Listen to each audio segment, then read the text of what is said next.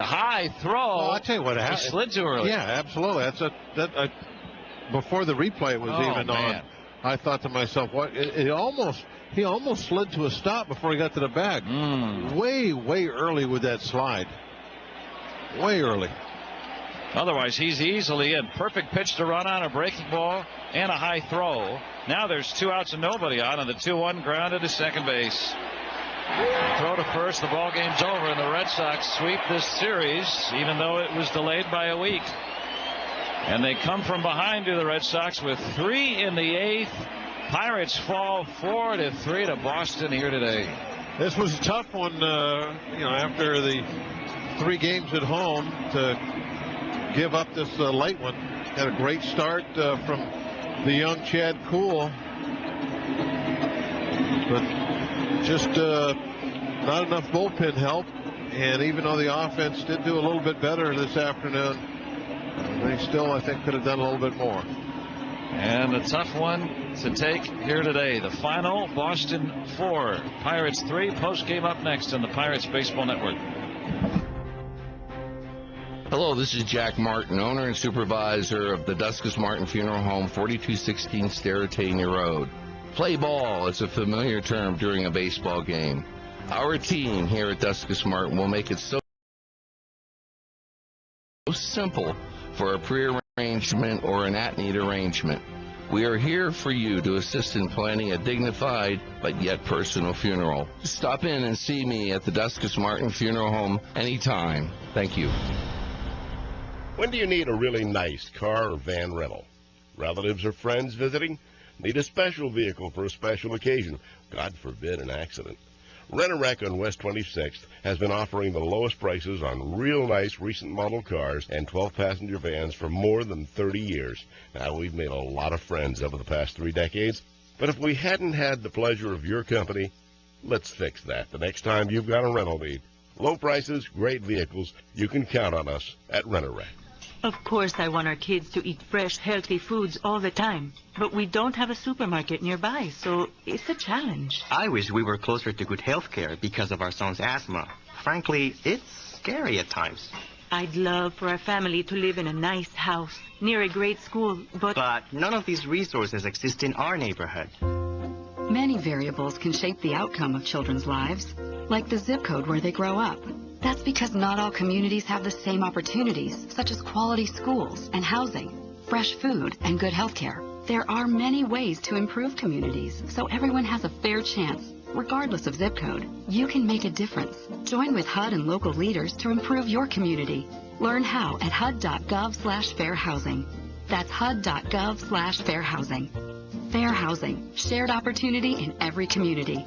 A public service message from HUD in partnership with the National Fair Housing Alliance.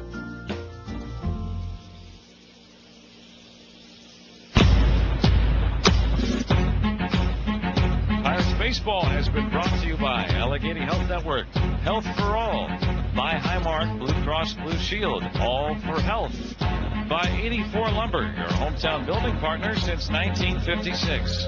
By Giant Eagle. Stop in at Giant Eagle, the supermarket that feeds Bucko Nation. That's another Giant Eagle advantage. And by Barrel Automotive. Check out the Barrel Hot List at barrel.com. Pirates Baseball is also brought to you by Toyota. Let's go places. By Sunoco. Save 5 cents on every gallon with your Sunoco Rewards credit card. By FedEx Ground. Think fast. Think reliable. Think FedEx Ground. By Pennsylvania Insurance Fraud Prevention Authority. SeeHowTheyLie.com. And by PNC Bank for the achiever in you. And today the Red Sox come from behind with 3 in the 8th inning. The Pirates fall today, dropping their 4th in a row. 4-3, the final. And we'll check scores and take you back through the game coming up next on the postgame show here on the Pirates Baseball Network. Hello, this is Jack Martin, owner and supervisor of the Duskus Martin Funeral Home, 4216 Sterretania Road. Play ball is a familiar term during a baseball game. Our team here at Duskus Martin will make it so simple for a pre-arrangement or an at-need arrangement. We are here for you to assist in planning a dignified but yet personal funeral. Stop in and see me at the Duskus Martin Funeral Home anytime. Thank you. When do you need a really nice car or van rental? Relatives or friends visiting? Need a special vehicle for a special occasion? God forbid an accident. Rent-A-Wreck on West 26th has been offering the lowest prices on real nice recent model cars and 12-passenger vans for more than 30 years. Now, we've made a lot of friends over the past 3 decades, but if we hadn't had the pleasure of your company, let's fix that the next time you've got a rental need. Low prices, great vehicles. You can count on us at Rent-A-Wreck. I'm Tiffany. I have some tips for you on how to quit smoking like I did. First, I did some reading about it. I found a lot of great advice on how to quit smoking and picked out the ways I thought would work best for me. I started by setting a quit date. Then I threw out my ashtrays, lighters, and matches. I did other things too, like exercising more, and it worked. But I'd still get cravings, especially on long car rides. To help me with that, I put a picture of my mother in my car. She died of lung cancer from smoking cigarettes when I was only 16. Now I have a 16-year-old daughter. That picture of my mother reminds me that I don't want to miss all the things my daughter is going to do in her life, including turning 17. You can quit. For free help, call 1-800-QUIT-NOW. A message from the U.S. Department of Health and Human Services and CDC. Back on the postgame show, the Pirates fall to the Red Sox 4-3. Boston coming from behind with 3 in the bottom of the 8th inning. And time now for scores around the big leagues. And final in Detroit today, Minnesota wins 11-5 behind home runs by Max Kepler, Robbie Grossman, and Miguel Sano. Philip Hughes is 2-0.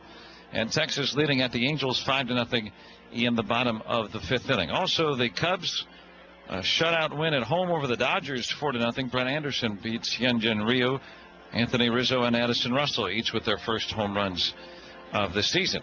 And our Down on the Farm report brought to you by AAA in the Indianapolis Ball Club in Toledo today. Tyler Epler getting the start, and they lead 3-0 in the bottom of the 5th inning. Altoona hosting the Akron Rubber Ducks coming up in a bit. The Bradenton Marauders, the reigning Florida State League champions, are the lone remaining undefeated team in professional baseball. They're 7-0, and behind Mitch Keller, they are scoreless in Tampa through 2 innings there in the first game of a doubleheader. I beg your pardon. Keller's been pushed back to game 2 of that doubleheader, so he'll pitch in the nightcap. Also, the West Virginia Power and Lexington later on tonight. Those are our scores here. 4-3 Boston. The final. Pirates have dropped 4 in a row, and we'll take you back through the game coming up next here on the postgame show along the Pirates Baseball Network. Pirates fans, your Buccos are swinging away at another exciting season. Don't forget to stop in at Giant Eagle, the supermarket that feeds Bucco Nation, for huge savings all season long. Thousands of weekly sales, double coupons, and of course, official Pirates gear. Also visit GiantEagle.com and register your email for Giant Eagle's E-Advantage program to get e-coupons, e-receipts, and big savings with our offer of the week. Freshness savings and fuel perks too. That's another Giant Eagle Advantage. Let's go Bucks! Saturday, April 22nd, it's the Pirates and Yankees at PNC Park on a free shirt Saturday. The 2 teams continue their 3-game interleague series at 4:05. And don't forget to arrive early when the first 20,000 fans get a free Andrew McCutcheon t-shirt presented by Point Park University. Plus, everyone's a winner on an Eaton Park Scratch and Win Saturday. Catch the Buccos and the Yankees April 22nd at 4:05. Go to Pirates.com for your tickets today. Back with you from Fenway Park here on the postgame show. Pirates fall to the Red Sox today 4-3. Peoples, their employees, and the Pirates teaming up on the Bringing the Heat program, which donates $25 to the Dollar Energy Fund for every strikeout by Pirates pitchers. 7 more today, 60 in total this season. That means $1,500 donated to the Dollar Energy Fund, thanks to Peoples, your hometown natural gas company. Taking you back through the game now, the Pirates got off to an early lead. 3 batters in the game. Andrew McCutcheon at his first home run, a 2-run home run over the monster in left. And Chad Kuhl was backed to those 2 runs, and that's all that he would need in his output today. Probably the best outing in his career. 6 1/3 innings, also equaling the longest outing of his career, and the 6 strikeouts as well. Did not walk a batter, gave up 1 run through 5 innings. Pirates would add to their lead in the 6th on a kind of a double steal try. Polanco took 3rd and then scored on a throwing error by the catcher, Christian Vasquez. That made it 3-1 Pirates. Everything was looking good, and the Red Sox didn't mount much of a rally at all until the 8th inning. Daniel Hudson started the frame, and one night after throwing 31 pitches, he gave up a walk and then a muffed catch by the second baseman, Phil Goslin, on what looked to be a ball that dropped in front of Marte in center field.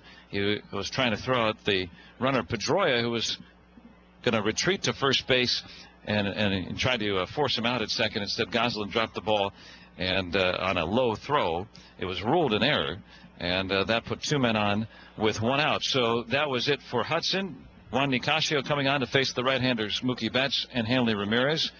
A walk and then a fly ball to center field that Starling Marte arranged to and then seemed to kind of pull up on the ball.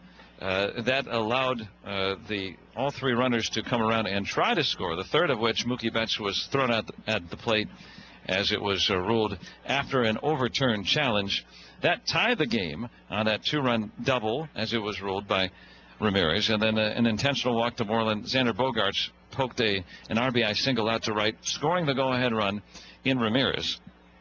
And the Red Sox had a 4-3 lead. Craig Kimbrell, after allowing a pinch hit pinch hit leadoff single to Adam Frazier, he was caught stealing after he slid too early on a stolen base attempt that it looked like he would get in on. So instead of a runner at second with 1 out, the bases were clear with 2 outs, and a couple pitches later, Jordy Mercer, that was it, grounding out to end the game. And the Red Sox very suddenly come back from behind late and beat the Pirates today 4-3. The Pirates have now lost 4 in a row. We'll come back and give you all the final numbers from Boston right after this here on the Pirates Baseball Network.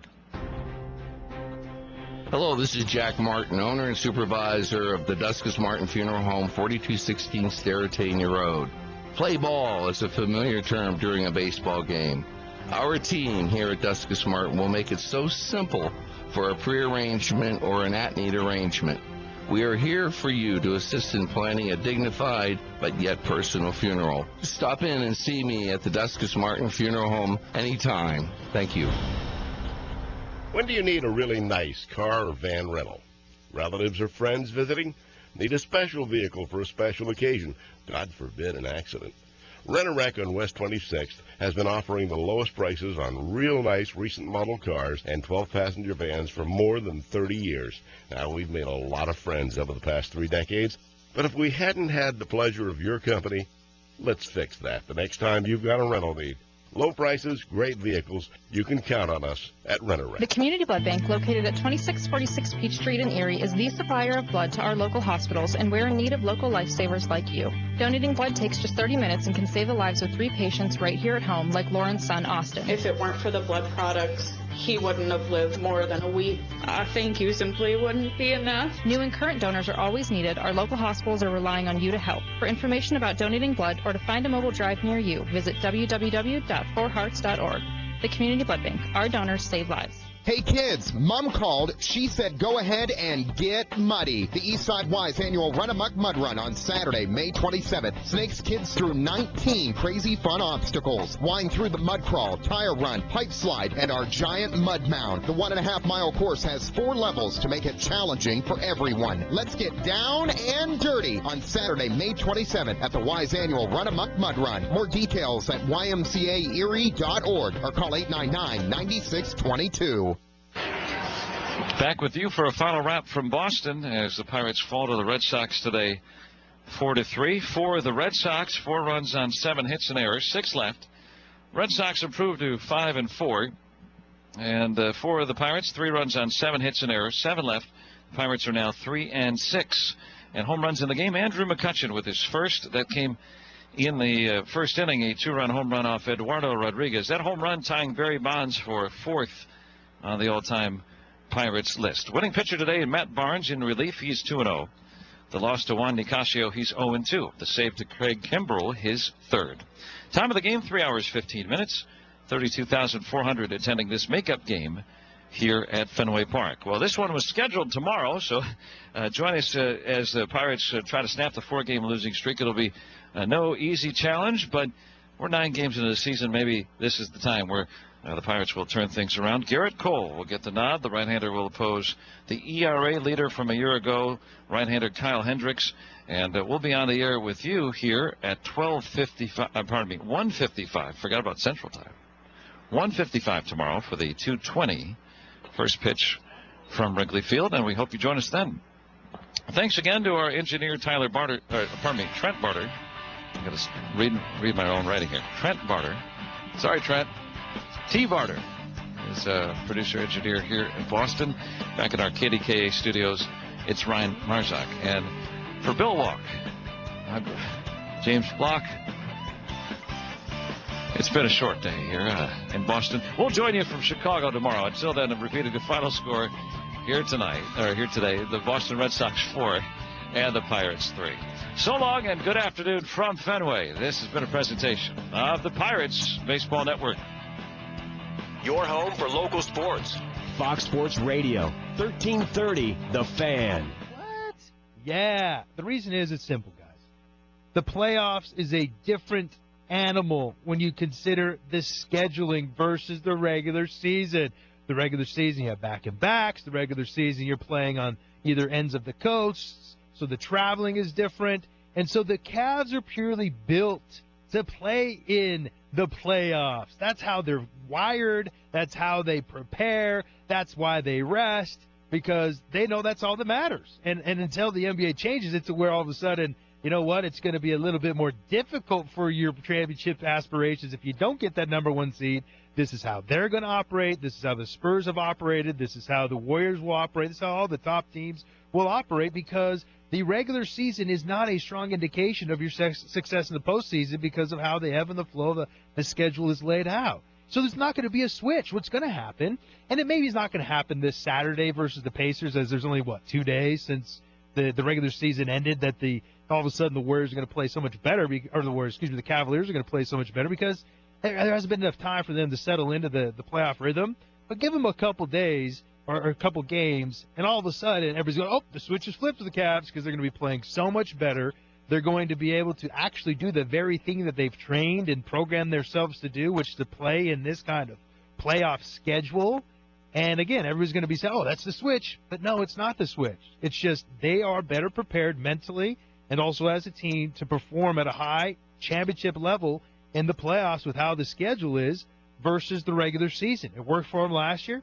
It'll probably work for them again. So there's no switch, ladies and gentlemen. The Cavs have just figured it out. Regular season, just like us fans, doesn't really matter. It's about getting to the postseason when you don't have back-to-backs, you don't have these long traveling, trips.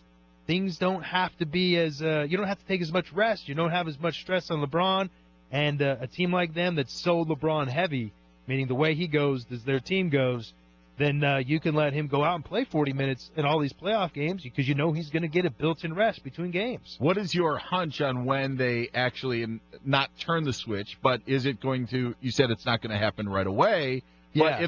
But if they're built for it and there isn't the turning on of a switch, then shouldn't it happen naturally, or when does it? I think they got to get into the playoff rhythm, which is LeBron goes out, grinds out 40-plus minutes, 45-plus minutes, gets the built-in rest, and does it again and again, and then they anticipate that that's what's going to be, their approach. They know LeBron's going to be there. They know that he's going to be proactive. He's not going to be out there sort of just pacing himself because they know they have that built-in break-in.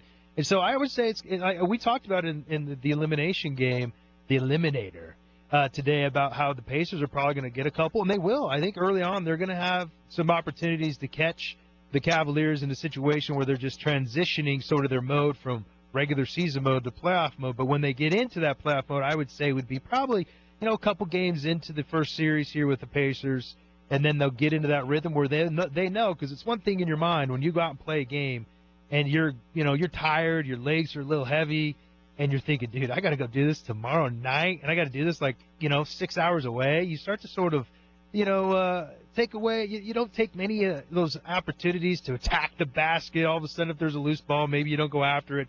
It's different when you know there's a built-in break that, hey, whether or not, we win or whatever, dude, we are going to get a break tomorrow.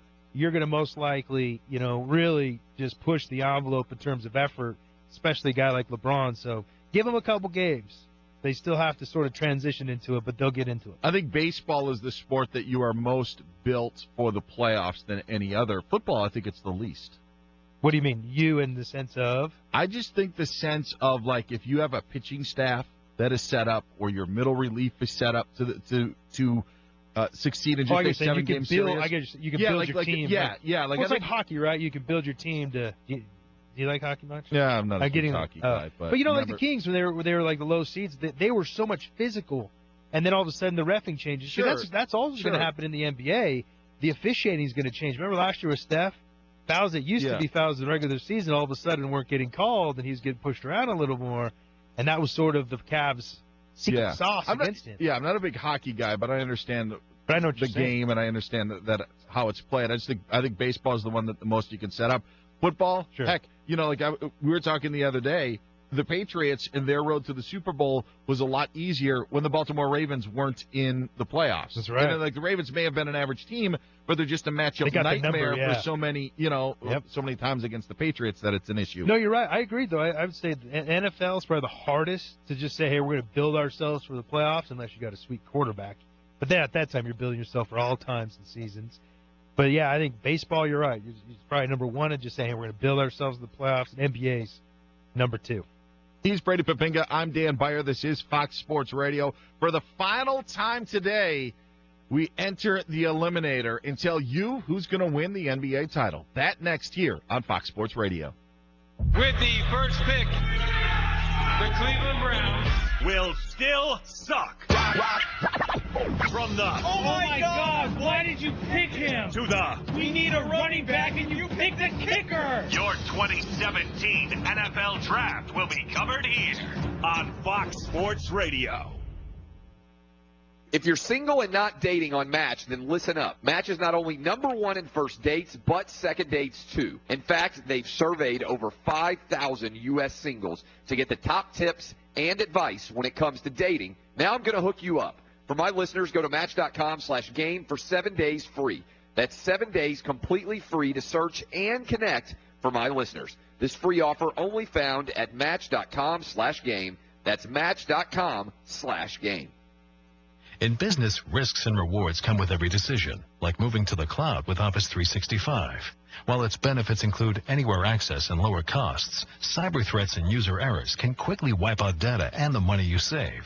Barracuda Essentials for Office 365 provide an added layer of security and functionality for threat protection, email migration, data recovery, and quality of service.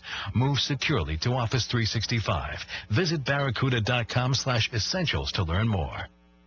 Hi, it's Mike from DollarShaveClub.com. You know, buying a razor is like buying a car. If you want luxury, you get smacked with a big price tag. If you want to save money, you have to settle for a bumpier ride. Well, razors from DollarShaveClub.com are the smarter choice. A smooth, high-quality shave for a very economical price. Right now, get your first month of any of our razors for $1. After that, it's just a few bucks a month. Go to DollarShaveClub.com. That's DollarShaveClub.com. Napa know-how. Why buy the dual cam sports action and dash camera from Napa for $69.99? Because it's the only dash cam that's also an everything else cam. So you can record yourself being safe on the road or attach it to your helmet for dirt biking off-road. Because like this camera, you're a double threat. The dual cam sports action and dash camera for only $69.99. That's Napa know-how. Napa know-how. At participating Napa Auto Parts stores. Offer expires 4/30/17. This is JT the Brick with Tom Looney. I've been telling you around the clock that this would be a trickle-down effect. What would happen is Greg Popovich came up with a concept. Greg Popovich came up with a concept. He owns it, where he sat out the three great Spurs at one time, and one of the times he wouldn't make the Spurs even travel to a road game. Duncan, Ginobili, Parker. And Pop thought it worked. And he's won a bunch of rings, so it kind of works. Some years it doesn't. So then Steve Kerr, who's a protege of not only Phil Jackson and Pop, he's tried it with the Warriors. So a lot of people are attacking me on social media. JT, rest isn't a big deal. You're too crazy on this topic. Until tonight where I'm right, because the worst team ever assembled, the Brooklyn Nets, are doing it. So I've been vindicated. This is JT the Brick with Tom Looney. It's incredible. Absolutely amazing. Weekdays at 8 p.m. Eastern, 5 p.m. Pacific on Fox Sports Radio. Joe's Landscaping. This is Joe. I'd like an estimate to install a sprinkler system in the forest. Okay, your property's on forest land? Oh, no. It is the forest. I don't follow. Well, I'm calling around for estimates to install sprinklers throughout our forests. What? Let me explain. We're a grassroots group looking for funding to combat people's recklessness with fire in the forest. We can't get funding if we don't have an estimate, so... Serious? Yeah. We're calling it the National Sprinkler System. Isn't that great? You want to know how much a sprinkler system would run you for the forest? Uh-huh. That doesn't even make sense, sir. Oh, no. Oh, you know what? You're right. Maybe we should just map out Olympic National Forest first. Is this a joke? No. Imagine being able to flip a switch and put a fire out. Flip a switch. You know how much land you're talking about? I know it seems big, Joe. Seems big. Well, they built that pipeline thing. That's pretty big. No. I'm sorry. I can't help. Wait, Joe. Only you can prevent wildfires. Brought to you by Smokey Bear, the U.S. Forest Service, your state forester, the Ad Council, and this station. It's the fellas, Anthony Gargano and three-time Pro Bowler Lincoln Kennedy. The whole WrestleMania thing, right, with Gronk, I just have an issue. If I'm Robert Kraft, and I know he said he didn't, if something happens to him over something, what if he does something wrong? And that's the only thing. If it was anybody else, I wouldn't pay it any mind. But here's a guy who's had 3 back surgeries since his college days and is a pro. I have a problem with if you're contracted to do one. Hell yes, I have a problem with that if I'm Bob Kraft. There's no way in the world I'd let Gronk do that. No way in the flipping world. In fact, I would be pissed off if I was Bob Kraft and turned on my WrestleMania and I saw Gronk with all those injuries and all those surgeries messing around in the ring. Not happening, Gronk. Gargano and Kennedy, the fellas. Pay attention. Saturday mornings at 6 a.m. Eastern, 3 a.m. Pacific on Fox Sports Radio. Fox Sports Radio, 1330 The Fan. There's no other way to say this. I'm just really sexy. It's the best sports talk on your radio. What's the poll question? No poll question tonight, but I could. And it goes down with the names you trust. Check this out. Colin Cowherd, Dan Patrick, Clay Travis, Rich Eisen, Steve Gorman, Ben Maller, Jason Smith, JT the Brick, and many, many more. I'm going to leave that one alone. Our lineup, you understand, kicks the crap out of any other lineup. This is Fox Sports Radio.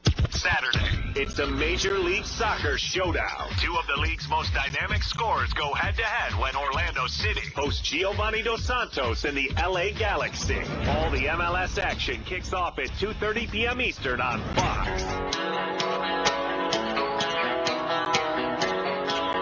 Taking a trip down memory lane here on Fox Sports Radio. I'm Dan Beyer. That's Brady Papinga. Johnny Ramos, our technical producer. Ryan Music, our executive producer, with David Gascon on the updates. And a big thank you to intern Hannah for her great information that we will use in the Eliminator coming up in just a matter of minutes. But what we were doing during the break was we were talking about Aaron Rodgers and the team photos, and he was known to photobomb the team captain pictures, and you actually got to be a part of some of those team captain pictures with Aaron Rodgers photobombing. Well, I have a whole collection of them in my house where Aaron Rodgers is photobombing them. But there's one that happens to be on the internet that we found here, and it was when we were playing Kansas City in 2007, and I was a co-captain with Jared Bush and Mark Tauscher, and lo and behold, who is in the background photobombing us? Yes, the one and only Aaron Rodgers, making a kissing kind of deal with his 2 fingers. I don't know what it means, but that was his way of getting into the photo, because early on in his career, obviously, him backing up Brett Favre, he didn't have a chance to be the captain, so he found his way. There I am again. Yeah, here's another one. Game. That's against the Detroit Lions there. Aaron's behind there. And then when eventually Aaron became the starter, he sort of passed it on to his backup at the time, Matt Flynn, who then became the photobombing expert. So there you go. That's a little history. How many times were you team captain? I was team captain 4 or 5 times. How do they choose it? Is it just... Yeah, see, what's cool in Green Bay is during the regular season, there are no predetermined captains. Every week, the coaches vote on who they think the captain should be. So in other teams, the team captains are chosen in the preseason, and they're the team captains throughout the whole season. But my best exchange, my best memory being a captain is we were playing Monday Night Football against the Baltimore Ravens. And we walk out there, and I was a captain, Nick Barnett was a captain, and Jermichael Finley was the other captain. And their captains were Terrell Suggs and Ray Lewis, and then some other. It was Joe Flacco, yeah. So we walk out there, and Nick Barnett knows that Ray Lewis is a big smack talker. And so he goes out there, we all shake each other's hand, and Nick goes, "We got you guys today. Today is our day, Ray." And Ray looks at him, and I thought Ray was going to be belligerent. I was like, "Ooh, I wonder how he's going to respond." I'm sitting back, and all Ray Lewis did is he smiled, and he goes, "Ooh, I like that." I was like, "Really?" I was like, "Man, that's all you're going to do? Say, ooh, I like that? I thought you were going to come back with something else." Oh, that's amazing. And guess who ended up winning? You guys. Dominated. Of course. Yeah, it was a pure domination nation in Lambeau. You did have something for them. We've got something for you and the NBA fans. It's the final round of The Eliminator. That means you and the voiceover. NBA Playoffs Edition 2017. We have gotten to the Eastern and Western Conference Finals. What have we done today? We have told you who is going to be eliminated first, and then after that, and then after that, and after that, and after that. 4 teams remain. The first team we kicked out of the playoffs, the Portland Trail Blazers, followed by the Chicago Bulls. The shocker so far, Brady kicked the Rockets out, losing to the Thunder in the first round. Then we said goodbye to the Bucks. See you later to the Memphis Grizzlies. Goodbye to the Indiana Pacers. See ya, LA Clippers. Sayonara to the Atlanta Hawks. And then, with the help of Arnold Schwarzenegger, we eliminated 4 more teams. Oklahoma City. Hasta la vista, baby. The Toronto Raptors. Get out. The Utah Jazz. You're fired. And the Boston Celtics.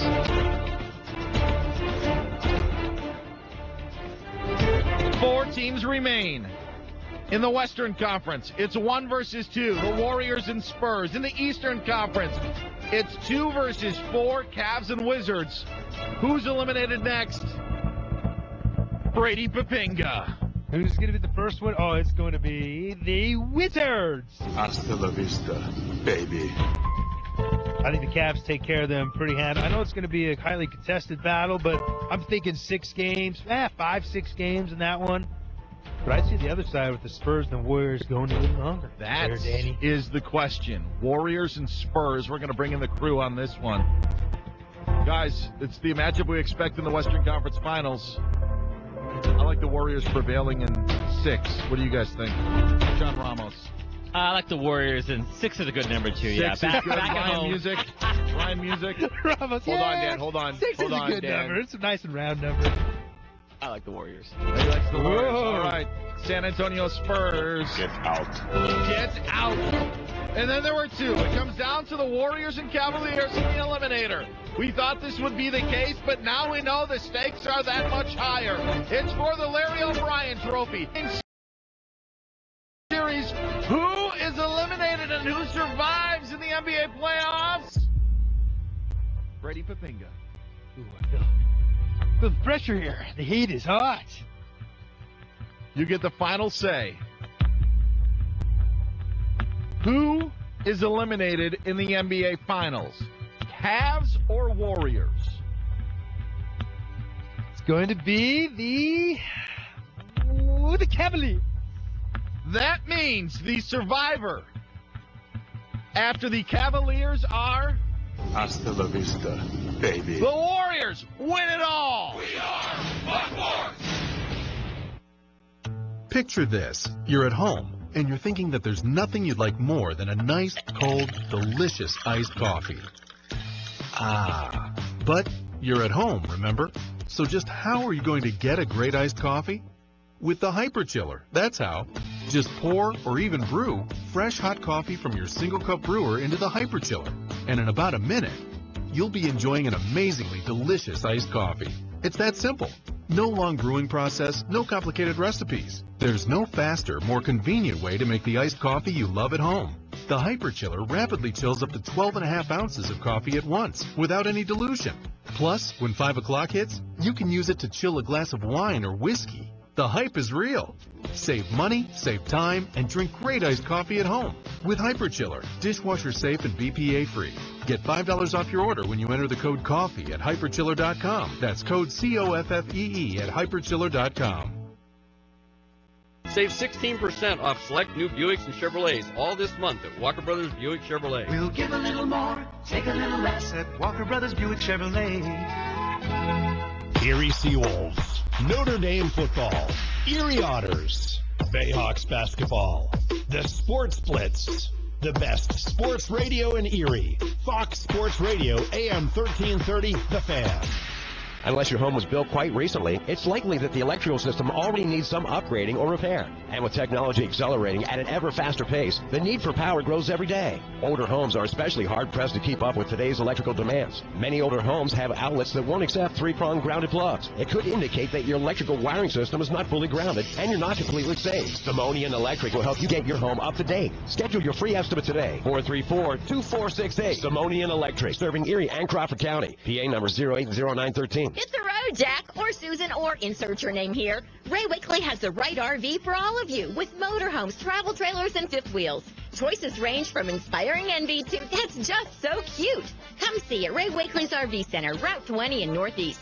Join the March of Dimes for their biggest annual fundraiser, March for Babies, on Sunday, April 30th at Penn State Fair End. Register today at marchforbabies.org. March for Babies is locally sponsored by GE, UPMC Hammett, UPMC Health Plan, and Sports Radio 1330. A&J's is your local nursery. They offer evergreens of all sizes up to 40 feet. They offer 3 different quality pricing to fit any budget. Create your instant mature landscape or a natural privacy screen with their locally grown evergreens. They can also move, relocate large plants on existing property or across town. A&J's, we can do that. Ask about their limited 2-year guarantee on installed evergreens. Like them on Facebook or go to ajstrees.com. Located at 5675 Wattsburg Road, Route 8. And remember, we can do that. For all your evergreen needs, A&J's. Hey Erie, this is Dave Warren, owner of Dave Warren Chrysler Dodge Jeep Ram in neighboring Jamestown, New York. You probably remember my voice.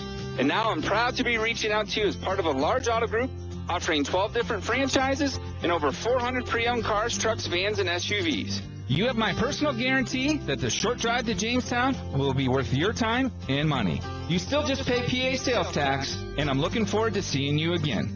Check us out where we're always open at DaveWarrenSavesYou.com.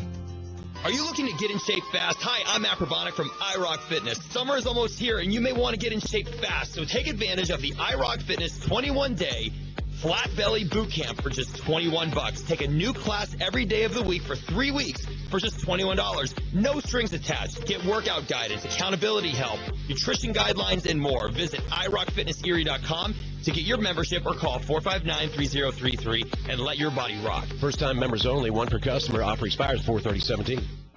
A message from the American Heart Association and the Ad Council. Ladies and gentlemen, Outkick the Coverage with Clay Travis is coming right for you. If LeBron James is overworked, why wouldn't the Cleveland Cavaliers just take off for him the months of October and November and most of December and not bring him back to play until Christmas? Christmas is kind of the official kickoff of the NBA regular season for a lot of people, right? Are you telling me that the Cleveland Cavaliers, if they only played 60 games with LeBron James, could they not go 40-20? Because if they could and just gave him 20 games off, let him rest for much longer than ever has been done before, they could make the playoffs as the 7 or the 8 seed, I think, without challenging themselves too much. It's Outkick the Coverage with Clay Travis. Weekdays 6 a.m. Eastern, 3 a.m. Pacific on Fox Sports. Broadcasting from the Bud Light Studios in the historic Boston Store. AM 1330, Fox Sports Radio. WFNN Erie. The Fan.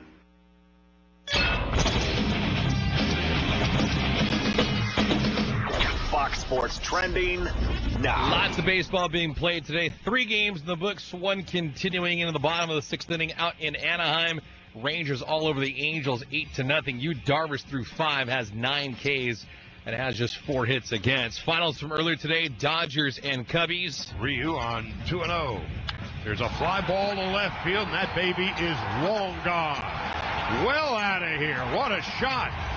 by Addison Russell, his first home run of the year, and the Cubs take a 2-0 lead. And that was more than enough on AM 570 LA Sports. Chicago blanks the Dodgers 4-0. Twins hammer the Tigers at Detroit 11-5. Red Sox come from behind to beat the Pirates 4-3 in the NFL.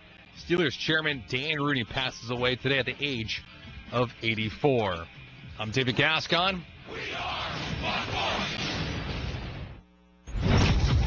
Steve Gorman Sports is on. Thanks for making us what you listen to when you're not recording conversations with coworkers for blackmail purposes. What the hell are you guys doing out there? Spinning stories that matter to you in a unique way. Sorry, Steve, but I need you to shut your pie hole for a minute. Shut up! Steve Gorman Sports is on. Steve Gorman Sports. I love that. Live from the Geico Fox Sports Radio studios. Here he is. Stumpy Joe. Steve Gorman. Steve Gorman Sports, Fox Sports Radio. We're coming to you live from the Geico Fox Sports Radio studios in Nashville, Tennessee. 15 minutes could save you 15% or more on car insurance. Visit geico.com. Get yourself a free rate quote. Steve Gorman with Jeffrey Gorman. My man, what a great day it is. The weather is fine. People are smiling. I'm happy and jacked up. Happy and jacked up. Yep. That's today. Happy and jacked up. We got playoff basketball to talk about. Yes, we do. For a couple of days before they tip it off. I can't wait. There's some chirping going on in the world of sport today. I got news for you. Okay, well, that's generally the case. I've been breaking it open all morning, all afternoon. A lot of chirping going on. Generally the case. Casey Stern, Turner Sports NBA studio host, will be with us in about 20 minutes. I like that young man. In the second hour, Kevin Millar talking baseball. Oh, he can hit a big fly. He had a minute. He had a minute in the leagues, no question about it. So we got that. Any hockey notes before we do anything else? Well, I mean, the Predators here in Nashville dropping the puck tonight in a few hours up in Chicago. They really don't have a good chance against, I don't know, how many cups have the Blackhawks won in a row? 4? Just a 6? bunch. Just all kinds. 7? Seems like that. It. Yeah. But it's certainly against the Preds. That's been a bit of a one-sided You know contest. me in hockey, Steve. I'm going to break it down, but let's dwindle away some of the pretenders first, okay? I just don't have a lot on the Columbus Blue Jackets right now that I can chirp about. I'm with you right there. Let's move to basketball. Let's talk about the old NBA playoffs, which gets started. We've known for a while what was going on in the West. Last night we figured out exactly what's happening in the East. Not really much of a surprise. The Miami Heat on the outside looking in. You've got the Chicago Bulls sitting in the 8-hole, taking on the top-seeded Boston Celtics. Stop for a second. I need to get this off my chest. Yeah. Today, especially today. Well, yesterday and today. What a job. The playoffs, great. Down to one game. 3 teams remaining. 2 will get in the playoffs. This is last night. Right. People wanted to give Eric Spoelstra the Coach of the Year award. And still do, Steve. Right. Still do for having a great second half of the season. Incredible turnaround. Be quiet. I don't want to hear it from you. Not Coach Spoelstra. I'm just saying in general. You can't have a Coach of the Year that doesn't make the playoffs. So let's take that right out of the mix. I agree with that. 3 different times today I'm saying, you got to throw Eric Spoelstra in there for Coach of the Year. What he did with no roster was save it. Save it. Because I would always do the same thing year in and year out for the last 7 years and give the Coach of the Year to one man and one man only. That would be Pop. No, that's LeBron James. He's been to 6 straight finals and done a hell of a job coaching that team, too. Go! Boston, Chicago. Boston, number 1 seed. Chicago, number 8 seed. And this is a matchup that suddenly looks very attractive to an awful lot of basketball writers and fans, as this could be an 8-1. Oh, I got news for you. We got our picks coming up on this thing. We're going to run it to the end. Sure. In about 45 minutes from now, I'm going to find out who you got winning the whole thing. You're going to find out who I. Right. But I've got surprises in the East, and I'm glad you said that. Well, the Bulls had a couple things going for them. One, they've got a great player in Jimmy Butler. They've got the best player on the court in this series in Jimmy Butler. Best all-around player, Jimmy Butler. Isaiah Thomas is going to be a playoff liability. Well, He's 5'9". I'm not talking about him. Who are you talking about? D-Wade, my man. He's playoff time. Pump it up. My legs have more life in them than D-Wade's. Remember you said that. And by the way, lead to lap, cut that soundbite because I'm going to need it in a couple of weeks. Okay. Steve has better legs than D-Wade. Remember that one. The Bulls, what they have going for them is they got Jimmy Butler, and they do have D-Wade, who, yes, has more playoff minutes in his career than the entire Celtics roster. True story. They do. But they got, but they also they're only here because the last few weeks of their season They had the easiest schedule by far in the NBA. They've just been beaten up on a bunch of schnooks for the last few weeks. All right, still got to win. And they did get a win. They got in there. And I'm going to say, I'm not telling you exactly who I'm picking, but I will say everybody's always looking for that first-round upset and trying to find a potential, one that you can actually believe in. Oh, yeah. Since 2003, when the first round went to 7 games, only 3 top seeds have been upset. Okay. So, and this is 13 seasons. It's only happened 3 times. I got a feeling that one's going to be determined a lot more to do with off the court than on the court, and by off the court I mean coaching. Really? I'm sorry. Fred Hoiberg has been a guy that team hasn't listened to him for the majority of the season. Whereas across the court, you got Brad Stevens, who is arguably the best coach in the NBA, certainly the best young coach in the NBA. So I don't imagine Chicago's going to have. If it's amazing to me. It seems like so many people jumped on the Bulls can do it. They got D Wade and Jimmy Butler. Yeah, that's very true, but that's all they have. And the one thing you got to say about Boston, incredibly balanced. They're one of it was 5 teams who were top 12 in the NBA in both offensive and defensive efficiency. I don't think the Celtics are world beaters. I don't think they're NBA championship caliber, but they're really, really solid. And I just can't say that we've seen enough from the Bulls. We haven't seen cohesive basketball hardly at all from the Bulls this year, and I doubt Hoiberg's got any aces up his sleeve, just from what I've seen, since October. All right. Well, I'm going the other way right now. I know we saved it into 45, but I got Chicago up and in Boston. Do you really? Yeah, heck yeah, I do, man. Well, the best player on the court, like I said, is going to be Jimmy Butler, and that's a huge piece. But the of coaching, playoff basketball. give the coaching to the Bulls. Stop right there. Brad Stevens is wonderful. Don't get me wrong; he's probably a Hall of Fame coach. You got Dwayne. You're going to laugh at me and roll your eyes. You got Dwayne Wade on the floor, man. You got Dwayne Wade on the floor. Do I want him on my team? Not really. Not right now. Give me him 10 years ago? Heck yeah. But he's on the court. He knows how to win championships. Yeah. I know there's been dissension in that locker room. Hoiberg this, Hoiberg that. Okay. Well, Hoiberg ain't going to win the game. These players are. I like Chicago against Boston in this one. Okay. They got horses. Let's move on. Cleveland, number 2 seed against the Pacers. Before we talk about either of those teams, let's talk about the fact that a lot of people are suggesting maybe what Cleveland's been doing for the last month is making sure they didn't have to play the Bulls in round 1. Nah, maybe. Maybe they were just saying, you know what? Why risk it? Why be that number 1 seed? In Chicago, I think it was on a Saturday night. Yeah. They tried everything in their artillery, still couldn't.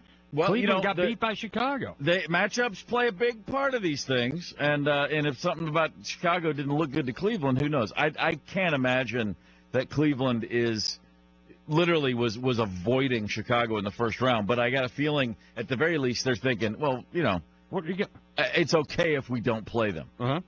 I think that's what that is. But again, Cleveland, what are they, 12-15 since the All-Star break? Not great. I'm not buying into the fact that they're in trouble, though. I just can't. I look throughout the rest of the East and I think, yeah, they're not on their A game, but they're not in trouble. I just don't see that. As for the Pacers, Paul George, your guy, nice finish. What? He's just about 30 points over the last month, just under 30.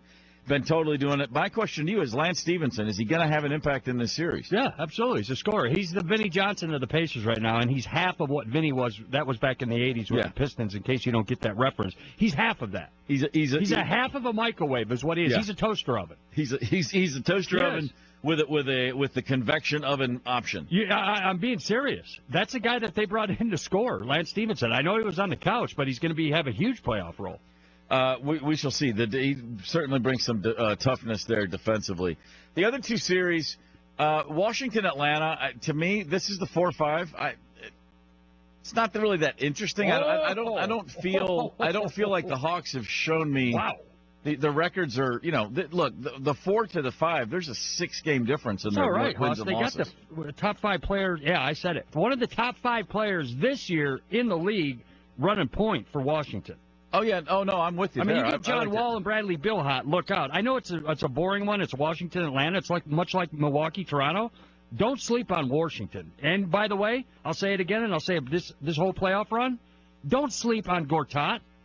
I'm not going to sleep on Gortat. Yeah, you do it every year. They get a veteran European in there, and it holds down the paint, and you make fun of them. So remember I said that. Martin, Gortat, and the Bullets, I almost said, and the Wizards. The point I was making was I like Washington and Atlanta bores me to tears. And then just real quick, and again, we'll be going over these and making picks. But Toronto-Milwaukee, I'm sorry, when you got the Greek Freak on the court, when you've got Giannis on the court, who's the first player in the history of the league to finish in the top 20 for the league, right, in points, rebounds, assists, blocks, and steals. Yeah. Top 20 in all categories for the season. Pretty good, yeah. You can't count that. You can't count anything out when you got a guy like that. You can't, but he's just got one problem. Yeah. Doesn't know how to win. Well, not yet. That's what I mean. He's He'll get 22 there. years old. Yeah, he'll get there. Let's go to New York, though. Because, and by the way, we've known what the West was going to be for a while. There's no upsets in my first round in the West. I got one. Really? I'll tell you. I got one. Save it. I got a lower seed going. Phil Jackson. Now, I don't know if the Jazz can take the Clippers, and I think that's where you're going. Phil Jackson and the Knicks. All right. They both had the ability to opt out of their partnership, and they have both picked up the contract and said, no, we're staying. We're going. Phil Jackson has agreed to the 2-year option remaining on his deal. The Knicks also. And the word from those reporting was that it actually was picked up a while ago. Really? Phil Jackson, since he took over the team, the Knicks are 80 and 166. Yeah, but they got Porzingis, so he did something They've right. not been in the playoffs for 4 years in a row. Got Porzingis. This year, 31 and 51. Brought Derrick Rose in there. What on earth are Phil Jackson and Carmelo Anthony saying to each other in that meeting today when they get into a room together? If I'm Carmelo Anthony, you know what I say to Phil? Nothing. Yeah, I was going to say, I think word. the first thing would be like, if I'm Melo, is like, hey, man, before we get into me and you and, like, what we got, yeah, like let's go over this thing, what you did for Joakim Noah. I mean, like, why, like, what, when you signed him to a $72 million deal, like, what were we thinking, Phil? I mean, that's what I'd get off my chest first.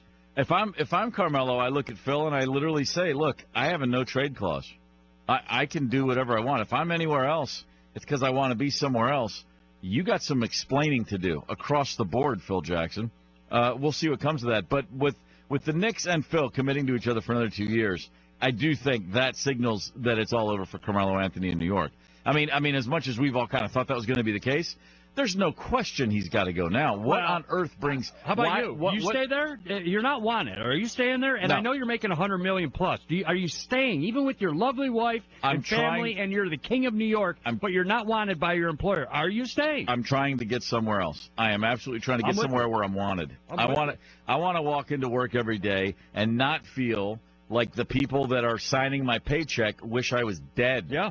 That doesn't sound like a recipe for great success long term to me. I want to be somewhere where I'm wanted. If I'm Carmelo Anthony, and yes, I know that he loves being in New York, his family loves being in New York. He sees himself as, like you said, he's the toast of Broadway, but he's really not anymore. Nothing's come from it. It hasn't, for whatever reason. Whoever you want to point fingers at, whoever you want to assign the blame for, Carmelo in New York hasn't worked. Nope. Get somewhere else, Carmelo. You are at a place right now where if there's a contender, like, I don't know, the Clippers that really might have a place for you and really want to see you on that roster, go, man. I agree Just with go. you. You know what? He will look good in a Bucks uniform next year, playing alongside Giannis. Ooh. Or Giannis. I've been calling him Giannis. Yeah. It is Giannis Antetokounmpo. I've got that down finally. It only took me a year and 18 months. Antetokounmpo. Sort of. Here it is. Antetokounmpo. Antetokounmpo. Hold on. Antetokounmpo. Hold it. Wait, Marv. Get. Antetokounmpo. Antetokounmpo. Giannis. Come on, Marv. Antetokounmpo. Antetokounmpo. Spit it out. One of those was close. I promise you that. Yeah, but I agree with you. Absolutely. Carmelo will look great in a Bucks uniform next year. Yep. We'll see. Well, you said it, not me. I'm just supporting you. Hey, I got something to tell you. Go ahead. All right, now, are you listening? It's important. Is it about a train? Yes, it is. Okay, give me it. If you think a train's going to stop because it sees your car on the tracks, think it will. I don't think well, it will. it's not going to stop. At least it's not going to stop until it's hit you about a mile ago. Yeah. Because it stops to pick up the wreckage is what it does. See, I haven't listened to you in the last month, and I've been hit by 2 trains. Really? Yeah, so I'm going to start listening to you. Yeah, don't try to beat a train. No, Statistics show you just I'm teasing might about getting hit by a lose. train, but you will lose in that one. Make no mistake about that. Jeffrey. Yo. Casey Stern, TNT, NBA TV. Let's see if he thinks there's any upsets in the first round. He's with us next. Shh, let's keep it down. The NBA playoffs are starting soon, and these big babies need their rest. No, it's okay, LeBron. Go back to sleep, Kawhi. When the playoffs go off, we'll cover it for you on Fox Sports Radio. Sorry, Steph. Go back to sleep. Hey, Steve Gorman here. As a sports fan, you have to have a lot of confidence in your team that they'll call the right play, draft the right guy, hire the right coach, design the right logo. But when it comes to buying a car, how much confidence do you have that you're getting the right price? At TrueCar, they show you real pricing on actual inventory from a TrueCar certified dealer in your area. And these aren't just any dealers. TrueCar certified dealers are a network of car sellers committed to transparency that offer competitive prices and an all-around better buying experience. You can even work directly with a TrueCar certified dealer to establish a fair price before you even show up on the lot. Need more confidence? TrueCar users, on average, save over $3,000 off MSRP for new car purchases. So when you're ready to buy a new or even a used car, visit TrueCar to enjoy a more confident car buying experience. Learn more at TrueCar.com or download the TrueCar app to enjoy a better car buying experience. That's TrueCar.com. Geico presents a voicemail from your friend Bicycle. Hello, it's your bike here. So about last night, sorry I kind of just ran off with that bike thief. I just want you to know it's not anything you did. And I'm not trying to make excuses here, but I do have wheels. They roll. Anyway, hope you're insured. Also, your stolen grill says hey. When your stuff runs off, it doesn't pay you back. Luckily, the Geico Insurance Agency makes getting coverage a snap. Visit geico.com to see how affordable renter's insurance can be. Professional drivers. Watkins & Shepard, a leading less-than-truckload specialized carrier, is now hiring drivers for a wide variety of opportunities. For a limited time, team drivers can get a sign-on bonus up to $20,000, with most team lanes terminal to terminal. Solo drivers can advance quickly to local and regional routes. Watkins & Shepard even features non-CDL residential delivery options. Driving options for everyone at jobs.wksh.com. That's jobs.wksh.com. ErieHelpWanted.com salutes the employee of the month. The one employee you can't live without. The others, let's just call them Dave. Dave, have you been stealing lunches out of the fridge and posting reviews online? Finishing one right now, Mr. Employee of the Month. Hey, is that my lunch? Yep, today's meatballs were very dry. My wife made those. 1 star out of 5. Would not steal again. If you don't mind hiring Daves, go to the huge national job boards. That's probably what you'll get. But if you want more employees of the month, go where local job seekers find good local jobs. ErieHelpWanted.com. Local jobs that work. ErieHelpWanted.com salutes the employee of the month. The one employee you can't live without. The others, let's just call them Dave. Oh, man. What's going on, Mr. Employee of the Month? Oh, nothing, Dave. It's just a paper jam. Paper jam? Hey, guys, time for a paper jam! I shouldn't have said anything. If you don't mind hiring Daves, go to the huge national job boards. That's probably what you'll get. But if you want more employees of the month, go where local job seekers find good local jobs. ErieHelpWanted.com. Local jobs that work. Spring is here. There's no better time than now. Remove winter's harsh salts from inside and outside of your vehicle by calling S&S Detailing. Their fully mobile auto detailing service ensures no matter your busy schedule, they'll find time for you. S&S Detailing comes with a 100% satisfaction guarantee. Full interior and exterior details starting at just $99. I'm Josh Snyder. And I'm Jeff Snyder, reminding Erie that your vehicle is our passion. Visit us at ErieDetailing.com or call 923-3577. Bianchi Honda, where they treat every customer as though you're a member of their family. Visit them at 8430 Peachtree, Erie, or 24 hours a day, 7 days a week at Hi, I'm Phil Van Horn, founder of Blue Rock Energy. We understand how important energy is, and our goal is to work with you in order to help you reduce use, reduce cost, and offer you a program that fits your business profile. In a world where your current supplier may say one size fits all, we disagree. Our energy advisors understand the market and the trends and can walk you through your bill and develop a customized solution for your business. Don't be frustrated. Get educated with Blue Rock Energy today. It's time to stop, think, switch, and save with BlueRockEnergy.com. Get going to Cunningham's of Edinburgh for their spring clearance event.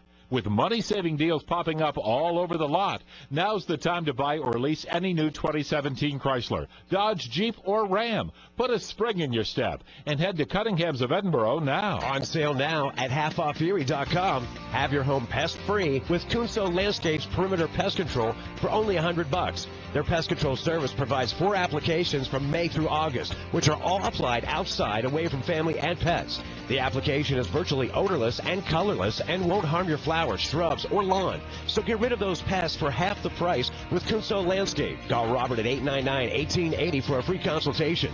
Find great deals when you log on to halfofferie.com. This is Fox Sports Radio, AM 1330, The Fan. And this is why you should stay. You should stay for the best information.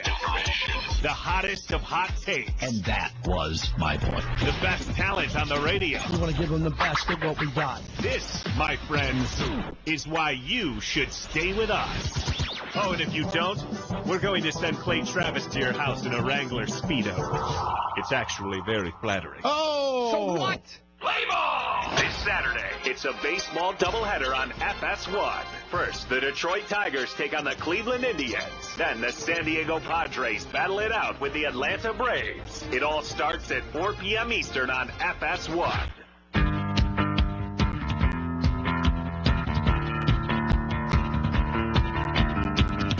Steve Gomes Sports, Fox Sports Radio. We're in the Geico Fox Sports Radio studios in Nashville, Tennessee. What does it mean when Geico says 15 minutes could save you 15% or more in car insurance?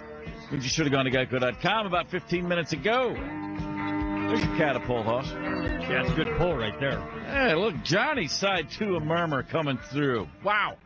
Casey Stearns with the NBA on TNT and NBA TV, and he's with us right now ahead of the playoffs.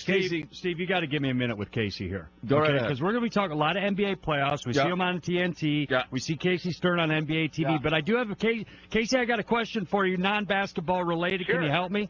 You got it, sure. How many home runs will lead the major leagues this year, and who will hit them? Oh, boy. Come on, Stern. I'm going to go I'm going to go with 45, and I'm riding the Stanton train. I think this is going to be the healthy year for him. Who can upset the Cavs in the East? Toronto. Oh, nice. Yeah. Well, how concerned are you when you watch this Cavs team over the last couple of months? I mean, it's not hyperbole. Dismal. It's not hyperbole to say they've been abysmal. They're 12-15 since the break. Yeah, look, I'm in the minority that says this is an issue. Now, they got enough talent they could still get to the finals, but if trying to win the championship, the team that I've watched, no chance to beat the Warriors. They just won't. Right. They're not as deep. Now, the Warriors aren't as deep, either, because you look at some of the guys that they've lost, like Barbosa and Bogut, some of the guys they used Ezeli last year, and even to just kind of get some minutes. But I don't trust, do you, Darren Williams or Derek Williams or any of these other guys? The Cavs have no depth whatsoever. I don't think there's a chance they'd be able to run up and down with the Warriors in a 7-game series and win, and that's their goal. So I think if that's where you're thinking, and that's what I've been thinking with the team the whole year, then I think they're in trouble, because if you go back and you look at the infighting, look, some of that stuff is okay. I go back to where Draymond Green had it out with Kevin Durant, and it's really two guys figuring out how to be teammates and who's going to get the ball at the end of the fourth quarter. That's okay. But for me, LeBron and this team have been listless. They've been sloppy. The 26-point blowing in the fourth quarter that they did with Atlanta about a week ago, which I was covering that game, to me, I think there's an issue. It may not show up till the finals, but I do think there's an issue, yes. Casey Stearns with us, NBA on TNT. I look at that number 1 seeded Celtics team, and I see them as not being a dominant number 1, of course. They're a good, nice, well-rounded team. I also don't even put them against anybody in the West and winning. However, a lot of people seem to suddenly think the Bulls, just because they have D-Wade with all that experience and because Jimmy Butler's such a great two-way player, everybody loves the idea of a 1-8 upset. Where do you stand on that possibility? I think it's possible if the Bulls, I can't remember if Jekyll or Hyde is the good one. But Jekyll's the good one. Okay, Jekyll, yes. Hyde, no. Because if you go back to the last 2 weeks of the season, look at this team. They go and they have just a clunker against the Sixers, where they're down 30 at one point in the second half, and then like 2 days later, they have a comeback win against the Cleveland Cavaliers. Then they go the other way. They are so inconsistent. Is it possible? Do they have the players on the team where it's possible? Yeah, if Mirotic is hitting his shot and they get some help in the scoring, because D-Wade's not that guy anymore, and you allow Rondo to play. Remember this, you could say Rondo's had kind of a crazy year, but during the stretch where they got back into the playoffs, he was putting up 13 assists, 15 assists with only 2 points, and they knew where the ball was going. It was going to Jimmy Butler. If they're that team, I think they have a chance. I'm picking the Celtics to win this series in 6, but yes, I think the good side, the Jekyll side, has a chance to upset Boston. That's Casey Stern, NBA on TNT and NBA TV as well. He's all over the place, Major League Baseball Network as well. The Clippers, they're disappointing. If they don't win in the first round or the second round, would you say Doc Rivers is packing? You know, I would say yes, but I don't necessarily know how much he believes in this group anymore, and I think it depends on what happens in the offseason. Remember this, you got a situation where I don't think Chris Paul is going anywhere. The problem is Blake Griffin, and if he doesn't fit into the team and Chris and he aren't on the same page, why didn't they trade him when they could have traded him? Because now you're sitting in a spot where the only shot you have to really get rid of him, really I feel like you're forced to sign him, given the extra year, and then try and deal him. And you know, when was the last time we saw anything remotely like that at this level? You just don't see it in the NBA. So, you know, I think it depends on what Doc sees in the future in terms of opportunities to get other players. But this is the last one for this group. They need to look. I love Jamal Crawford. They need to get rid of that $11 million somehow, some way, put it elsewhere. They're going to need to find a way, in my opinion, to move on from Blake, because this is never going to be anything but Chris's team. They are going to sign him and give him whatever he wants on the dotted line to come back. If that's the case, I don't think these two guys work. Personally, I just don't think it works. So how do you change it up is the question. But for me, if Doc thinks it's going to be the same group, I could see him walking. But if he has the ability to maybe make some changes, I don't think he'd go anywhere. TNT is the exclusive home to more NBA playoff games than any network, beginning with a triple-header this Sunday, April 16th, with first and second round action and the exclusive presentation of the 2017 NBA Eastern Conference Finals. NBA TV will also air up to 9 originally produced telecasts during the first round of the NBA playoffs. You'll be seeing and hearing a lot of Casey Stern over the next couple of months. Stern TV, the guy's all over the place. Sometimes life just works out in a way that you would think is just too good to be believed. For all of the back and forth, Harden-Westbrook, they get to settle at least a little bit of that debate on the court in round 1. Where are you leaning when you look at OKC and what they've accomplished, and then obviously Houston? Who do you think's got the inside track in that series? You know, I think the Rockets will win this series. I don't think anyone, you know, outside of look, if you're a Cavaliers fan, you're watching the Cavaliers. But if we look at it nationally, this is the most interesting and exciting series to watch. Sure. One of them, and it'll be Russell's going to win the MVP. Harden's going to end up coming in second. And, you know, I think the one that's not going to win the MVP and Harden is going to end up winning the series. The problem is he won't know that till the end of June when the award show is exclusively on TNT, by the way. I think one-on-one it's going to be impressive. The problem is the rest of the supporting cast. One of the most impressive parts about what Russell did is where did he find his assists? Because you can look at the boards, and yes, Steven Adams at times and Cantor and those guys, they let him take the rebounds, clearly. But where in the world is he getting assists? Oladipo was out for a period of time and hasn't been great. Much three-point shooting. I think the Rockets have too much, I think, that they could throw at Oklahoma City, where OKC is what they look like. It's Russell Westbrook and a bunch of other guys. Hey, Casey, this doesn't I'm not saying this has a factor in MVP voting or should, but Russ Westbrook sort of did what we all expected. You know, I mean, we spent last summer saying he's going to come out and be on a rampage, average a triple-double. He's going to lose his mind. He's going to, you know, his anger will fuel him through the season. And that's kind of what he did. Nobody, I don't think, unless you're the one guy, saw James Harden's season coming, did they? No, I don't think so. And I think, you know, look, the defense isn't great, and certainly he's not Kawhi, who, in my opinion, is the guy who's most underrated in the league, even though he's going to finish third or fourth in MVP, because he's the best two-way player in the sport. And if you want to talk MVP, we always talk about closers right at the end of the game. He's the only one of these four. You could say LeBron in his career, but not this year. He's the only one of these four who's closed games defensively and offensively. Kawhi plays the best player on the other team.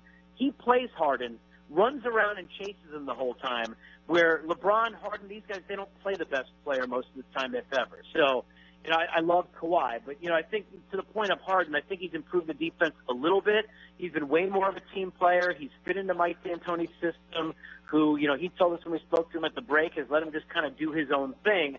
I think to the Russell point, though, just to kind of tack on to that, I remember I've been covering baseball 13 years. When Miguel Cabrera won the Triple Crown, A lot of people thought Trout should have been the MVP, but when you win the Triple Crown first time since Taz, that's what happens.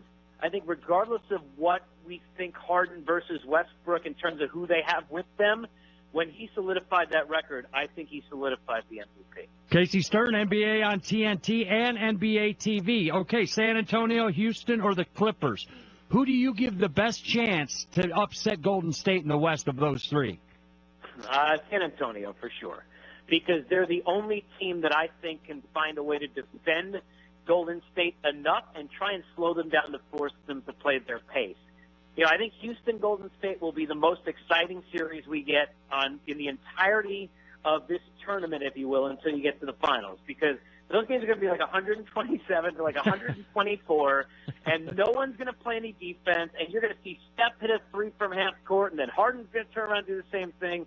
I think it'll be an amazing series to watch, but I don't think that's how you beat that kind of a team. I think, just to go back, and I'll use him in a third sport, go back to Denver and Seattle in the Super Bowl a few years ago, right? You had the high-powered offensive Denver. What was the way they finally lost the game? It was Seattle who was able to slow them down. You can't play at a high pace, I don't think, with Golden State and win. So I don't think it's Houston. The Clippers, forget. That's not going to happen. So I'll go with San Antonio. The one good thing is Kawhi will have an opportunity to D-up on somebody. I worry about the age of the Spurs. I think that's their biggest issue. So I don't think they're going to beat Golden State. But I do think they'd have the best chance to beat Golden State because I think they can force them to play some ugly basketball where these other teams are going to fall into a trap of trying to play what the Warriors want.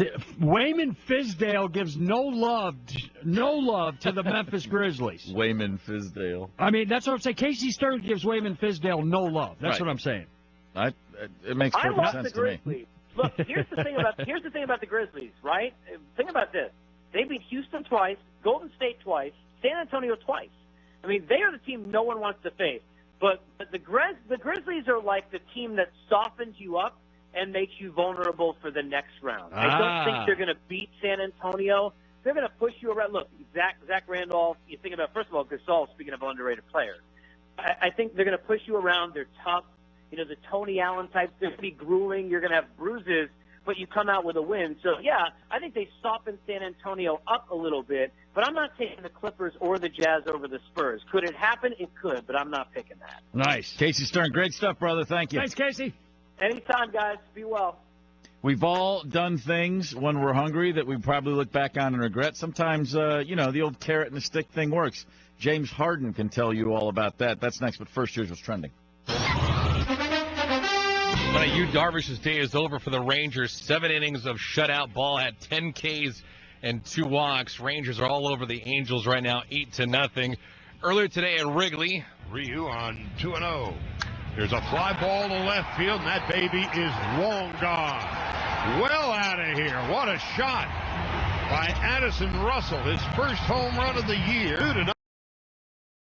2-0 lead. Calls courtesy of M570 LA Sports. Cubs take the rubber match of a 3-game series against the Dodgers, shutting them out 4-0. It was the Red Sox 4, Pirates 3.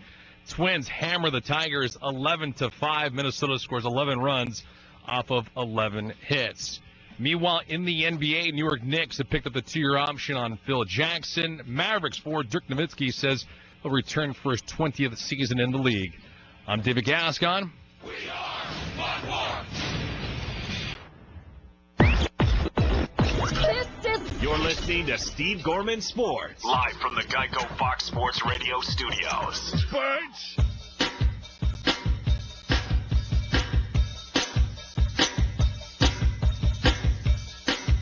Steve Gorman Sports, Fox Sports Radio. We're in the Geico Fox Sports Radio studios in Nashville, Tennessee. It's easy to save 15% or more on car insurance with Geico. Go to geico.com or call 800-947-AUTO. The only hard part, figuring out which way is easier. Your Eastern Conference champion Boston Celtics. Your Steve Gorman Eastern Conference champion band, the Liars from Boston, right there. Nice. You like that? Liar. Ladies and gentlemen, can I please have your attention? I got a big story for you. Oh, you didn't know? I've just been handed an urgent and horrifying news story. Oh, my God. Stop what you're doing and listen. Jeffrey, Houston Rockets James Harden. Good player, knows how to score. Nice season. His high school coach, Scott Pera, who's now the coach at Rice University, by the way. Nice. That's a nice little. Hey, you know, what happened there? What happened there? What do you mean? Oh, he gets one guy to be one of the best players in the NBA, and he goes from high school to university? Well, that probably didn't hurt. When you find that story. I don't care about James Harden now. I want to know about the coach. You got him a job at Rice. We'll talk about that tomorrow.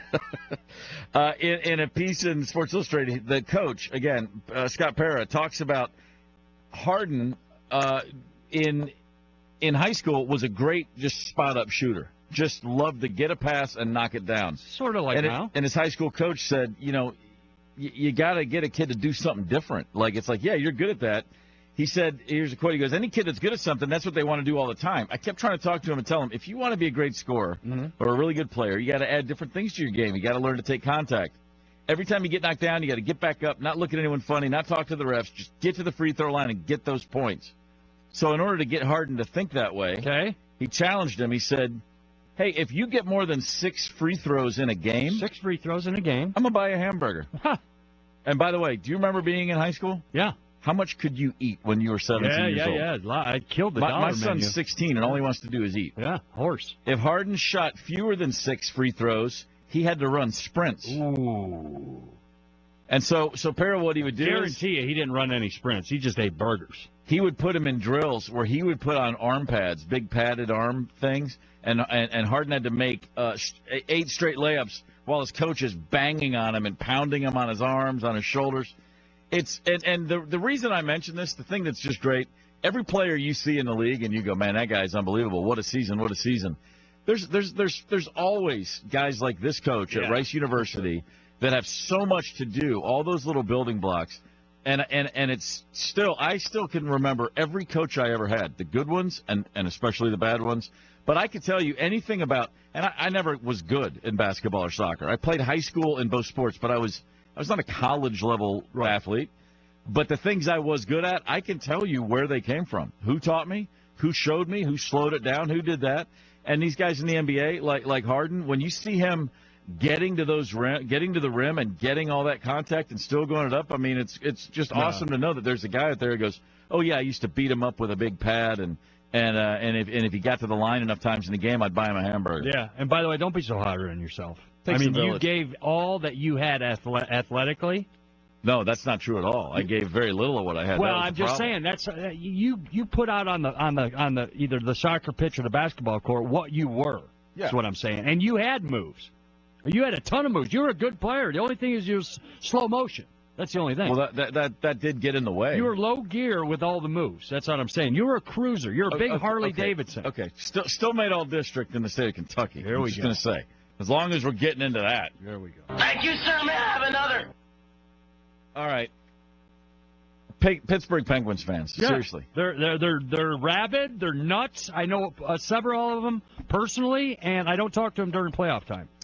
Well, last night, the playoffs started. Mm-hmm. They played the Columbus Blue Jackets. A little skirmish went down. Shocker. In the stands. A fan, a 43-year-old male. Okay. Well, he got stabbed in the head with a screwdriver. What? During the game. Wait. How is a screwdriver making its way into the arena in this day and age? Stabbed in the head with a screwdriver. I'm not laughing. That's horrible. Is the guy all right? He's okay. No, I'm sorry. He was not at the game. He was just watching the game. Oh, just watching the game. He refused medical attention until the game ended. Oh, I see. So it wasn't at the arena. It was like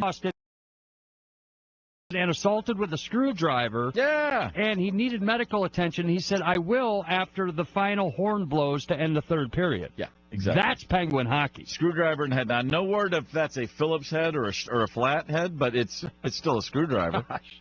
I can tell you this, and this is a true story. In 1993, Black Crowes played in Iowa, like Des Moines or Davenport. Okay. And after the show, a couple of fans came up, and there was like high school kids, and they go, oh, our friend was here, but she couldn't stay because right when the show ended, we had to call 911. She had like a real bad pain in her side, and she couldn't walk. And we're like going, wait, what happened? They go, the ambulance came and took her away. A week later, we're in another city in Iowa, again, either Davenport or Des Moines. And after the show, this girl comes up, and it's her. She goes, "Oh, I didn't get to meet you guys last time I was at your show. My appendix burst." Oh. And I'm like, "Wait, you had appendicitis?" She goes, "No, it actually burst." Jeez. And I'm like, "What'd you do?" She goes, "Well, I couldn't miss Thorn on My Pride, so I made my friends wait until after you played it, and then they called 911 from a phone in the lobby." Jeez, lady.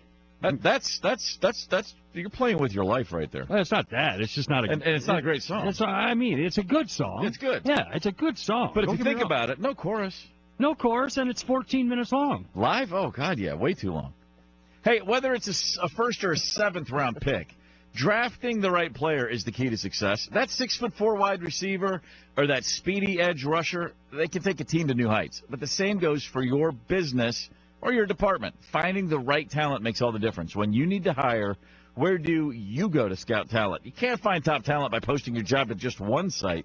You need to post your job on all the top job sites. And now you can with ZipRecruiter. With ZipRecruiter, instantly distribute your job to 200-plus job boards across the web. That includes social media networks like Facebook and Twitter, all with one click. ZipRecruiter then identifies potential candidates and notifies them about your job in a matter of minutes. Don't get stuck without the right lineup. Discover today why ZipRecruiter has been used by businesses of all sizes nationwide. Right now, our listeners can kick off their hiring on ZipRecruiter for free. Go to ZipRecruiter.com/Gorman. That's ZipRecruiter.com/Gorman. Try it for free today.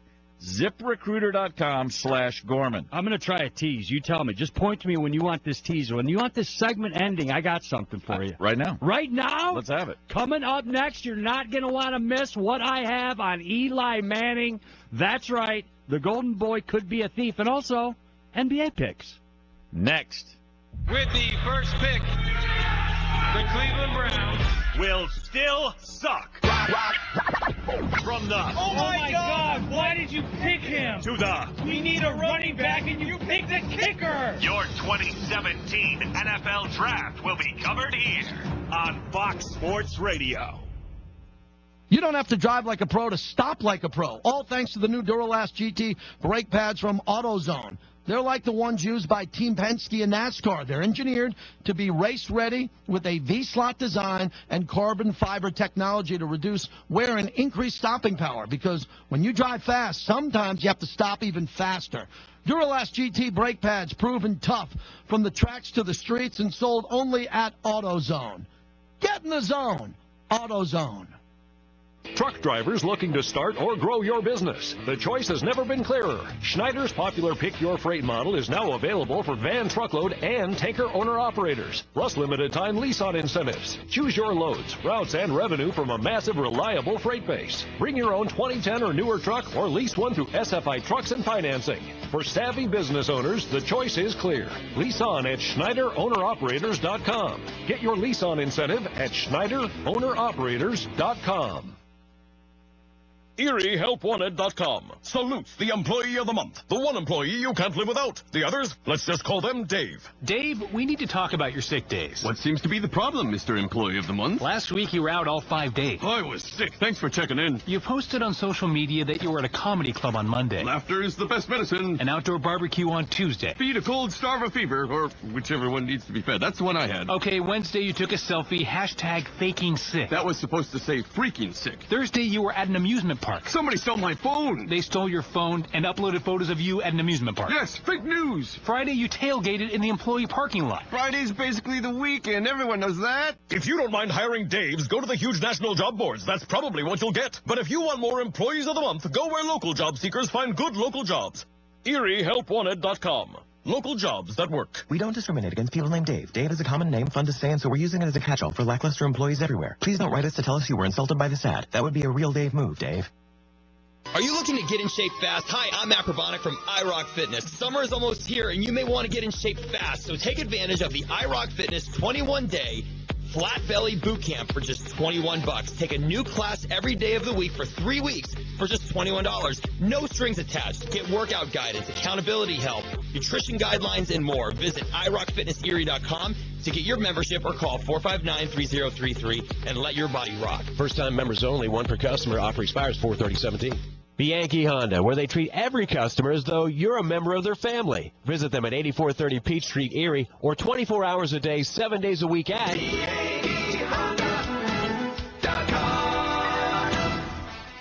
The Otters are back in the playoffs, and you can follow the journey as they march towards an OHL championship. Purchase your playoff ticket package today by visiting ottershockey.com or contacting the Otters at 814-455-7779. It's time for Erie Otters hockey. Jet Radio 1400. Erie's news talk station. Now let's go to the ice with Aaron Cooney.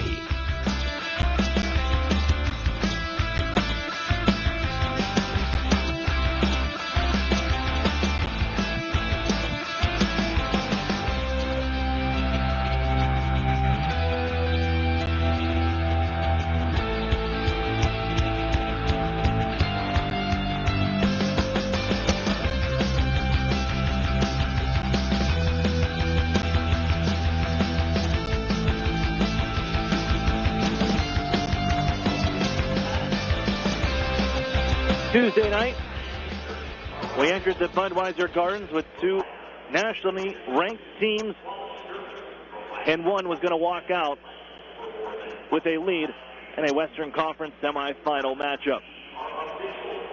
The Erie Otters and the London Knights, after splitting at the Erie Insurance Arena, and for Erie losing home ice advantage with that, and looking to regain and continue the momentum after a Game 2 victory Friday night at the Erie Insurance Arena. Tuesday, after the Otters began the period out shooting the London Knights, it was London at the Budweiser Gardens reclaiming the first and scoring the game's first goal. Little home ice advantage after an odd bounce off a stanchion. And the far side corner of London ice sprung the London Knights off. And eventually it was Yanni Kuokkanen tallying the first of the evening, 1-0 London Knights. But the Otters had seen a similar script, and it was on their final visit during the regular season here to the Budweiser Gardens that the Otters trailed by 1 goal after the first period.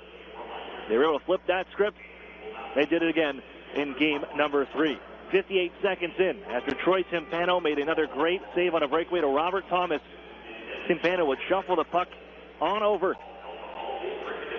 to Anthony Sorelli, who had run the gauntlet and snapped the puck past Tyler Parsons to tie the game at 1, 58 seconds into the second period. And the Otters weren't done yet because they've been looking to get the big guns on the board. And this time, maybe just sparked a little bit of luck for Erie, as at 6:10, Alex DeBrincat, and with 1 second left on the power play clock, number 12 throws it in front, goes off the skate of Ole Yalevi, and the Otters have the lead 2-1 the Budweiser Gardens. DeBrincat would add another and some insurance in the third at 6:34. Alex DeBrincat on a beautiful pass from Darren Radish, going from the right point down to the bottom of the left wing circle. DeBrincat snaps it home. Erie leads 3-1 as Troy Timpano will keep London at bay the rest of the way, including 16 stops in the second period, another 10 in the third, 33 on the evening, to be named the game's number 1 star, and the Otters take a 2-1 series lead. Tonight, game 4, and they'll look to take a commanding lead back to the Erie Insurance Arena for game number 5, Saturday night at the Erie Insurance Arena. We still have 60 minutes between us, but we'll get you set for it. Otters, Knights, game 4 from the Budweiser Gardens. That's coming up next. This is the Erie Federal Credit Union pregame show. Steve Fitzsimmons will join me along for the broadcast. We're also going to hear from Eric Chernak coming up soon here on Jet Radio 1400. Gus, you're here. Thank goodness. What's up? Everyone's here and I don't have the games. Wait, what? For game night. I forgot the games for game night. What am I going to do? How about these? Bank on it. The new scratch-off from the Pennsylvania Lottery with top prizes of $300,000. Gus, you're a lifesaver. Let the games begin. Keep on scratching.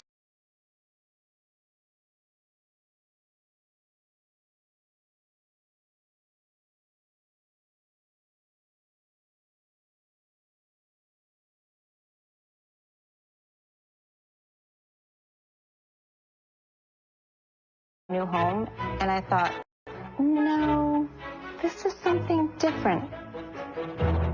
Customer service unlike anything you'd expect.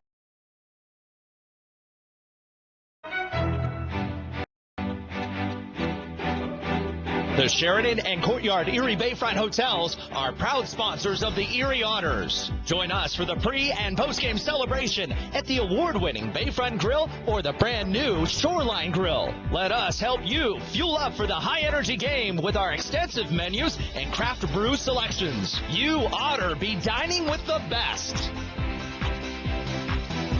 Crossover utility vehicles, called CUVs, are more popular than ever, and there are too many to choose from.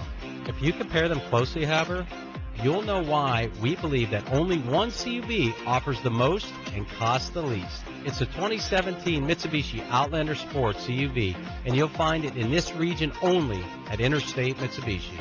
The Sport is now $19,990 or $239 a month, and that's with all-wheel control. The Sport also comes with a 10-year, 100,000-mile warranty, 7 airbags, 18-inch alloy wheels, and a 6-inch touchscreen, and more.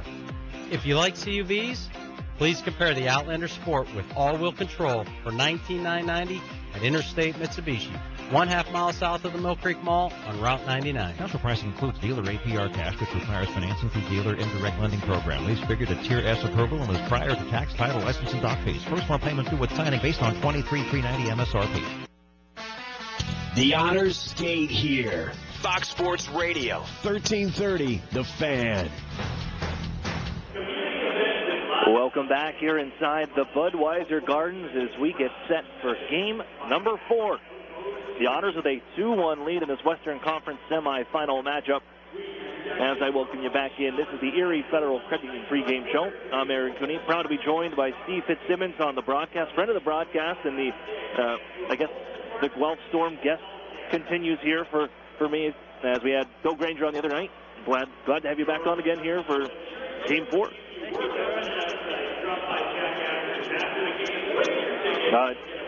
Try this again.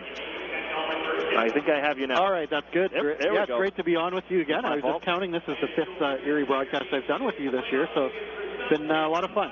You can tell everybody Steve has a pretty good record here on the broadcast. The Otters as well. I do. So looking at tonight's game 4, the Otters and the London Knights here with a 2-1 lead. We're going to look at our Marsh & Marsh Real Estate Services lineup with scratches starting there for the Otters. First, number 3, Ryan Martin. Number 8, Carson Edwardson. Number 20, Josh Wayman. Number 39, Garrett Podubny. And number 46, Cade Robinson. As Cade Robinson back with the team, he left over the weekend, Saturday in fact, to go take the SATs back home in Jackson, Michigan, and return to the team here this evening. Garrett Podubny still back in Erie working on his Canadian visa issues and should have that. Troy Timpano will get the start for Erie, 6-1.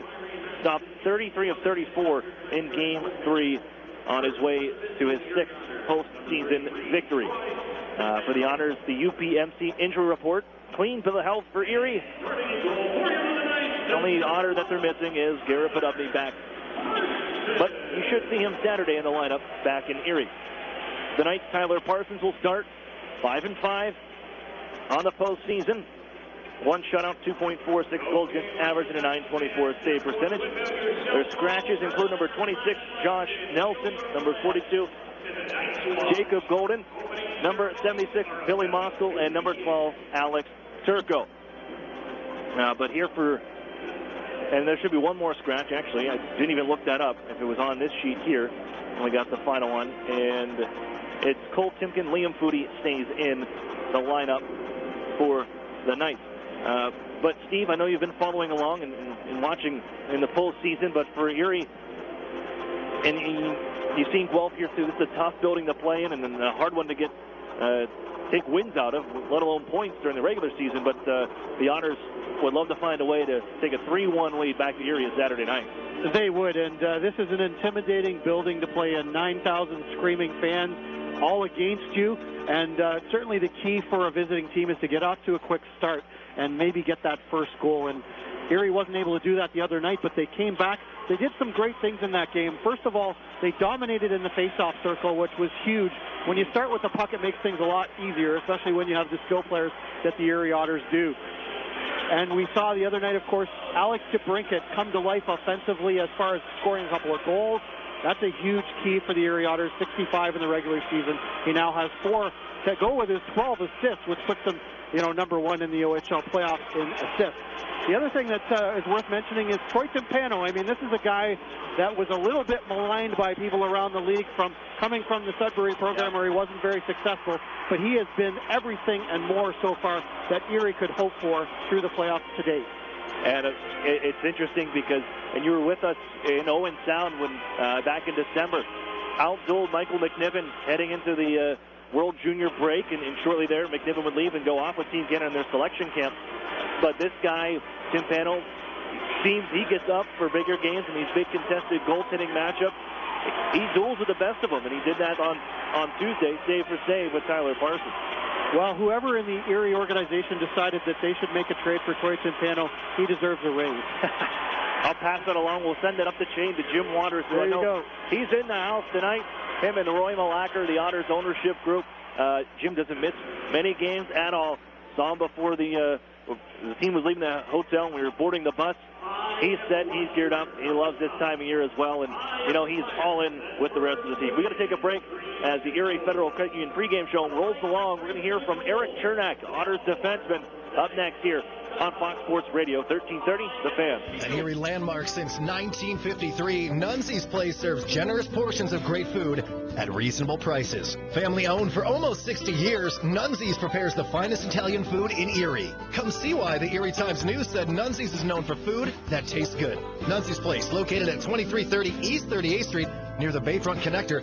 To call for reservations or place an order for takeout, call 825-2940. Nunzi's, known for Italian food that tastes good since 1953. SEO, text message marketing, social media. As a business owner, you know the best way to reach customers is online. Viral videos. But you don't have time to keep up with the latest digital marketing technology. Web design. That's where Local Edge comes in, especially for the one term you're most concerned with. ROI. As a full-service digital marketing agency, Local Edge offers turnkey solutions to grow your business online.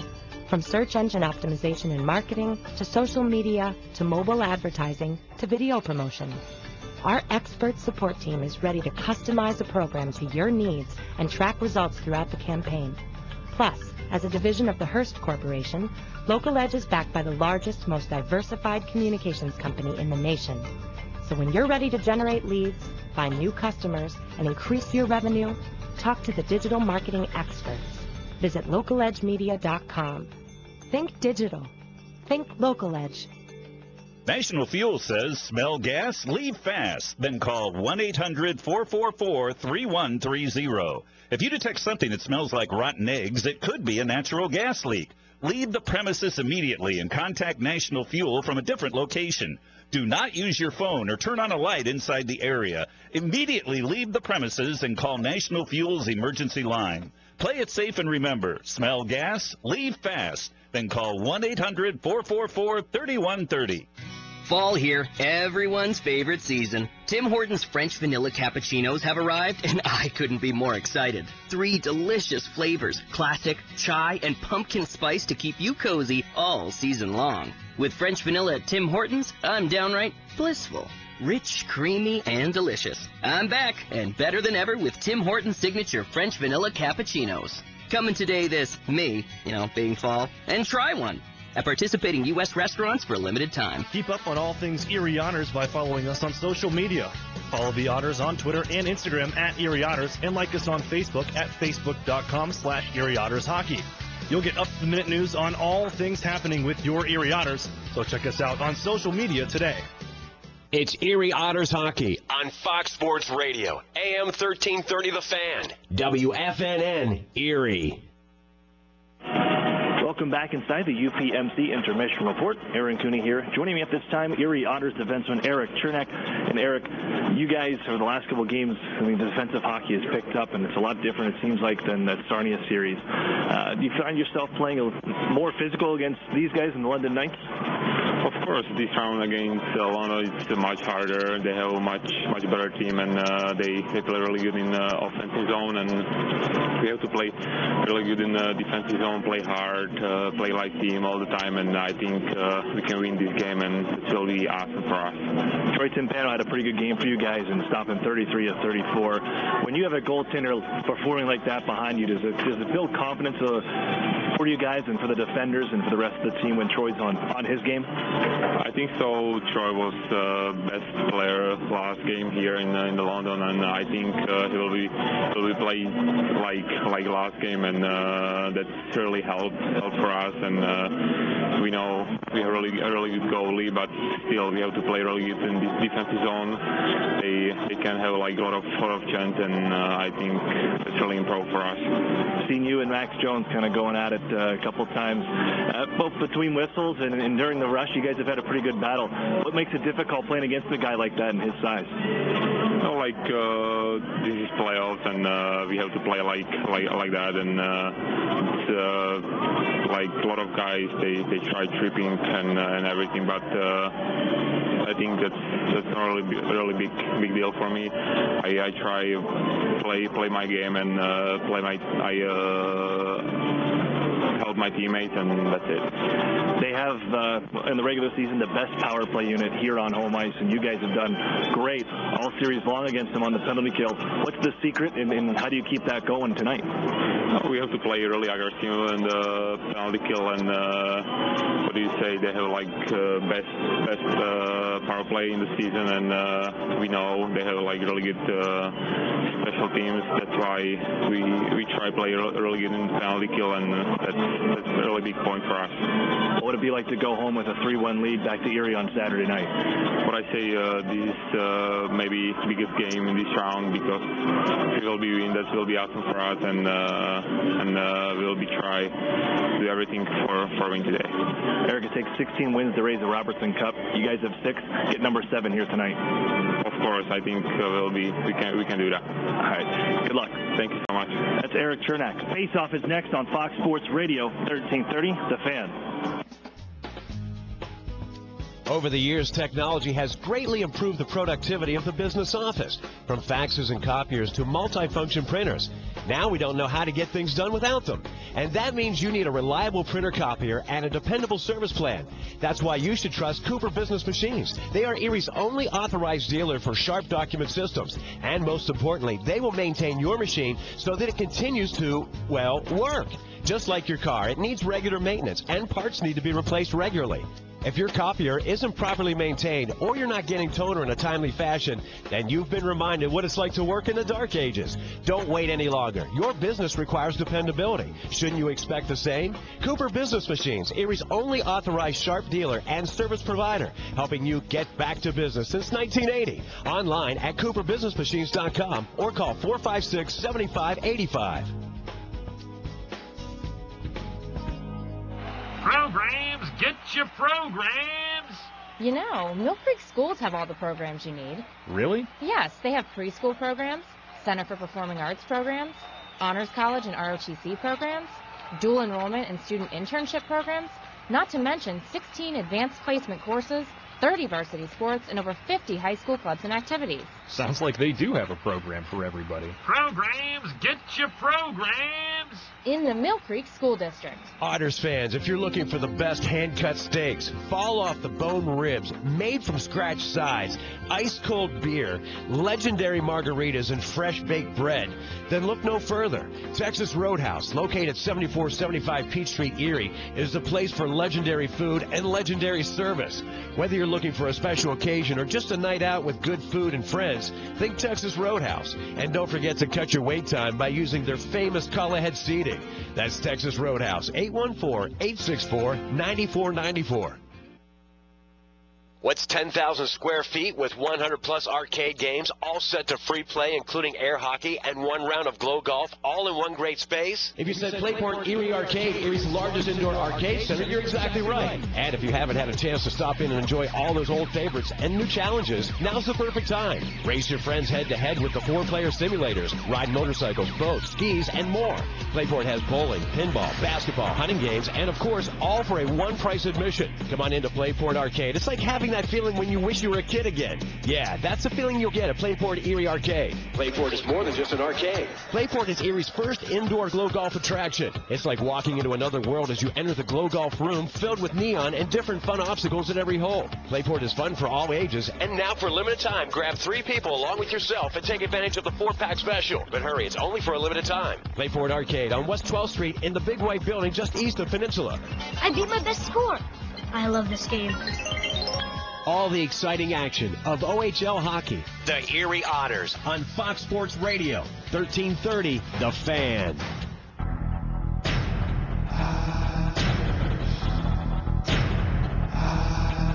Ladies and gentlemen, and welcome inside the Budweiser Gardens, where tonight the Ontario Hockey League presents game number 4, Western Conference semifinal. The London Knights hosting the Erie Otters. Hello again, everyone. Aaron Cooney here. Alongside me, Steve Fitzsimmons from Rogers TV, voice of the Guelph Storm. To my right as we get set for tonight, and the Otters looking to take a commanding 3-1 lead back to Erie Saturday night for Game 5. But London, I think, well, last night or Tuesday night, probably their best performance in this series.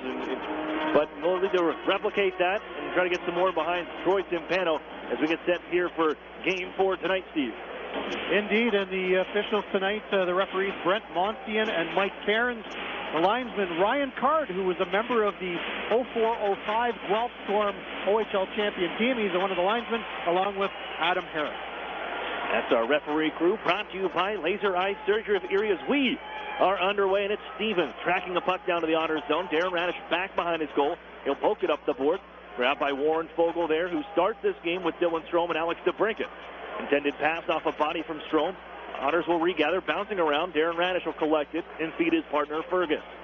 He'll skate ahead, shuffle it back. It's Radish again on the left wing side with some space, and on the back end, he'll send it down the zone. Parsons out to play it. Fogle on his back. The Otters pick it up out of the far corner and tried to center, but not enough on it. From DeBrincat, as Thomas takes it the other way, and they will dump in. Both teams will change 45 seconds in. Game number 4 here in this Western Conference semifinal. Other action going on in the OHL as well. 2 other games going on before Friday night. We'll have the only game in Sault Ste. Marie. Game 5 with the attack in the Greyhounds. Erie dumps it back in. Pick it up on the near side corner. Trying up the near side boards. Skating it out is Formanton. Taken right back by Sambrook. And here's Maximovich. Couldn't pass on to Sorelli, and it's moved away by Bouchard back to the Otters territory. And Sambrook with a man on his back, Cliff Pooh. Leaves it on the near side corner for his partner Eric Chernak. As he'll leave it up on the pass, the far side. Launched ahead by Maximovich in that pass behind the Otters. Taylor Radish as it's bounced into the Otters zone again. Chernak there, hit by Cliff Pooh. But he gives off to Maximovich, turns it up the boards, will not get out. Pooh keeping it alive, on for Max Jones now. Sent down deep, Sambrook to chase it down. Just run into by Pooh, and Pooh took the worst of that collision. But he gets the puck right back out of the corner from Max Jones. Pooh turns, fires in front, stick save made. There's the first of the night for either team. Sambrook picks the puck up as he tracks it down. Didn't get enough on that attempted clear, but the Otters luckily had Sorelli to take the puck away from Pooh and on out to center where Maximovich gets the second try. Will send it in deep. Parsons will play it along 2 minutes in. Launched ahead by Vanasoffel. Nicely knocked out of the air by Miletich, but they run into Mitch Byrne. Pickenish. It's offside, however, on that try. Pickenish colliding, knocking over Byrne, but ahead of the play was McDonald. Well, something to keep an eye out for tonight is the special teams in this series. The Erie Otters clicking along through the playoffs so far, 32.4% on the power play. London, a pretty weak 19.4%. 0 for 9 against Erie in this series as well. Pickenish throw it in front, nobody there. Just out of the reach of Miletich, who's led this team, the London Knights, in goal scoring in the regular season. Still doesn't have one here in the postseason. Rodney, though, takes it away and out wide right, fires it on in. Fellows will track it on the near side. Chris Knobloch spoke highly of his checking game and possession as the Otters turn it in front from Pettit. That one just wide. You're going to hear from Chris Knobloch during the first intermission, and a special interview coming up in the second intermission. We'll get that when we have a chance as fellows. Poked off of his stick over the far boards, just on Hayden Hopkins, but out the center is Milicic. He'll send it in and will make his way to the bench as Timpano leaves it for Mitch Byrne. Comes out to the left of his goaltender, who was admittedly the best player on the ice in game number 3, as Owen Hedrick takes a little run, a bump from Carbonera. Here he ends up offside on that try. And Hedrick all right. Check to the lower body. Owen Hedrick, a late addition for the Otters on the blue line, leaving Lake Superior State to join Erie for this run back in his first game January 20th in Sarnia. Bounced in by Gurney. Lozano smashes Bouchard to the near side corner. Hopkins keeps the puck alive as Gurney sends it back down off a body. Crowley will pick it up behind the net. Moves on far side, dish it up the wall. Out ahead is William Footy. He's hit by Gurney. Keeps the puck moving, Christian Gurney in the neutral zone, but Carbonera, using body, will take it and hit off to Bouchard. Swept up ahead at the red line, bouncing Strome. Got a knuckle it on for Fogle. Strome follows up, has it left wing side. He comes in, fires, it goes high. Picked up by DeBrincat just on. He'll try to give it on in front. They put it off the body of Carbonera, but Warren Fogle there for Erie. He's buried by Crawley. Gets right back up, Warren Fogle, and makes his move out ahead to the top, looking for Strome at the circle. Can't get it there. Crawley takes it away. Roughed up by DeBrincat, puts to the boards, and it's out ahead to center by London. Here's Footy, left wing side. His shot sticked away nicely and handed to Fergus. 4 minutes in, still no score. Erie trying to get that line out with Fogle, DeBrincat, and Strome. Take advantage of the fourth line, trapped in there for a little bit. Good work by the Otters' fourth line. But it's Thomas in control for London. Push it around. Darren Radish picks it up along the bottom of the circle on the left wing side. Out of the corner, man in front. Here's Mete, backdoor, and it just gets off his blade and onto the near boards. And the Otters dodged a bullet there. It's Mete. Can be like a fourth forward out there, and he showed it on the near circle. Still in control is London. Kokanen in the Otter zone. Down for Thomas. And he spins away from a check from Fogle. Brings it on near side. Looks to the point. As he's tied up by Fogle, he leaves it for Kokanen right back to Thomas. Shot, bad save, behind the goal. Stevens. He's poke checked by fellow Tampa Bay prospect, and it's stolen that. 22 in white. It's Sorelli ahead. Weaves and then jumps it into the near side corner. Reaches in on Mete. Sorelli put to the boards by Ulevi. Feeds Taylor Radish, who comes out near side. Gives the blue line. Here's Chernak moving in. His shot goes wide on the blocker side. Sandbrook at the point. If it kicks off the boards, he'll keep it in. Launch it towards the net, and Parsons, he wants the halt, will get a whistle with 14:54 to go. Here in the first, no score, and the Otters just collected their first shot on goal. Well, some pretty good flow going back and forth on that shift, and it all began with Cam Lizotte, who absolutely leveled Evan Bouchard to try to set a physical tempo against this London Knights team, who are known to be physical in their own right. Pettit's waved out. Lodnia will take the draw for Erie against Cliff Fu. And Lodnia wins this one. Gives on to Pettit along the near board. Trying to send it behind the goal. Runs into Vanisumple. Chernak pinches it. He's back behind the down the forecheck. Roughed up by Max Jones. And he comes out towards the near side corner. Kicked away by Vanisumple. Lodnia follows up for Erie. To Sambrook. Point shot. Blockered away with traffic in front. Lodnia picks up that rebound along the near boards. Had to shimmy away from Vanisumple. Runs him into the wall. As it bounces back behind the net. Pettit has it. Comes out. Gives in front. And it's off the stick. Nicely defended by Vanisumple. Stepping in front of Lodnia. Race back to the Otters zone. Chernak just steps in from a Formanton, takes the puck. And they'll leave it back towards their own blue line from the pass from Patrick Fellows, and it ends up in the Otters bench on a little chip. And Chernak taking on two in front of his own bench. Jones and Formanton there. But another face-off upcoming here from neutral ice with a scoreless hockey game, game number 4.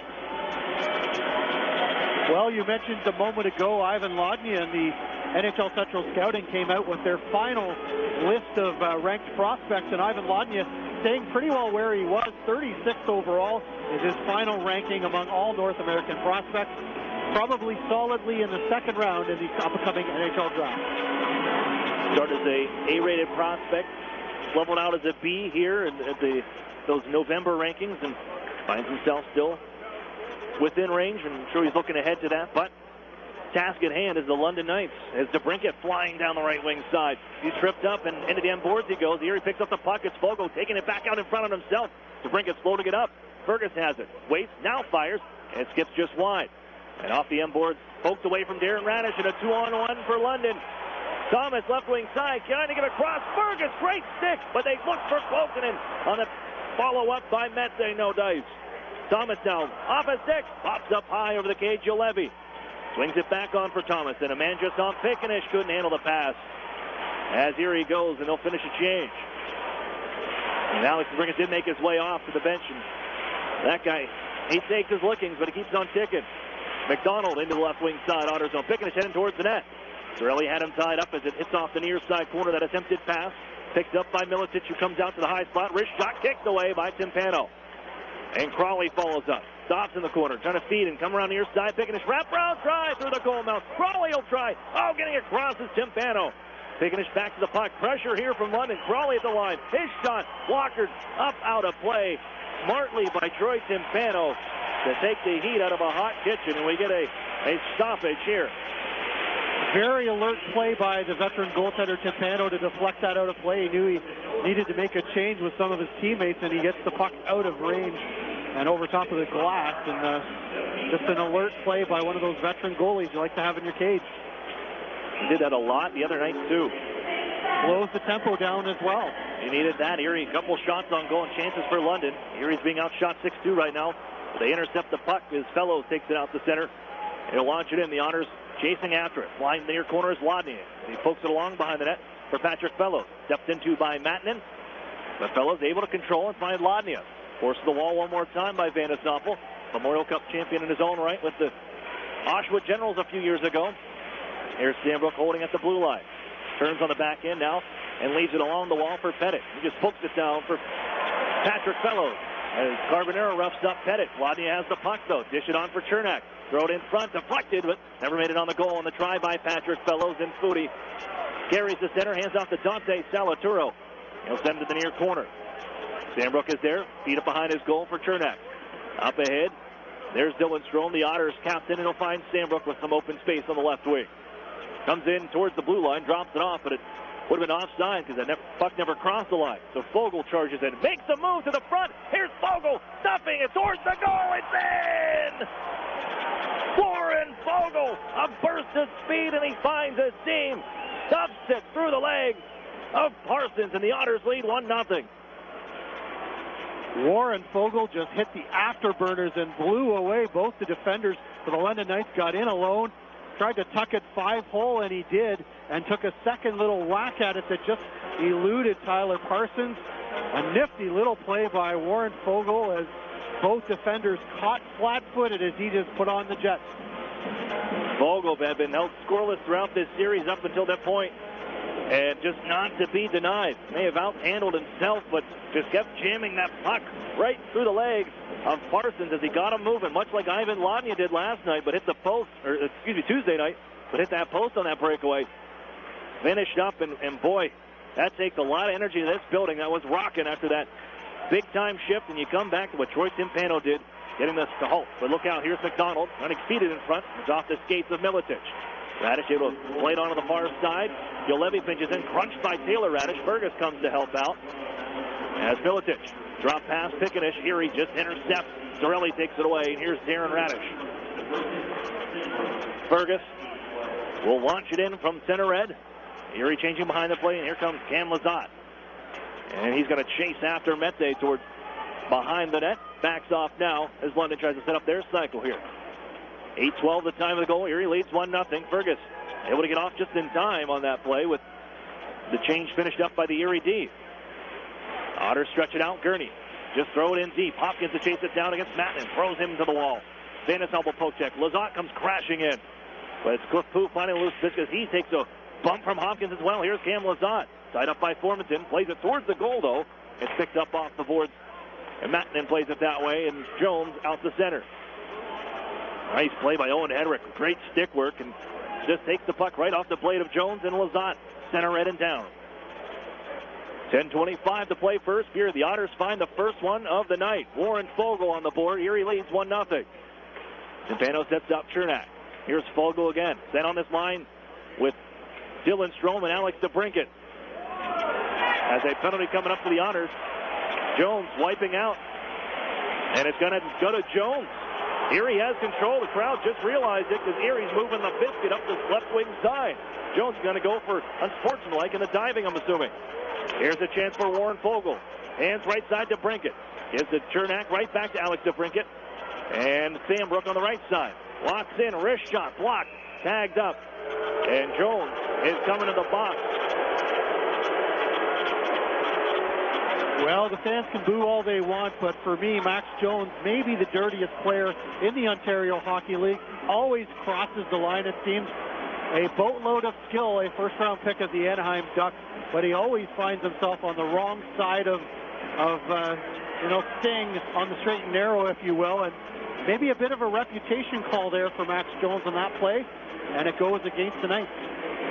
Quite a few penalty minutes. He went to the box twice Tuesday, both for high sticking. And I was looking for the mark, and throughout this series in the 3 games so far, Jones, this is his 8th penalty minute, and it is for diving. And you could tell, they just showed the replay. I know Dale Hunter's going to stand up for his guys, but he took a little whack to the midsection and then went down like the sniper, just took out both his legs. Here he's going to the power play. Before we get to that, Otters fans, remember, real food, real beer, real historic atmosphere. That's what you'll find at the brewery at Union Station. Erie's original brew pub and restaurant, located downtown at 123 West 14th Street. That's the brewery, proud sponsor of the Erie Otters. So the Erie power play, 32.4%. It is electric in these Ontario Hockey League playoffs. The London Knights penalty kill, a fairly tepid 77.5, which ranks them 7th out of the 16 playoff teams in the Ontario Hockey League playoffs. Erie 3 for 11 on the man advantage against London. Each of the games they've scored a power play goal, they've come out victorious. But they lead 1-0, 9:46 to go here in the first. And the turkey on the table here early in game number 4. Then to action, Erie wins the draw. DeBrincat carries onto the corner. That's far side, has Strome up top. Darren Radish near side. Right back to Strome on the right wing side. Feeds down Sorelli. He backs up. Darren Radish quickly onto the stick of DeBrincat. Feeds it in front. That's poked away. Vanasoffel. DeBrincat, left wing circle. Fires towards the goal. That's blocked by Mete. Recovered by Sorelli. Knocked around the near side boards. Here we'll find Darren Radish. He walks in. Doesn't shoot. Gives to Strome. One-timer. Oh, it saved Parsons. Played up the boards and out. On a clear by Yolevi. There's Darren Radish. Nice move around Thomas. And Erie into the zone. Set up shop. He'll come down left wing wall. Trying to feed it around the horn. Mete stepped in front of that one. Moved up the near side. DeBrincat down to one knee to keep it in. Darren Radish on the left circle. Down low. Sorelli along the goal line. Heads behind the net. Feeds Strome at the half wall. Back to Sorelli. They trade places in the right corner. Up high now is Sorelli. Down low to Strome. Backs up. Finds DeBrincat. Right wing circle. Near side. Radish takes the shot. Oh, getting across is Parsons. And if Radish could have taken the one-timer, they had Parsons dead to rights. They had to stop that one and then shoot. Erie trying to bounce it out ahead to DeBrincat, but it's off his skate, and here comes Stevens. Getting back is DeBrincat, trying to stay with him. Stevens fires, and it just goes wide, and DeBrincat disrupted it just enough. Getting the stick in the way. Back into the offensive zone, here's Erie. Taylor Radish tries to feed, no dice. Strome right back to Taylor Radish behind the goal. Erie gives out in front off the paddle, or it's gloved down by DeBrincat. Winds, fires, they made rebound. Strome getting across is Crawley for the block. Giving on to DeBrincat, fires up high and misses the net. And the whistle sounds as it comes off its moorings. Oh my, a close call there for the Erie Otters as they put all kinds of offensive pressure on down low in the offensive zone. Just couldn't come up with the goal. As you said, that extra half second it took to settle down the one puck coming across from DeBrincat, the king of assists in these playoffs with his 13th in the earlier goal by Fogle. And otherwise, it would have been 2-0. We should mention that scoring play. Fogle, his third from DeBrincat, and Sam Brook at 8-12 was the scoring play on that first goal. 22 seconds left on the Max Jones minor. Otters getting opportunities. Getting the rebounds, too, off of Tyler Parsons. They've sat in some good areas for goal scoring. But it's Victor Mete taking the puck, and he's going to wheel on ahead. Right wing side, shorthanded. Hits the breaks the circle, feeds across. Ladnia defends with Cliff Pooh looking for the shorthanded tally. They had 15 in the regular season. Second in the league. As the Otters squirt loose, Fergus looks at the clock, sees there's 2 seconds left, and the work as a unit to skate the center. Vogel kicks out the center ice, gives on to Ladnia, knocks it out of midair and into the zone. Put a bump on Juolevi, who holds behind the net, puts it off the body of Maksimovic as the Otters had it for a second, but Juolevi recovers, can't clear, Hedrick keeps it. On for Ivan Ladnia, dish down low, cycle going on for the Otters. Up along the half wall is Maksimovic, leans in on Juolevi. Comes back up high now. His pass is intercepted by Vandestompel. He'll play it off the window. Out to center. There's Fergus for Erie. It's interesting with their PK unit because when they throw it out there, you got Juolevi, Mete, and Vandestompel as one of the forwards up front. Those guys can certainly take off, and a lot of offensive talent between those defenders. Vandestompel actually played forward against the Guelph Storm in one of the last games for the London Knights in the regular season. Erie dumps in again and crashes behind the goal. Crowley trying to move it. And it's Patrick Fellows on to Pettit, trying to bring it out in front of the far side. Knocked down, puck's underneath him. Those not banging around, but it's Bouchard. Couldn't clear. Followed up by, I believe that's Miletich. And Erie looking for it along the blue line. It's pushed by London, and they have it. Crowley skating ahead. From the Knights logo, lift this one to the corner. There's Sambrook. Chipped it, but it comes to McDonald along the right side. Played out ahead. It goes to blue line. Crowley wide. Enboard trying to deflect it on the side, but instead elevates it out of play. It was McDonald. And a halt in action. 6:28 to play in the Warren Fogle marker. The only tally, Otters lead 1-0. If you're an Erie Otters fan, something else to like that we've seen in this first period is a lot of energy from some of the depth players on this Erie Otters roster trying to set the tempo. And one of those players being Cam Lazat, who has laid out about 3 London Knights in this first period. And he's been making a contribution to be counted here in this first period. Otters win the draw. Another one of those marks that Steve had before the game started on the Erie Federal Credit Union pregame show. Starting with the puck, it's Erie, and it's Strome now with a burst of speed. Coming through, wrister, stopped by Parsons. Just across the line. Played up by Quokinen, not out. Sambrook keeps it alive. Throws it towards the goal, knocked down by Parsons and left of the circles to be fired out ahead by Mete. Now Quokinen points in 8 of 10 playoff games played.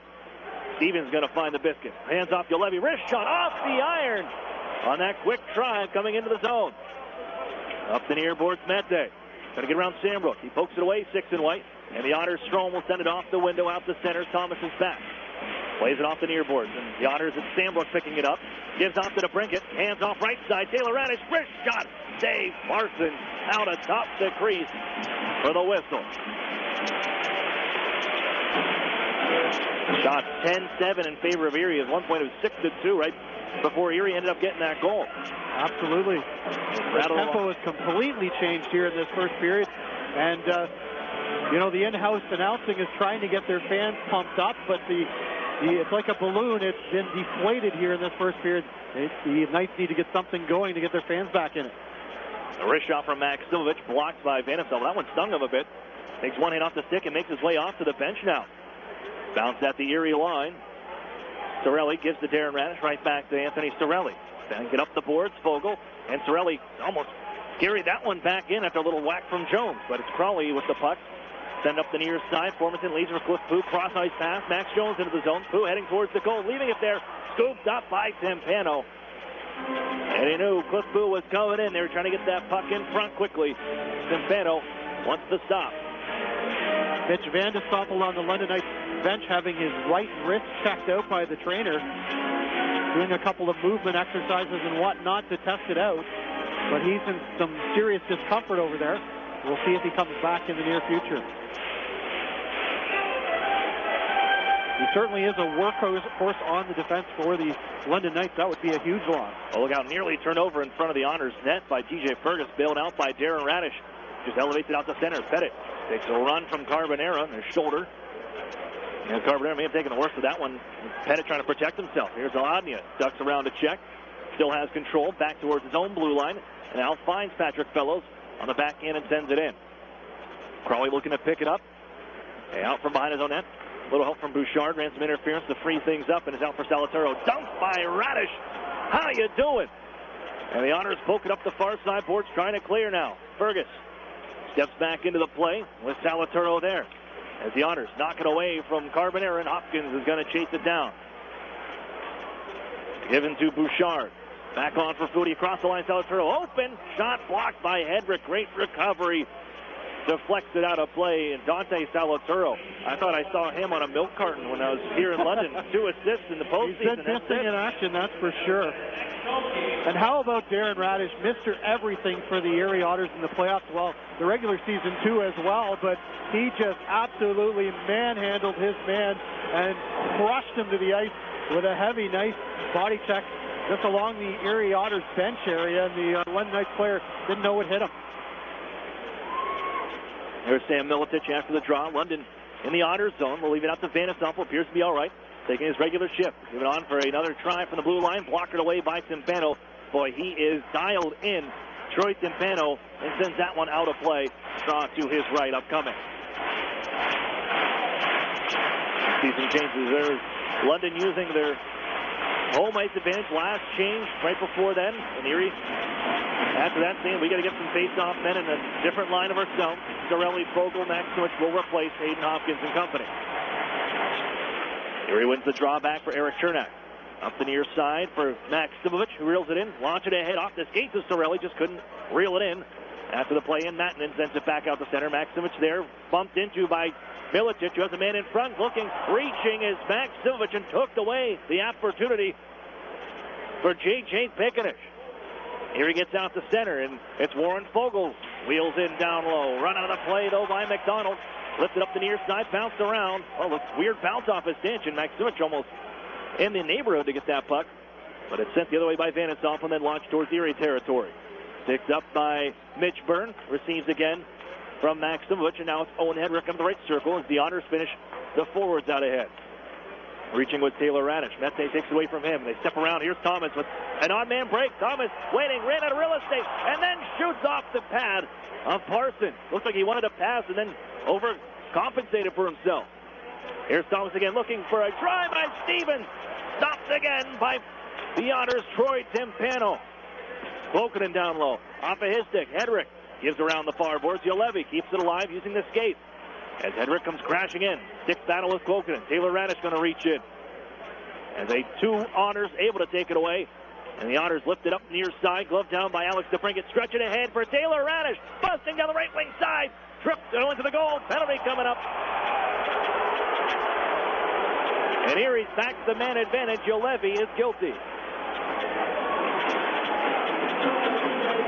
Well, in fairness to Juolevi, you have to take that penalty every time against Taylor Radish. He says the magic hand just before he got into the shooting motion, so that's why there isn't a penalty shot on the play. But they had to take their chance there because that was in prime time real estate for Taylor Radish. Well, he took away the shot, and we'll see what Erie does on the power play. 0 for 1 that first try. But Timpano again comes up big for Erie. Erie wins the drawback. Owen Hedrick running the point. Skips it off the skate of Max Jones. Mattinen trying to play it up the board. Goes off the stick of Vladimir. But Hedrick able to step in front of Cliff Pooh. Recovered by Jones and sent into Erie territory. Out of Timpano to play it. Maximowicz on ahead for Ivan Vladimir. Had to skate and catch up to it. Now brings it into the zone, left wing side. It's the breaks. Looks up high. It's Owen Hedrick. Has a man to his right. That's Maximowicz, who holds down from the circle. Slide in front. Deflected by Fogle on goal. And another big save from Tyler Parsons. Hedrick keeps it alive. Sends it behind the net. Poked around to the far boards by Fogle. They'll find Owen Hedrick at the blue line. Walks the stripe. Gives to Maximowicz. Snapped along for Ladnia. Wrist shot. Save made. Parsons. And he holds on. Kyle Pettit was right in the kitchen of Tyler Parsons, waiting for a rebound there, but Parsons, with great focus to keep his eyes on the puck, able to snare that one in without a rebound. Great deflection try in front from Warren Fogle. Between the hash marks, just redirected it, got some air on it too.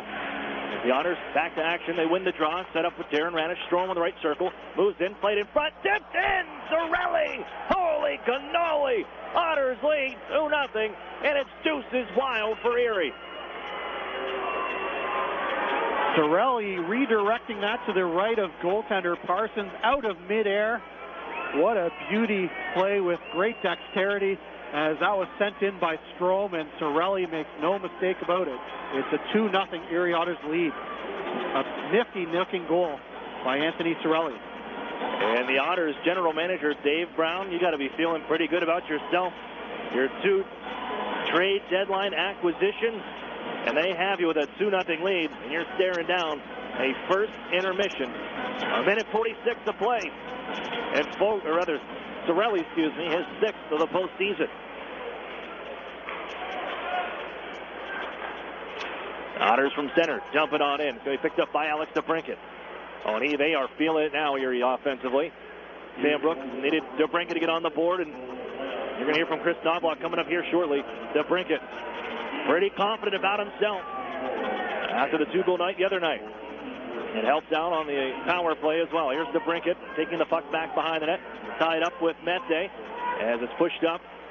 So far aboard, Cernak with that long reach keeps it alive, but the second try from Thomas sends it towards the Erie ice, and Sambrook gets across right from his goaltender as the puck loose into the corner. Man open in front is Stevens, and luckily the Otters able to find the misfire, skips away, and Fellows going to settle things down here for a second after the chances in front.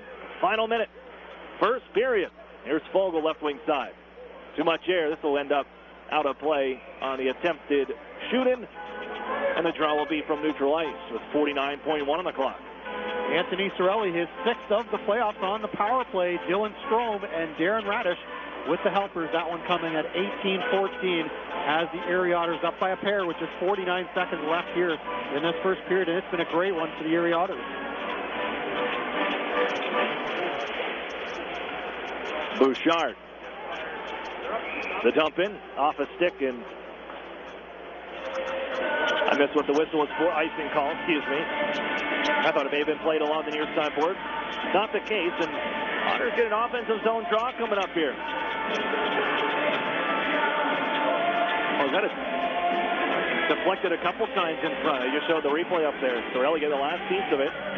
Otters lead 2-0, and there's Cirelli out there with Fellows and Fogle. Draw against McDonald. Wins Cirelli. Darren Radish at the blue line. Time running out here in the period. Fogle knocked down in front by Bouchard. Puck behind the goal. Crawley moves it on the far side. Up the boards. It's poked away from Fergus. He'll reel it in from center red. Turn back. Waste some time and look at the clock. Little gander up again. Takes the puck left wing side. Fergus in control. Back to Darren Radish. And if you're the Otters, you are content with this lead. Just got to be smart with the puck in the final now 15 seconds. Bouchard. Head off. It's Crawley skating ahead on the left wing, and he'll send it into the Otters zone. Onto the near side corners. 5 seconds to play. Fergus sends it along for Warren Fogle. Has some space on the near side. He'll hold. And 2-1. There's the first. And for the Erie Otters, couldn't have drawn it up any better. You get the first goal after weathering a bit of a storm, being outshot 6-2. But cash in on the power play. 2-0 lead after 1. Pretty well a textbook road period for the Erie Otters. They get a couple of goals. They silenced the crowd who came out with a lot of energy in the early going. And as you said, they weathered that early 5-minute storm, suddenly took off on their own. They get a power play goal. They get a nice goal by Warren Fogle as well in the frame, and they have a 2-0 lead. And they outshot the London Knights 13-11 in that first period. And as you mentioned during the broadcast, Aaron, it was about 7-1, I think, at one point for the London Knights. So that was quite a swing in the last 12, 14 minutes. It was all right out today. That great shift in the Erie zone. Timpano blockers one out of play. Shift change, and Erie scored shortly after that. Warren Fogle on the board and snapping a 3-game scoreless drought. We'll take a break. I got to get to a interview and the intermission report brought to you by UPMC. That's next on Fox Sports Radio 1330, The Fan. Dr. Jones is right over there. Early in the afternoon, Barbara checks in at a doctor's office. But if you look out the window, it's miles from the closest medical facility, because Barbara is in Highmark's Healthcare Mobile Clinic, a doctor's office on wheels that brings care directly to remote communities and members in need. By reaching out to Highmark members in need and inviting them to our mobile clinic, we're making access to care a little easier. Living proof of the difference you can make when you're all for health. Highmark Blue Cross Blue Shield. Visit HighmarkLivingProof.com. My daughter needed a nebulizer for her asthma, so the first thing I did was call my healthcare concierge to see if it was covered. It was no surprise to me when she said that it was.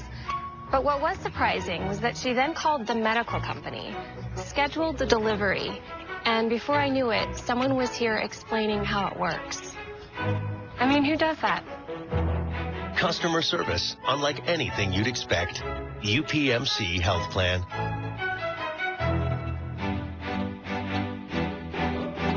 The Sheridan and Courtyard Erie Bayfront Hotels are proud sponsors of the Erie Otters. Join us for the pre- and post-game celebration at the award-winning Bayfront Grill or the brand-new Shoreline Grill. Let us help you fuel up for the high-energy game with our extensive menus and craft brew selections. You Otter be dining with the best. Why buy a used car when you can drive a brand new one for less than $11,000? The 2017 Mitsubishi G4 sedan is an all-new vehicle available in this region only at Interstate Mitsubishi, half-mile south of the Mill Creek Mall on Route 99. The Mitsubishi G4 is one of the least expensive ways to own a brand new car that's a new car with many features. Right now, you can buy this new sedan for less than $11,000. It's $10,999 or $149 a month. That's $149 a month to own it, not a lease. And the G4's mileage, up to 41 miles per gallon. Makes it even more affordable with the tax on gas going up. Think about it. A brand new sedan, the all-new 2017 Mitsubishi G4, under $11,000.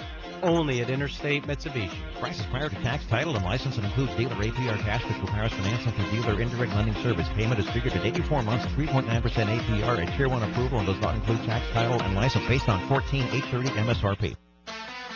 The Otters skate here. Fox Sports Radio, 1330, The Fan. Welcome back inside the UPMC Intermission Report. Aaron Cooney here, joining at this time Erie Otters head coach Chris Novelak.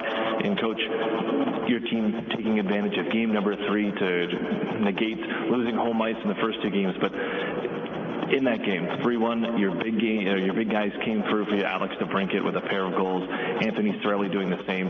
But I think the story comes back to what Troy Timpano did in that game. He was phenomenal. Probably the most offense that he's faced here in the postseason. But London really brought it, and Troy Timpano was there for you. Yeah, they had some really good quality opportunities in the first period. I probably had the save of the playoffs so far with that glove save on Stevens. And the turning point of the game was stopping a semi-breakaway. Off the London player started the second period. Anthony Sorelli turns around, goes the other end, and scores to make it 1-1. So quite a difference. Within 10 seconds, it could have been 2-0 or 1-1, and then we were able to get some goal scoring and support for him. But, you know, we're very impressed with how he played. But we're not surprised because he has played big or very well in the big games this year. How important is it for Alex DeBrincat to have a game like that, to get off the schneid? He's gone 3 games without a goal, but to get those 2, especially, you know, you get them as they come. Off the skate, goes in, and ends up being the game winner. Yeah, you can tell when players are a little frustrated with their game. They look sluggish, tired, and just don't have that step or strut. I don't know when Alex scored that first goal, he didn't get that strut yet. I think probably because it was maybe a fortunate bounce, wasn't a typical goal scorer's goal. But after he got the second goal, it looked like Alex of what we're used to seeing. A lot of jump, good with the puck. So I expect with Dylan and him having a strong game today. What London has looked like over the last couple of games they really tried to do is get their cycle going and down low and along the walls, but you guys have kept them from getting to the middle of the ice. What has been the key to preventing them from getting to those higher opportunities, you know, from the circles and face-off dot in? Well, just mostly it was just having guys in the right positions, allowing them puck possession. We would like to eliminate that puck possession, their cycle, as soon as possible with any team, whether it's our team or London or anybody. The longer a team has the puck in the offensive zone, you tend to make or have breakdowns, whether that's taking a penalty or giving up a chance against. But you know, we would like to take that away. And you need the guys, the strong guys, where Eric Cernak is so important. Kyle Pettit, those big guys who can push guys off the puck. Yeah, if you are giving up possession, you definitely want to keep it to the outside. And continuing with talking about the defense, the penalty kill has been outstanding for the Otters and holding them at bay and doing their job. What has been the key with that? There's so many guys between their two power play units that can distribute the puck and move it around, but they seem to be frustrated in trying to do their usual the razzle-dazzle in the way they've been able to move the puck through the penalty kill unit and through that box. You guys have really taken those kind of cross-ice passes away. Yes, but the key to any good penalty kill is goaltending, and when the penalty kill is not going well, you can usually look at the goaltending and see what kind of goals have gone in. And when it's your penalty kill looks like it's on fire and doing what it's supposed to be doing, mostly the result is the goalie's making big saves. And I think the Killers have done a good job in limiting the opportunities that we've given up. But Troy has come up with some really big saves, and definitely the one-timers off Kokanen's side, some point shots where Mete is very good at getting pucks through, and Troy's done a good job of locating those pucks and making the big saves. They're going to look to hold home ice here and at least go back to Erie tied for Game 5. How do the Otters continue what they're doing and continuing their game and take this even a bigger lead back to Erie on Saturday? Well, I think big thing for us is having puck possession in their zone and making them defend. The other night, Patrick Fellows and Anthony Sorelli, to name a few, or a couple, we had many guys doing it, but I think those two are the strongest at it, just recycling and not creating, didn't create goals off of it, but spend a lot of time. And that allows the other guys to rest and wears their defense down. I think that's going to be very important. And London has been getting better and better as the series has gone on, and I expect, and we saw that in the first round against Windsor. And, it's going to be important for us to spend the time in their zone. Thanks for this to your coach, and good luck tonight against London Knights in Game 4. Thank you. That's Chris Knobloch of the Erie Otters. More hockey coming up on the UPMC Intermission Report here on Fox Sports Radio 1330, The Fan. An Erie landmark since 1953, Nunzi's Place serves generous portions of great food at reasonable prices. Family owned for almost 60 years, Nunzi's prepares the finest Italian food in Erie. Come see why the Erie Times News said Nunzi's is known for food that tastes good. Nunzi's Place, located at 2330 East 38th Street, near the Bayfront Connector. To call for reservations or place an order for takeout, call 825-2940. Nunzi's, known for Italian food that tastes good since 1953. SEO, text message marketing, social media. As a business owner, you know the best way to reach customers is online. Viral videos. But you don't have time to keep up with the latest digital marketing technology. Web design. That's where Local Edge comes in, especially for the one term you're most concerned with. ROI. As a full-service digital marketing agency, Local Edge offers turnkey solutions to grow your business online.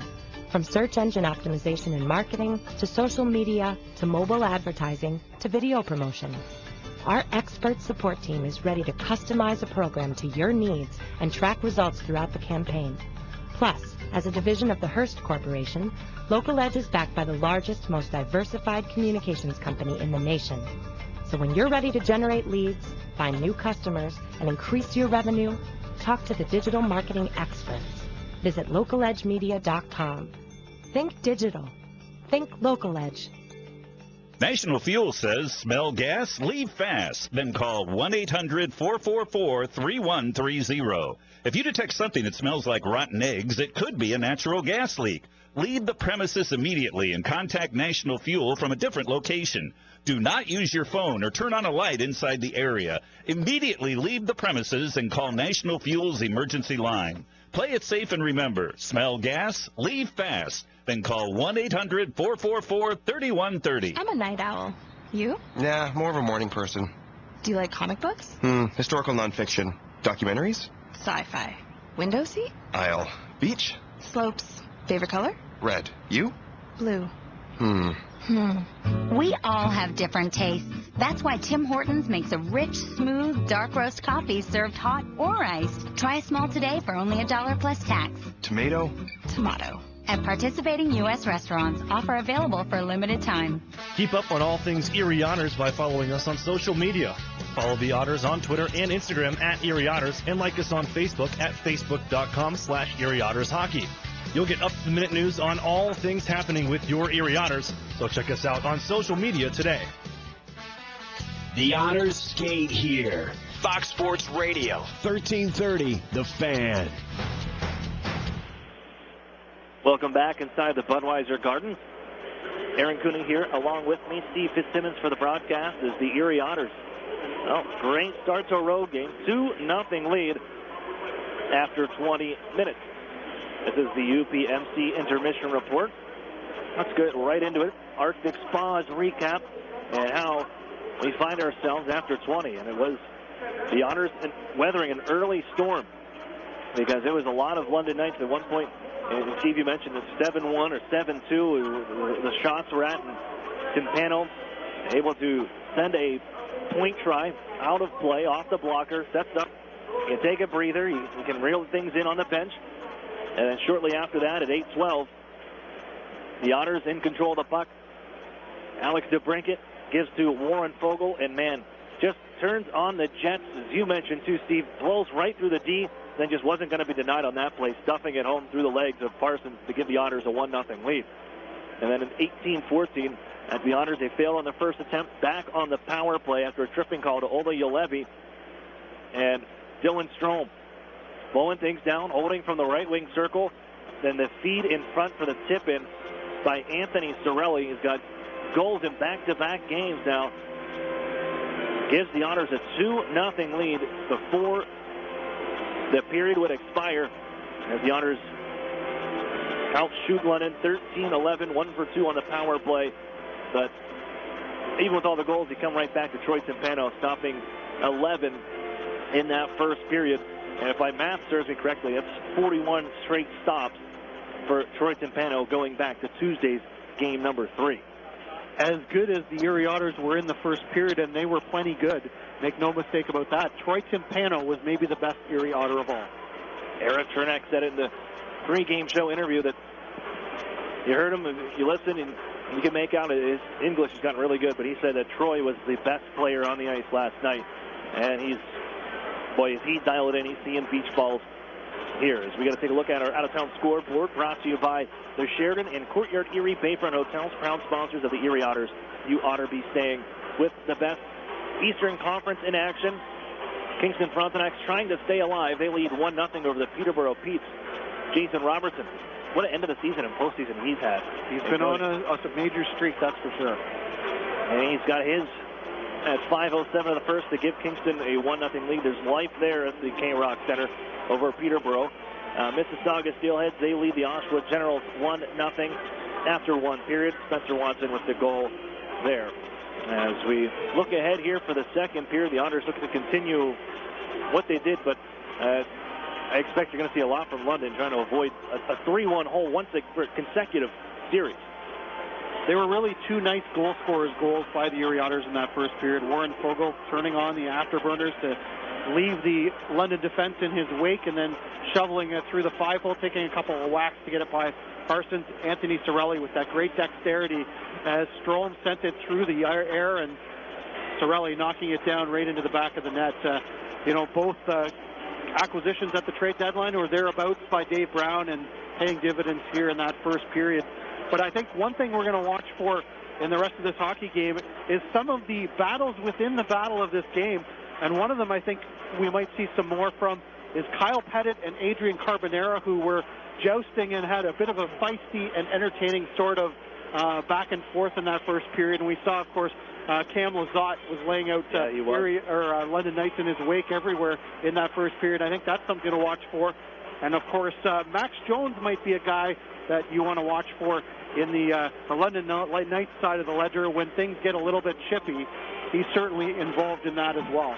Hey, to say the least. He's familiar. He is definitely familiar with that game. We'll take a break. We got the second coming up next on Fox Sports Radio 1330, The Fan. Over the years, technology has greatly improved the productivity of the business office, from faxes and copiers to multifunction printers. Now we don't know how to get things done without them. And that means you need a reliable printer copier and a dependable service plan. That's why you should trust Cooper Business Machines. They are Erie's only authorized dealer for Sharp document systems. And most importantly, they will maintain your machine so that it continues to, well, work. Just like your car, it needs regular maintenance and parts need to be replaced regularly. If your copier isn't properly maintained or you're not getting toner in a timely fashion, then you've been reminded what it's like to work in the dark ages. Don't wait any longer. Your business requires dependability. Shouldn't you expect the same? Cooper Business Machines, Erie's only authorized Sharp dealer and service provider, helping you get back to business since 1980. Online at cooperbusinessmachines.com or call 456-7585.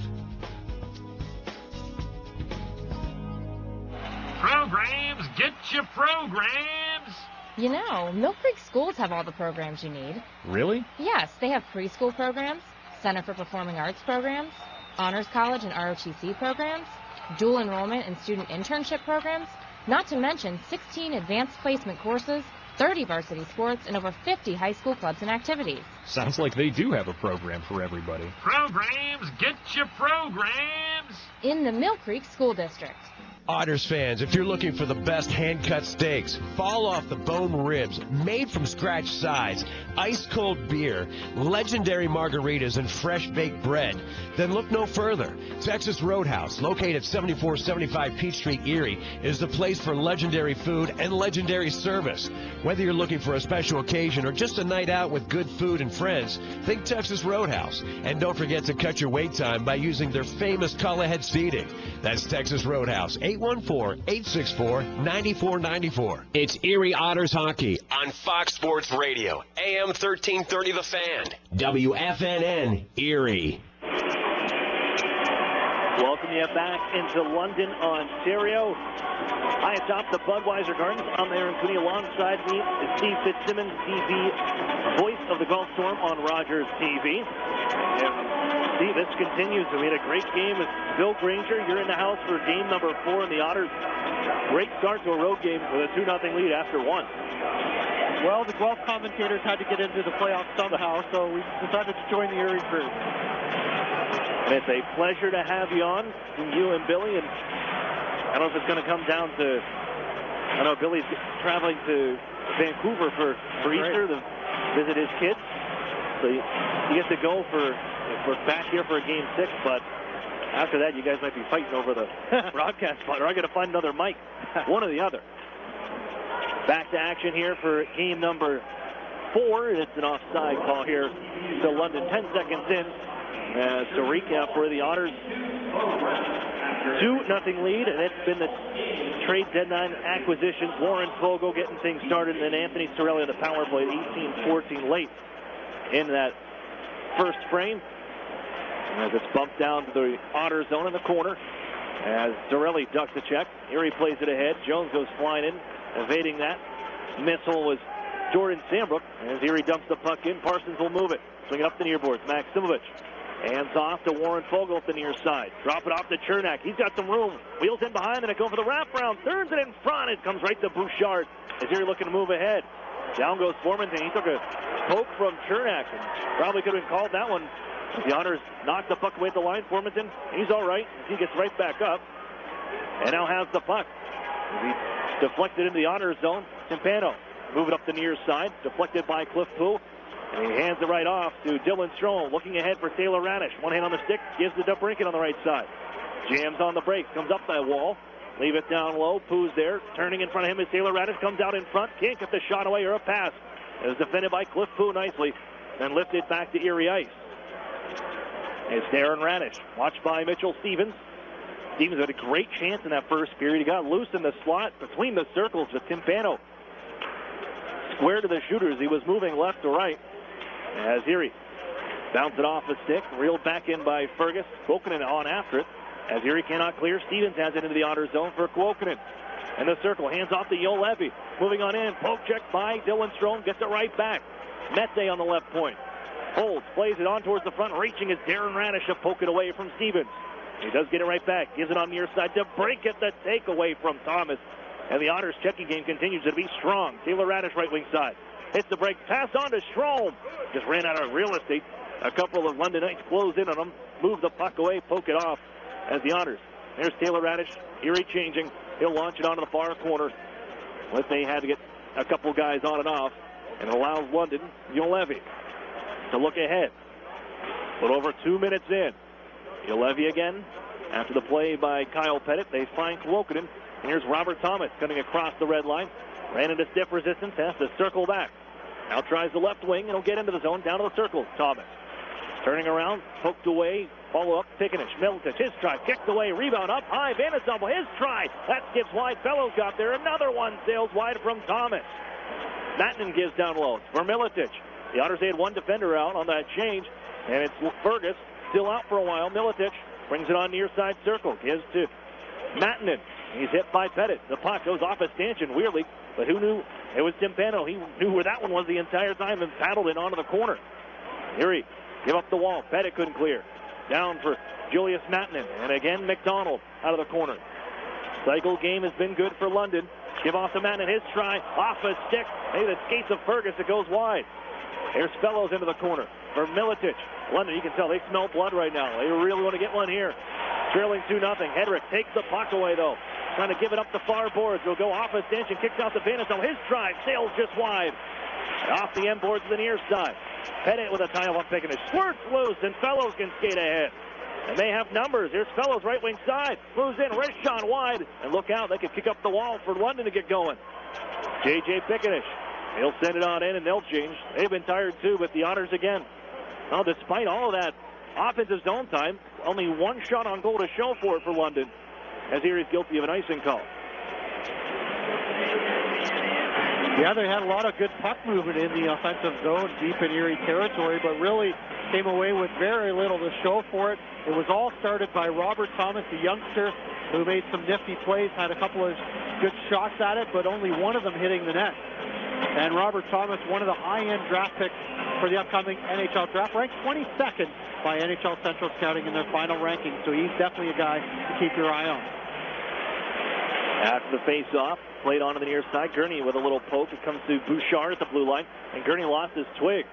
Lefou down low, chased by Hopkins. Stan trying to stay with him all the way to the corner. Found by Crawley. Lizotte checking there. Owen Hedrick comes on in, and it's Lizotte. He'll get it out to center off the skates of Hopkins, but Foudy trying to come right back in, and he's bumped by two Otters on the dump, and here's Chernak for Erie. Back for Owen Hedrick.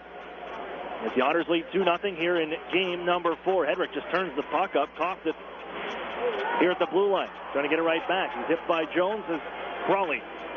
On for Bouchard, right side, trying to stretch it out for Cliff Poole. He's got a chance. Coming down to the circle, fires. There's Timpano with the stop. He had to come in wide, but still got the good chance in front, and Timpano standing tall once again for the Otters. That's a great way to describe it, standing tall, as he held firm. He didn't back into his crease at all as Cliff Poole came into the high slot, and he stood right with him and was able to snare that one on a pretty good goal scorer in Cliff Poole, who for me was one of the most improved players in the Ontario Hockey League this year, and he continues to dial it in offensively for the Knights. And he didn't get going. Just one assist in this series. A try from Pickenish, fought off by Timpano, and the Otters march ahead. The attended try from Fogle to Maximovich got some of it, but the Otters just sweep it onto the near side corner on the try to just keep it in the offensive zone. Juolevi quickly up for McDonald at center red. Shuffles back for Van Ensemble, and he's got some room to escape. Poked away by Cirelli nicely, the former teammates with the Oshawa Generals and Memorial Cup champions in 2015. Here he had to wait to touch up. Well, they were unable to do so, according to Ryan Card, near side us, with Sandbrook and Fogle offside. Erie's still looking for their first shot on goal here in this second period. 5 minutes and 4 seconds in. Certainly a little more energy in this building for the London Knights here as their fans try to rally behind them, and getting off to a good start offensively and creating some chances has got their fans back in this hockey game. Yanni Kuokkanen up ahead for Stevens left wing side. He's got 5 goals on this postseason. 3 of them have been game winners, including one in game number 1. A try from Crawley, blocked by Strome. Here he's They're doing a lot of the little things well here in this series. DeBrincat will try. From long range, Parsons equal to the task. Otters' first shot on goal in the second comes at 5:26. Well, the Otters will be happy to take an offensive zone faceoff. DeBrincat not usually shooting from just inside the blue line, but knowing that his team wanted a bit of a break here, and they'll get that offensive zone faceoff and try to make something happen. They've been dynamite in the faceoff circle in this series. And it's going to be bounced into the corner. There's DeBrincat for Erie. Give off to Taylor Radish, trying to make him move through the defense. Able to recover was Jolevi and Stevens, and it's out to center, Thomas. Curl it into the zone for Kuokkanen. Drop back for Thomas. Hits the breaks along the half mark. Hands off, cross ice. Chance Mete, give it in front. Off the body. Fergus saves the goal. Push back to the front. Erie lifts it ahead. Held by Jolevi. TJ Fergus with the save of the day for Erie on that tip try in front. And Darren Radish with a steal. Pushed ahead for Taylor Radish. Reaches around Jolevi. Gives off to DeBrincat. Strom, the late man. Right back to DeBrincat. His shot blockered away by Parsons. Mete in the corner. They leave for Thomas. Stretched on left wing side for Kuokkanen. DeBrincat back as is Ferguson. Kuokkanen just tripped over the blue line and went down hard in the wall. Fired ahead out to center. Jumped it past Stevens for Carbonera. No go. And it's Mattinen at center red. Into the under zone. Oh, off the stanchion. Look out. Pop to the front. Thrown that way by Carbonera. Getting back in time. Went off the side of the net. Jesus. That's home ice advantage. The funky bounces continue here in London. Almost got one on that shoot-in. Lifted back to Erie territory. Salaturda chased it down on the near corner. Byrne trying to stay with him. Bounced off the side of the net. Carbonera pushed it ahead. Whacked away by Byrne. And given right back to the corner by Vandersnoppel. Foudy on in. He's thrown to the ice by Pettit. Now it's Salaturda taking over for Foudy again in the corner. Pettit staying with him. The overager against the first-year man and first-round pick last year for London. Played off the side of the net by Erie up the wall. Patrick Fellows shovels ahead. It'll get to center red. Mattinen trying to corral that puck. Gives right back to the Erie line, and it's speared by Salaturda back to Otters territory. Slowed by Timpano, and Byrne can look ahead as Erie. They finish a change. Launched looking for Sorelli, and Erie will be guilty of no icing. Fogley beat it out. He runs Vandersnoppel to the boards. Maximich after it in the circle. Picked up by Jones, who cleans up. Good back check against Sorelli. And the Otters move it ahead to center ice. Here's Sorelli in some traffic with his own man. He ran into Warren Fogle on the play. The net's off its moorings. I don't know if they noticed it yet. That belongs to Parsons, and we continue to play here. And it's moved by Cliff Pooh up and out of the zone. The net's still off. Here's Formanton, though. His try stopped by Troy Timpano from the circles, and look out. A tussle in front. Down goes Stambrook with Alex Formanton. But Troy Timpano the save. 12:05 to play in the second. The Otters with a 2-0 lead. Interesting behind the play. Tyler Parsons motions to one of the officials, points at the net to him and says it's off. And the official pointing down to the Erie Otters net. We're going to pay attention to that down there. Not worry about that one. It's still off the mooring down in the London territory. It's very odd to see that.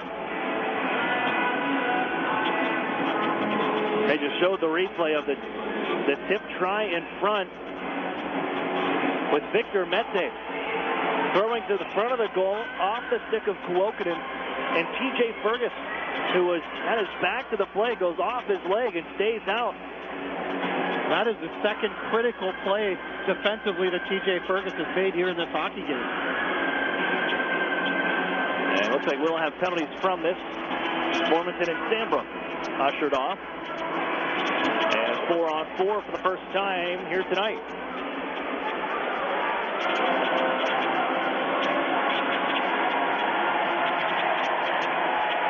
Now finally, here's Ryan Card to put the net back on for Parsons. It's been off for a while.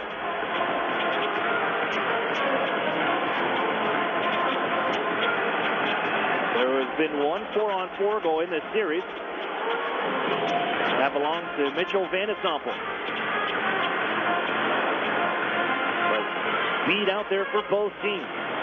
Darren Radish, Alex DeBrincat, Dylan Strome, TJ Fergus, Jolevi, Thomas, Kuokkanen, and Victor Mete for London. Here he gives to Darren Radish as we are 4 apiece for 2 minutes. Radish slowly glides out the center, gives it to Brinken. He's got the speed. He sneaks around one, comes into the zone, wrist shot, 6-8 made, and it's poked to the corner by Parsons. Lifted up ahead by London. Darren Radish able to keep it in nicely and floats it onto the corner. Chasing it down to Brinket. Mete had the stick position and slides it back behind the net. Yolevi looking ahead. He'll drop back to Victor Mete, and he's going to wind it up, but instead dish across for Kuokkanen. Room on the left wing side. Toe drag. Shot blocked by Darren Radish. Kuokkanen back to it on the near side. Stick lifted by Darren Radish. Puts them to the wall. As that battle continues, lifted up the near side boards. Thomas follows up for London, and Stick handles this one out of play. Well, not out of play, but out in a neutral ice, I should say, as Yolevi gains control. Ahead for Kuokkanen into the honor zone. Feeds Thomas. Near boards. Back to Kuokkanen. 72-27. With the cycle going, and out of the near corner they work. Thomas, Yolevi, he comes down along the goal line, puts it in front. Kuokkanen tried to fire ahead. Timpano the stop, reels it in along the side of the net, and will take the whistle. Troy Timpano continues to look very razor sharp in the Erie Otters net, and another nice save there. On a pretty good looking rush by the London Knights as they came off the left wing to try to beat Timpano short side, but he was going to have none of that as the chance by Kuokkanen. 51 seconds remaining. 4-on-4. Crawley gives it Vanasample, fakes, then shoots. Glove save. Timpano takes another whistle. It'll be to his left this time on the draw. And that is 7 shots to 3 in the second period in favor of London. Erie hasn't been outshot in a postseason game yet here in 2017. Bounce the blue line. Vanasample holds as he glides along it. Shuffles it on for Mitchell Stevens, and then Crawley follows up. He's got a lane for the goal. Coming on in. Waits. And it's Timpano with the patience. Getting across with a shoulder stop. Off goes Taylor Radish. Inside out, trying to get around Vanasample. And he's tied up, and it's poked away by Parsons. Cirelli on after it. It's Jones twirling away from Anthony Cirelli. Here comes Taylor Radish crashing in, but it's Vanasample to feed Cliff Pooh. And across the line, the drop pass. He got dumped by Taylor Radish on the play, too. They're offside. Max Jones doesn't like it, and Cliff Pooh. And the rough ride on the drop pass from Taylor Radish. Cliff Pooh pleading his case with the linesman, but to no avail. As Taylor Radish came over and upended him. The Bluebirds here certainly don't like it as the replay is shown, and perhaps a half a second late was the hit. But at very best, it was a borderline call if it would have been made. And there's certainly been quite a few of those that haven't been called here in this game, and that continues to be the case. Let them play. At some point, London will get a power play opportunity. Erie leads that mark 2-0. Much like this game. 1 power play goal for Erie. That belongs to Anthony Cirelli. Here's Fogle. He had the first one for Erie on the night. Whacked by McDonald and comes on down left wing side. We're back to even strength. Max Simic with the biscuit. Out the blue line for Hedrick, but it's stepped into by Formanton in a foot race as Formanton jumps to Erie ice. Hedrick gets there, plays it up the boards. Ivan Ladnia just on. Launch it across for Max Simic and a nice give. Enters the zone on left wing side. Want to throw it towards the net. Sticked away is Fogle on the hunt for that puck in the near corner. Finds Ivan Ladnia. He's watched by Sam Milicic. And is Maximovic as well, pushing him down to the corner, reeling it in. Ladnia swirls back onto the near side boards along the face-off circle. Lets Radish activate. Drop pass on to TJ Fergus along the line. Hands off to Darren Radish. Waits, fires. It's off the stick. Bounces towards the goal. Fogle after it. He's knocked down by Yolevi. They both tie up. And it's out ahead. Bouchard leading the march. Bouchard reels in. Drops it off. Poked away by Erie behind the net. Max Simic out ahead for Ivan Ladnia. 1-on-1 against Mattinen. Ladnia, right wing side, coming wide, going between the legs. It's trying to pick it right back up. It's loose along the right side of Parsons. And as he came out to challenge, missed on the poke check, covers up with 9:01 to go. Tyler Parsons played that puck like a bag of hammers as he swiped at it with his stick about 3 times, trying to corral it in, and he missed on all 3 occasions. Finally reaches out with his glove before an Erie forward can get there. That was a pretty dicey looking play by the London Knights goaltender. It was very close. Usually he's very sure of everything he does in the crease. Yep. On Otters fans, keep your clothes in top shape with Chino's Dry Cleaners. Complete with easy, accessible drive-through and free pickup and drop-off. Chino's Cleaners is second to none. That's Chino's Dry Cleaners, the official dry cleaning service provider of the Erie Otters.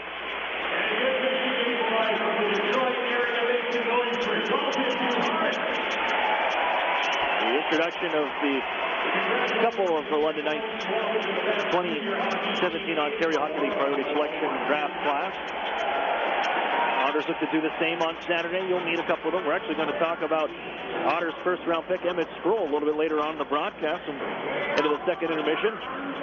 Steve Fitzsimmons doing some reporting work for us and getting out there and speaking with all the brass Grey Bruce Highlanders to get us the word on the newest member of the Erie Otters, their first-round pick in Emmett Sproul. Do a lot of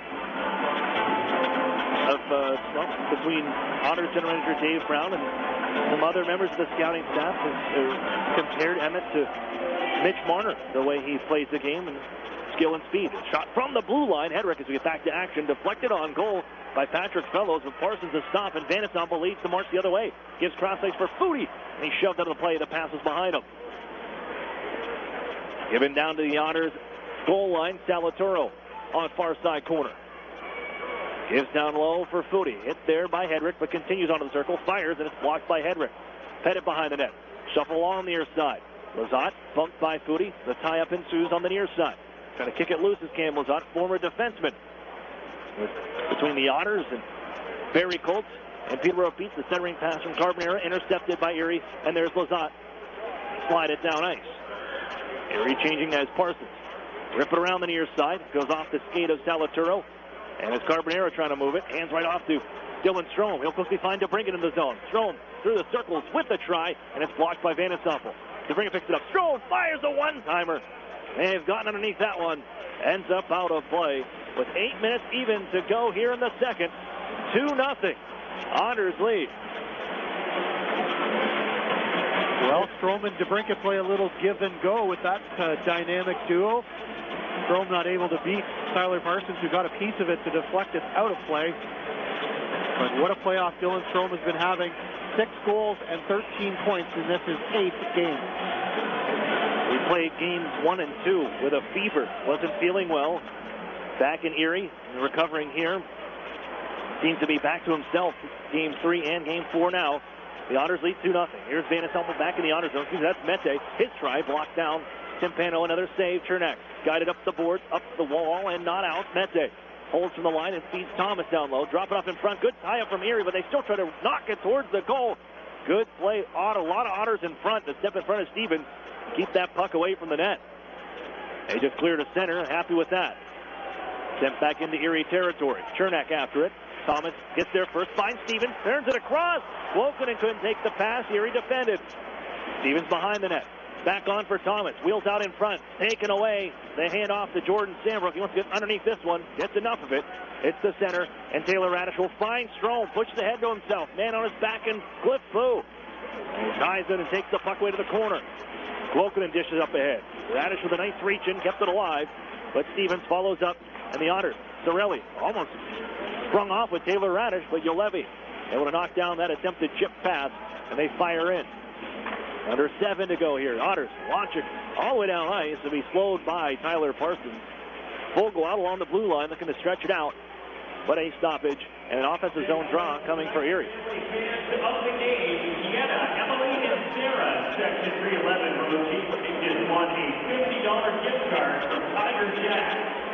Even on the shot department, 19 apiece.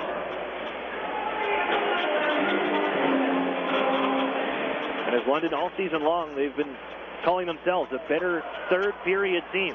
As look out, fires down ice, Timpano out to clean up his own end with Max Jones on the hunt for that puck on the stretch pass. Left in front of the Erie bench, Cliff Pooh. Ducks the check from Lazat, plays it in. Jones hits the brakes. Plays it off the skate of TJ Fergus as the Otters send it out ahead. Lazat looking for it. Feeds Darren Radish. He can look. He's got lots of space on the right wing side. He'll gain the red line and dump it in. Erie can make changes themselves. Get that fourth line off. Radish holds from the blue line. Throws it towards the goal. Grabbed by Parsons. Wants to play it. Sees Erie was changing as Hopkins makes his way to the bench. Split up the near side by Crawley. Darren Radish steps in front of Max Jones, takes the puck in the offensive zone. Radish drags onto the goal. Radish a backhander, and it was blocked. Bouchard got back in time. Darren Radish showing the offensive prowess. He's got it again. Holds from the point. Comes across the line and trades with Fergus. Waits, fires. Blocked away by Formanton. Sorelli got it.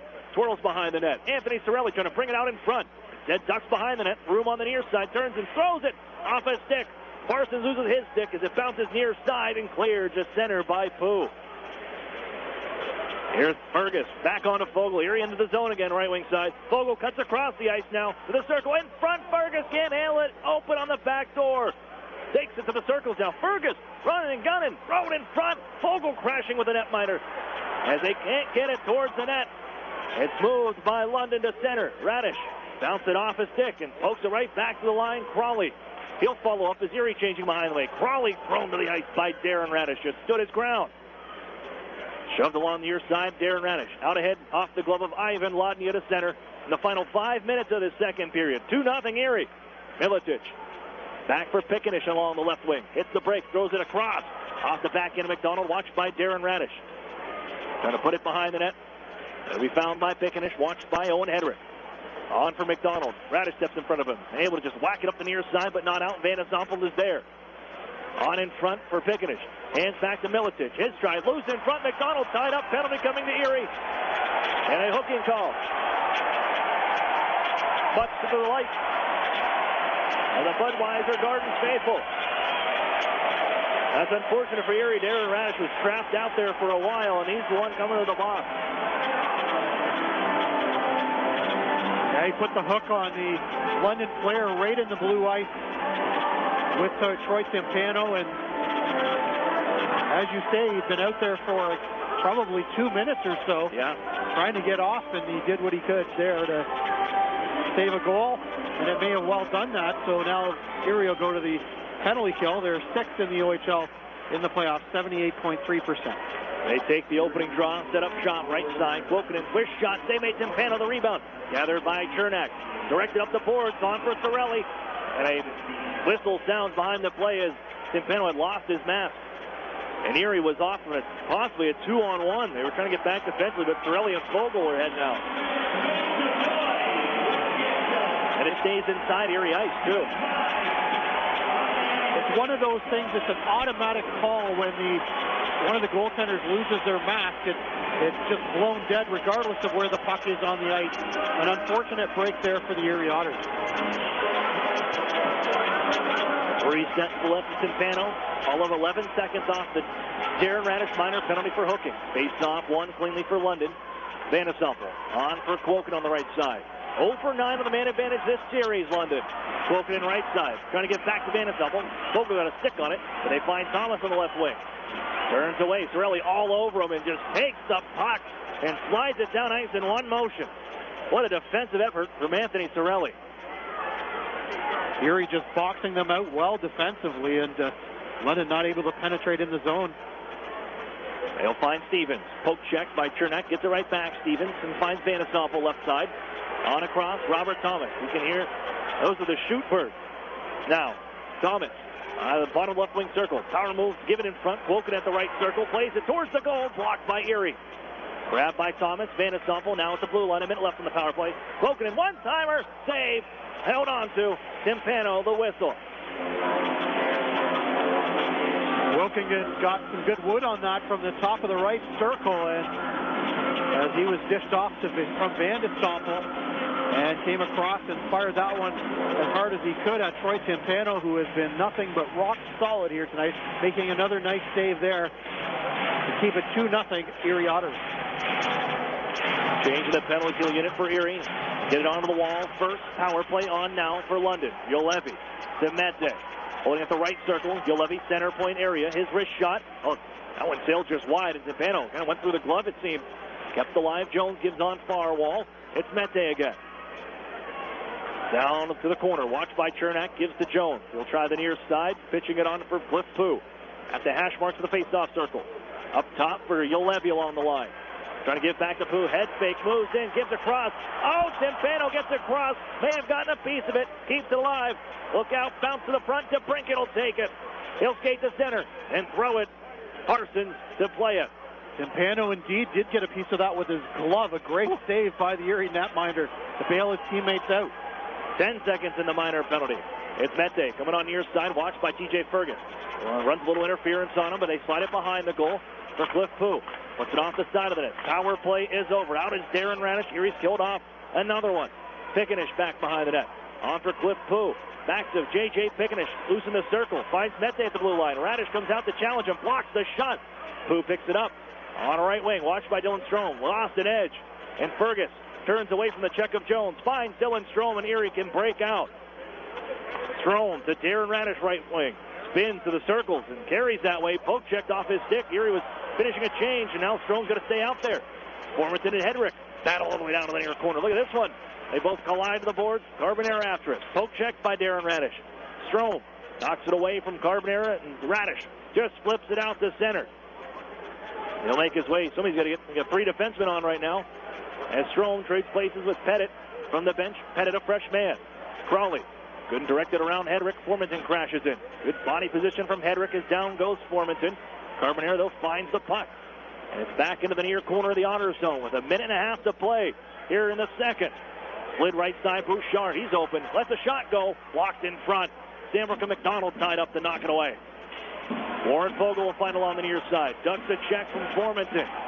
Got enough of them to knock him down, Alex Formanton. As we tie up again on the near side.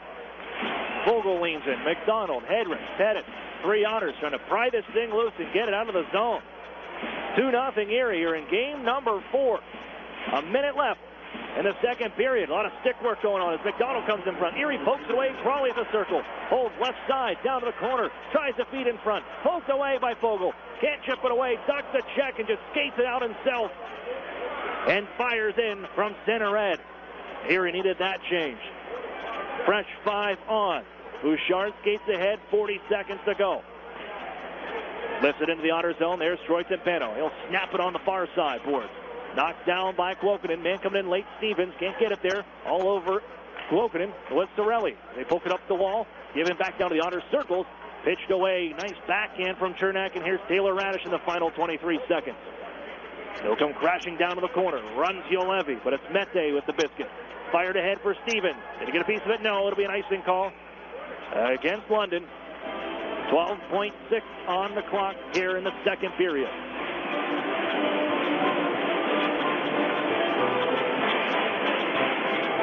It's Timpano again for Erie. Right there. Protects the goal line, the crease, even on the penalty kill. There, Chris Knobloch said in the intermission that your penalty kill's doing well. It's because your number 1 penalty killer, the goaltender, doing his job. It's mightily well. 12.6 remains here in the second. Sorelli will take the draw. Taylor Radish gun cocked back to his left at the 7 o'clock on the face-off circle. Tie up at the dot. Stevens, Sorelli. Knocked down low. Right through the legs of Sorelli now. And Kuokkanen takes over. He'll launch it out to center. Chernak to pick it up. Watched by Thomas, but will run the final 2 seconds on the clock. Otters weather. The storm once again coming from London. Timpano with another 12 stops. The Otters take a 2-0 lead into the third. A stellar second period for Troy Timpano, who was by far the best player on the ice in that frame and has kept the London Knights at bay through 2 periods. 23 shots fired his way. He's been razor sharp and perfect through all 23 as the Erie Otters have a 2-0 lead after 2. We'll step for a break, and we've got a treat for you coming up in the second intermission right after this on Fox Sports Radio 1330, The Fan. Otters fans, Bertrand here from Cloud 9 Wine Bar. If you want a place to get great food and great drinks specials before Otters game, stop in and see us at Cloud 9 Wine Bar for happy hour from 4 to 6, featuring half-off draft beer, draft wines, and selected menu items. Cloud 9 Wine Bar on the corner of 10th and French Street, Erie, Pennsylvania. Whether you're a student athlete, a seasoned competitor, or a weekend warrior, UPMC Hammett Sports Medicine is the only regional program with more than 30 years of experience treating sports-related injuries. From sports injury prevention to specialized treatment, visit us in our facility located in the Bayview Center at 100 Peach. UPMC Hammett Sports Medicine is recognized for its expert treatment and rehab of any sports injury. Count on UPMC Hammett Sports Medicine, the choice of area athletes. Visit upmchammett.org for more information. The Sheridan and Courtyard Erie Bayfront Hotels are proud sponsors of the Erie Otters. Join us for the pre- and post-game celebration at the award-winning Bayfront Grill or the brand-new Shoreline Grill. Let us help you fuel up for the high-energy game with our extensive menus and craft brew selections. You Otter be dining with the best. Crossover utility vehicles, called CUVs, are more popular than ever, and there are too many to choose from. If you compare them closely, however, you'll know why we believe that only one CUV offers the most and costs the least. It's a 2017 Mitsubishi Outlander Sport CUV, and you'll find it in this region only at Interstate Mitsubishi. The Sport is now $19,990 or $239 a month, and that's with all-wheel control. The Sport also comes with a 10-year, 100,000-mile warranty, 7 airbags, 18-inch alloy wheels, and a 6-inch touchscreen, and more. If you like CUVs, please compare the Outlander Sport with all-wheel control for $19,990 at Interstate Mitsubishi, 1/2 mile south of the Mill Creek Mall on Route 99. Special pricing includes dealer APR cash, which requires financing through dealer indirect lending program. Lease figured at Tier S approval and is prior to tax, title, license, and dock fees. First month payment due with signing based on $23,390 MSRP. All the exciting action of OHL hockey. The Erie Otters On Fox Sports Radio, 1330, The Fan. Welcome back here inside the Budweiser Gardens. The Otters with a 2-0 lead after 40 minutes of play. And we're inside the UPMC intermission report. And I was joined in the broadcast by Steve Fitzsimmons, the TV voice of the Guelph Storm on Rogers TV. And we were planning this one out. You could do Game 4. He went and did some research and some reporting work for us and catching up with some members of the Grey Bruce Highlanders organization. And you had an interview with the president, with Hugh Morris. And I want to get to that. I did, and basically, just by coincidence, the Grey Bruce Highlanders are located just 20 miles from my home, is where you drafted your first-round pick from. And so I reached out to the organization, and they were more than happy to comment on Emmett Sproul, who they're very proud of, and I had a chance to speak with Hugh Morrison, the president of the Grey Bruce Highlanders. We'll go to that interview now. Pleased to be joined by Hugh Morrison, the president of the Grey Bruce Highlanders. And Hugh, your minor midget team and your hockey organization had Emmett Sproul play for them this year, who was the first-round pick for the Erie Otters in last weekend's OHL draft. Just your thoughts on Emmett as a player and as a person in your organization this year. Absolutely. We're just absolutely thrilled for Emmett. He's just a top-notch kid, quiet, humble, thoughtful boy. And as a talent on the ice, he's electrifying. His game is about speed. He does everything at top speed.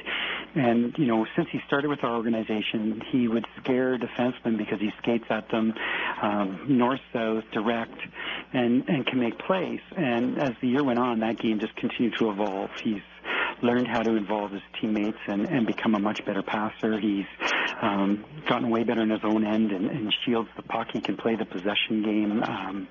And we're just so thrilled for him. He hasn't even reached his full potential. He's still growing and still maturing physically, and when he gets there, I just think he's going to be a fantastic hockey player.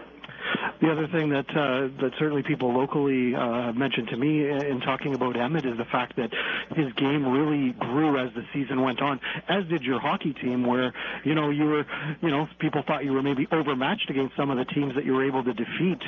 Rallying with of course your trainer Corey Lena passing away, and your team rallied behind that and got on their way. Yeah, absolutely.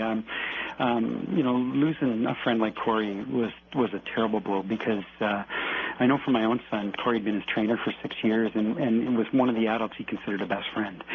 So for that whole group of boys, that was tough. And as they kind of worked through that together, his son Tyson being on the team, they all grew. And sort of from Christmas on, as the defensemen got healthier and the forwards gained confidence, we have two terrific goalies. We just got on a real roll. And at the start of the Christmas, we beat Vaughan, one of the top teams in the province, and people kind of dismissed it, but you could sort of see the kids starting to believe in themselves. And by the end of the year, they really believed they could beat any team in the province. And certainly Emmett was an offensive catalyst in leading that charge. Yeah, absolutely. Emmett, at times this year struggled a little bit, but then you could just sort of see his confidence grow. And he really, the thing I love about Emmett is he really is a humble kid. And, the more he sort of figured out that he could do it, that just led to the next step and the next step and the next step. And you can never question his work ethic. He loves hockey. And, when I watch him play, he reminds me so much of Marner playing for the Leafs right now. He's got that ability to really take a game over offensively. When you talk about Mitch Marner, it's a great comparison because Mitch Marner was just 5'4" when he was drafted by the London Knights. Emmett a little bit bigger than that, but as he fills out, gets a little bit bigger, and he has that speed as part of his game. It's going to be hard to knock him down in the OHL because you have to catch him first. Absolutely, and Emmett's really good at managing space. He is an incredibly competitive kid. He hates to lose, and he just sort of thrives on winning and getting going, and you can just sort of see his teammates feed off of that. He was absolutely lights out for the last, sort of 3 months of the season, and it just kept getting better and better. So he's maybe small in build right now, but he is one competitive kid. Your program has had a lot of success in developing players. Of course, Connor Roberts last year was 3rd overall to the Hamilton Bulldogs. But going back, Erie has a bit of a history with you as well. Back in 2004, a guy named Brett McLean was drafted in the first round by the Erie Otters also. Absolutely. Good Port Elgin kid. He sort of left our organization and went on to have a bit of an NHL career. I know it was cut short, but I'm just so thrilled that he's in hockey still and doing some coaching. So we're hopefully going to have the next wave follow through now. It should be great, and we look forward to seeing Emmett in an Erie Otters uniform. Well, listen, we're just so proud of Emmett and so happy for his family, and I know I'll be cheering as loudly as anyone when he scores his first OHL goal. That, once again, Hugh Morrison, president of the Grey Bruce Highlanders, where the Otters selected with their first round pick, 21st overall, Emmett Brohl. A lot of people have spoken highly of him, and you went through to the history the Otters have had with Grey Bruce and the Highlanders, but compared to Mitch Marner, that's saying something. That really is saying something, and if he works out half as well as Mitch Marner worked out for the London Knights, the Erie Otters will be thrilled, I'm sure. I just wanted to mention Brad Tichborne, the coach of the Grey Bruce Highlanders, reached out to me this afternoon and sent us a quick email about his thoughts, and I'm just going to read them to you. I've known Emmett since he was a young hockey player in Collingwood minor hockey. He's always been the best player on his team, and when he made the jump to AAA hockey, it was no different. Emmett has a high level of skill and hockey smarts. When Emmett has the puck, he is very fun to watch. He's shifty, has the ability to change speed and direction at the drop of a hat, make defensemen cringe, and create a ton of scoring chances. One would think that with an extremely offensive player, he would lack in the defensive end, but Emmett looks after his end very well and works at getting better at it every day. Off the ice, Emmett is a great person with a unique personality. He's always upbeat and positive when he gets to the rink and is ready to put in the work needed. Emmett will be a great addition to the Otters and provide many years of exciting hockey. From the coach, Brad Tichborne of the Grey Bruce Highlanders, who coached Emmett's Bull this season, and pretty heady praise, and he's going to get some props for his defensive game, so watch for that in the fall, folks. He's going to get you some points as well, but he's going to play that two-way game as well. The future bright for the Erie Otters, the Dave Brown and the scouting staff, Scott Halpenny, the head scout for the Erie Otters. They know they got to look deep and go to the areas that maybe a lot of teams don't branch out to, and they believe they found their next guy here in Emmett Brohl. We got to take a quick break. We'll be back with more on the UPMC Intermission Report here on Fox Sports Radio 1330, The Fan.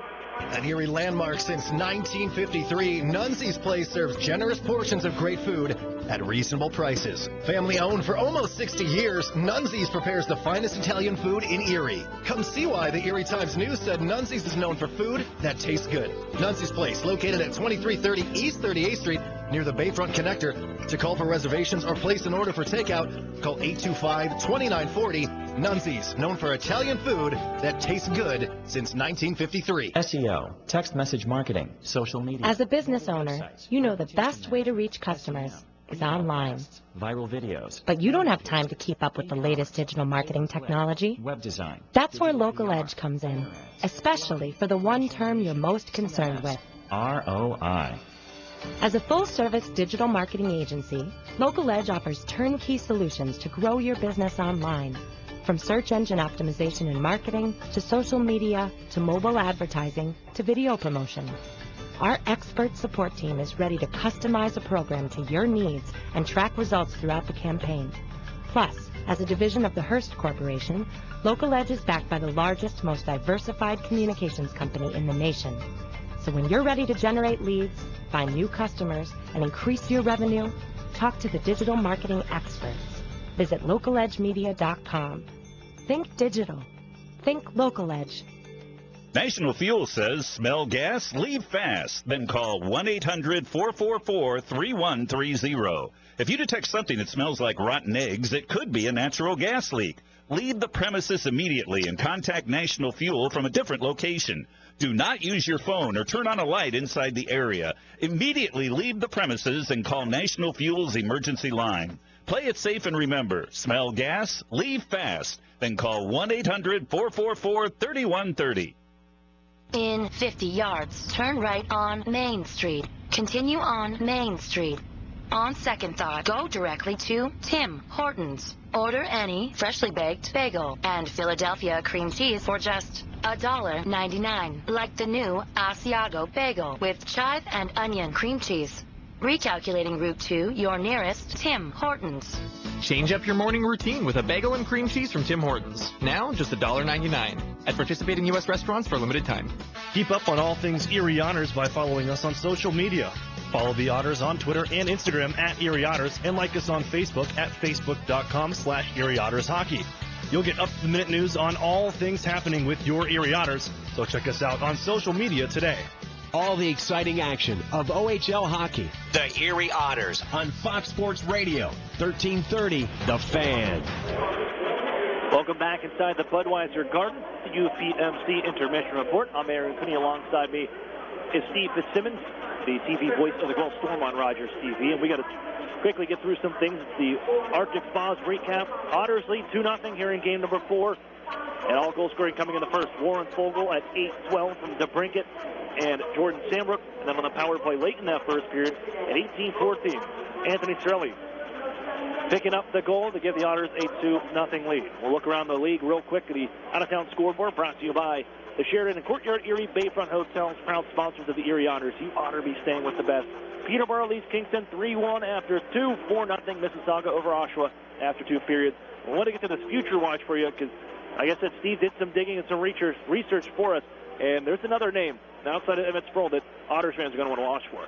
I think so, and this goes back to the 2014 OHL draft. A guy that you drafted in the 12th round, 239th overall, is probably a guy you want to watch in the fall during training camp. His name is Holden Lansing. He's from Clinton, Ontario. He was playing this year with the Listowel Cyclones Junior B team. He played with them last year as well, 49 games last year. He had 19 goals and 40 points and 125 penalty minutes. This year, listen to this, 49 games, 26 goals, 46 assists for 72 points, up from 40. He cut his penalty minutes in half from 125 to 68. He gets OHL level coaching. The coach of that team, the Listowel Cyclones, former Guelph Storm coach and GM, Jason Brooks. So he's getting a lot of good tutelage there. There's going to be some roster spots up for grabs in the fall with a lot of these top-end Erie Otters forwards moving on, and I wouldn't be shocked to see Holden Lansing fighting or possibly getting a roster spot with the Otters. As a 12th round pick, the Otters have had pretty good success between 10 and 15. You look at what Connor Brown's doing, a 13th round pick in the OHL draft. We got the third period coming up next here on Fox Sports Radio 1330, The Fan. Over the years, technology has greatly improved the productivity of the business office, from faxes and copiers to multifunction printers. Now we don't know how to get things done without them. And that means you need a reliable printer copier and a dependable service plan. That's why you should trust Cooper Business Machines. They are Erie's only authorized dealer for Sharp document systems. And most importantly, they will maintain your machine so that it continues to, well, work. Just like your car, it needs regular maintenance, and parts need to be replaced regularly.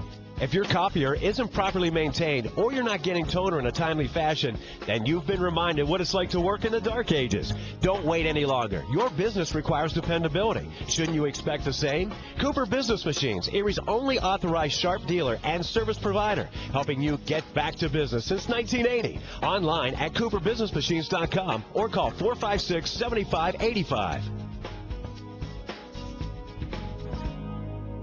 Programs, get your programs. You know, Mill Creek schools have all the programs you need. Really? Yes, they have preschool programs, Center for Performing Arts programs, Honors College and ROTC programs, dual enrollment and student internship programs, not to mention 16 advanced placement courses, 30 varsity sports, and over 50 high school clubs and activities. Sounds like they do have a program for everybody. Programs, get your programs. In the Mill Creek School District. Otters fans, if you're looking for the best hand-cut steaks, fall-off-the-bone ribs, made-from-scratch sides, ice-cold beer, legendary margaritas, and fresh-baked bread, then look no further. Texas Roadhouse, located at 7475 Peach Street, Erie, is the place for legendary food and legendary service. Whether you're looking for a special occasion or just a night out with good food and friends, think Texas Roadhouse. And don't forget to cut your wait time by using their famous call-ahead seating. That's Texas Roadhouse, 814-864-9494. The Otters skate here. Fox Sports Radio, 1330, The Fan. WFNN, Erie. Welcome back to the Budweiser Garden. Aaron Cooney. Alongside me, Steve Fitzsimmons, the TV voice of the Guelph Storm on Rogers TV, joining me for the broadcast tonight in the Otters with a 2-0 lead after 40 minutes. And staring down a 3-1 series lead to take to Erie on Saturday. But look out, London back to action, cleaning up their own zone. It's Darren Radish and TJ Fergus. But tracking the puck down in offensive territory, here it's London. Leave it on the far side, Thomas. The referee went down behind the play. Crowd loves it. But DeBrincat in control of the puck and have some time to pass on to Darren Radish. I know you're even 2-1, or well, not even, but the Otters have the extra one. Is DeBrincat with a shot just wide coming in, but power plays have been mostly even this entire series.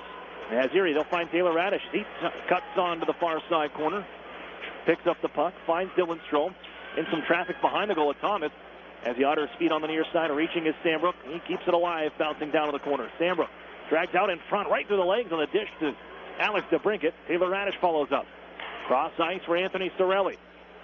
Here in just the first minute of action in the third. Sorelli trying to get away from Yolevi. Man just on Fogle, finds a puck on the bounce, gets it to the goal. Not a lot on it on that try, but a glove save for Parsons. A minute 15 seconds in. Otters 43-0 during the regular season when leading after 2 periods. And doing it in the postseason, 6-0. That is what you call bulletproof. They love it. The Otters have been that way under Chris Knobloch since he came in during the regular season. Under Chris Knobloch in his first full season in 2013-14, the Otters are 157-4-2-0 when leading after 2. They found a way, learn how to close the door, and it's Sambrook in the zone. His shot, that one just grazing Parsons and trickles off the glass and bounced out ahead by Bouchard. Sambrook, errant pass. This will be an icing call to Erie. Certainly the key for Erie is to not sit back on this 2-0 lead. It's actually a fairly dangerous lead to have. You want to press the pace and actually keep your focus on creating offensive chances for yourself and not just wait and manage the clock, if you will. Keep pushing the pace, and that's what the Otters are going to try to do. They're working on the near side, but it's Miletich in a tie-up with Sambrook. Good stick from Sambrook. Nudge the puck ahead, and Maximovic will float this one to center. Fogle, he'll do the rest. As he chases it, a change behind the play for Erie. Crawley moving up the near side. He's bumped by Kyle Pettit just on. Fellow steps in front of Miletich. Puck loose, and Kyle Pettit sends it back in. And for Brandon Crawley, plus 53 in the regular season, a -4 here for the postseason. Miletich on the near side. Jamming up the boards. Mitch Byrne there for Erie. On ahead, looking for Latnia. Miletich reels that one in instead. And as he shuffles it back for Crawley, and Ivan Lodnia chasing him down. And Crawley finds himself on the NHL Central scouting list once again. Here's Fellows with a steal. His tryout. Bad stop made. Rebound in front. Lodnia poking away. And it's loose along the side of the net. And Parsons wants the stop.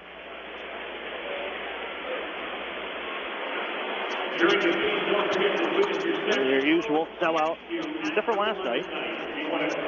Over 9,000 again here at the Budweiser Garden. Pretty well par for the course here in London. 88 something, I believe, on Tuesday. But there are the Otters, and that third line keeping the pace, as you mentioned, Steve. He tries in front. Pettit keeping it in the offensive zone. Fellows and Lodnia doing the same.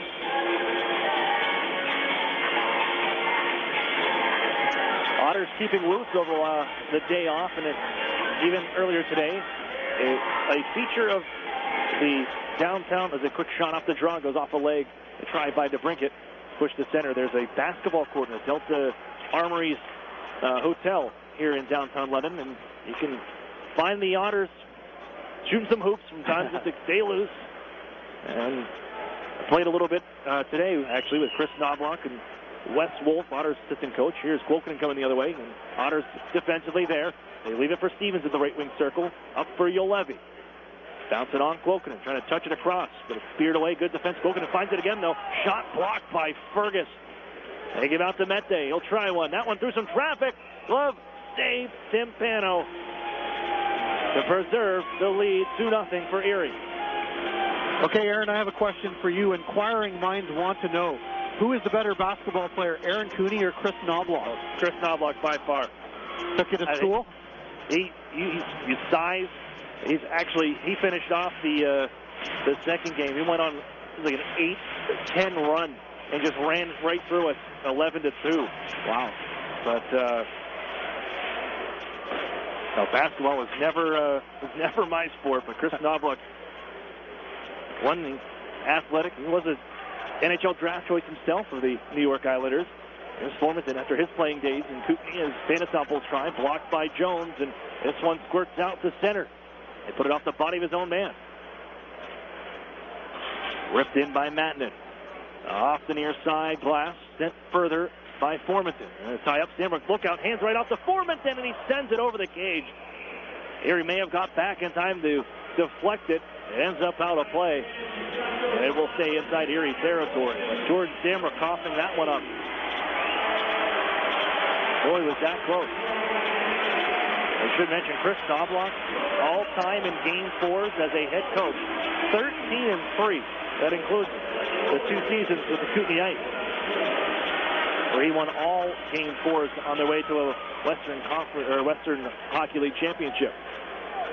2011. Salvatore after it. Into the Otters corner, far side. Pettit just roughs him up. Carbonero comes in and steps into by Owen Hedrick. Squirts loose far side. Lodnia there for Erie. He looks ahead. Holds and then finds Fellows on a nice play. And flips it around Bouchard and chases down the left wing side. Tied up and it's loose in the circle.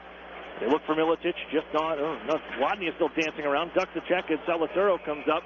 And he's caught Ivan Lodnia with an elbow up high. And Erie's going to the power play once again. No, they're not. Because now Hayden Hopkins is going to the box. For what? For diving. Yeah, diving it is, and the crowd just loving that one here. Hopkins questioning the call. And he slid across the ice. And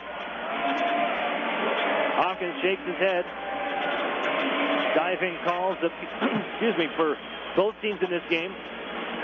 They had similar in Game 1. A couple diving calls handed out now. There was a whole lot of that in the Windsor-London series in round 1 as well. And, of course, it was well publicized in the media about those calls. Those were expensive tweets for the Spitfires club. They were. There's Darren Radish. As we're 4-on-4 once again. Here tonight in Game 4. DeBrincat finds Strome. Deep down to be moved by Parsons. Flipped over on the far side and bounced out to center. Controlled by the Otters. Fergus and Strome back up. Fergus chased by Thomas in behind his own net.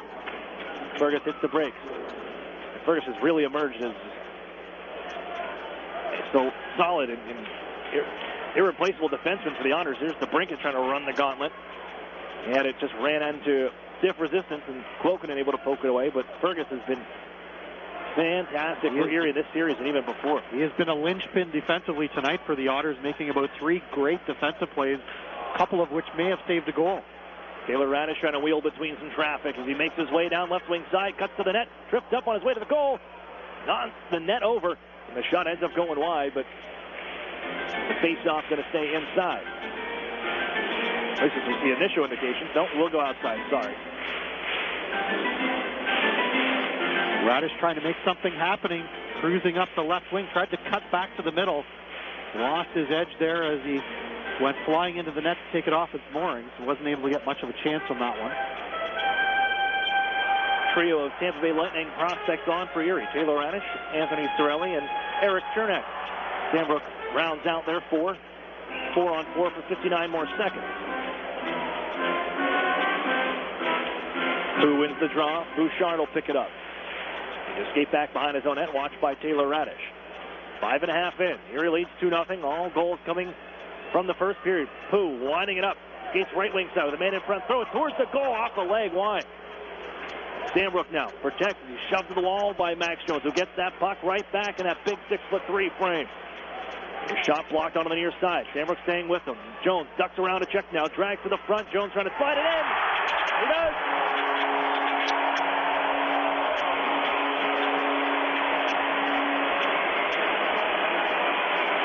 Max Jones, not to be denied, powered his way through Jordan Sandbrook into the front and slides in underneath Troy Timpano.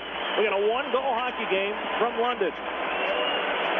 The key word there is powered, as he just absolutely manhandled his way through the Erie Otters defense as he used his frame to his advantage. In the high slot, he put it 5-hole on goaltender Timpano. Not much he could do on that one. That's just where you have to tip your hat to the opposition. A nice goal by Max Jones.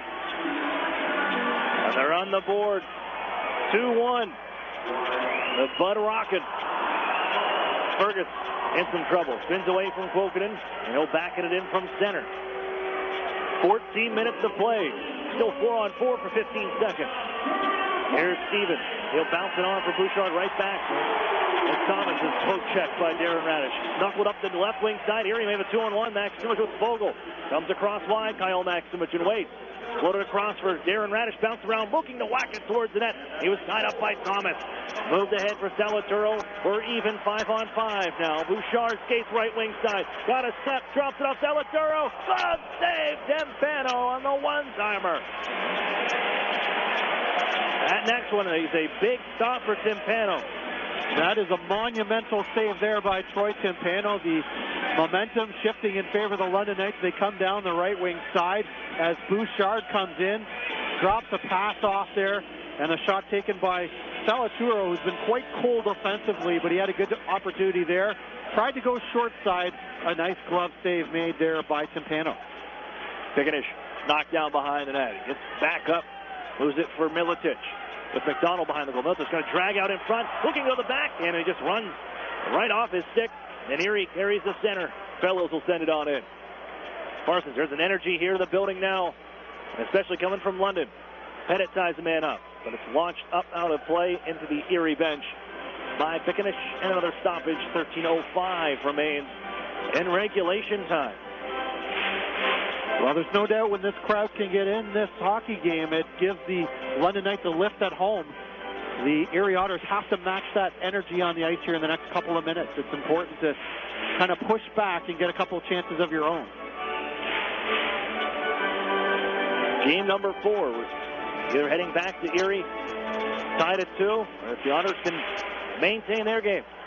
3-1 lead as Lazat comes crashing behind the net with McDonald. Puts them to the board. They slide it up the near side. Fired off the window and out to Erie territory by Mattinen. Burn there for the Otters. Takes it behind his net. Skates ahead. Directs it back for Hedrick behind his own goal. Chased out by McDonald. Able to flip it on for Mitch Byrne, who looks up ahead. His pass finds Christian Gurney. Out to center and in. Cirelli chasing it down to the corner. Slide it in front. It's more of a shot as it elevates off the stick of Mattinen. Off the far glass. It's still loose as Erie after to the far side. along the boards. A big tie-up. Down goes Stevens and Cam Lizotte. And Mattinen with the biscuit. Pushes ahead. Be offside here as Timpano plays it. Quokinen unable to time that one correctly. With the Otters changing just in front of their bench. But the halt with 2-1 to score. 12:19 to go. The Otters holding to a 1-goal lead. Just what the doctor ordered on that shift there from Cam Lizotte, as he came out with a ton of energy and got involved physically with a couple of the London Knights players trying to push back against this Knights barrage that they've been on in the last 4 or 5 minutes.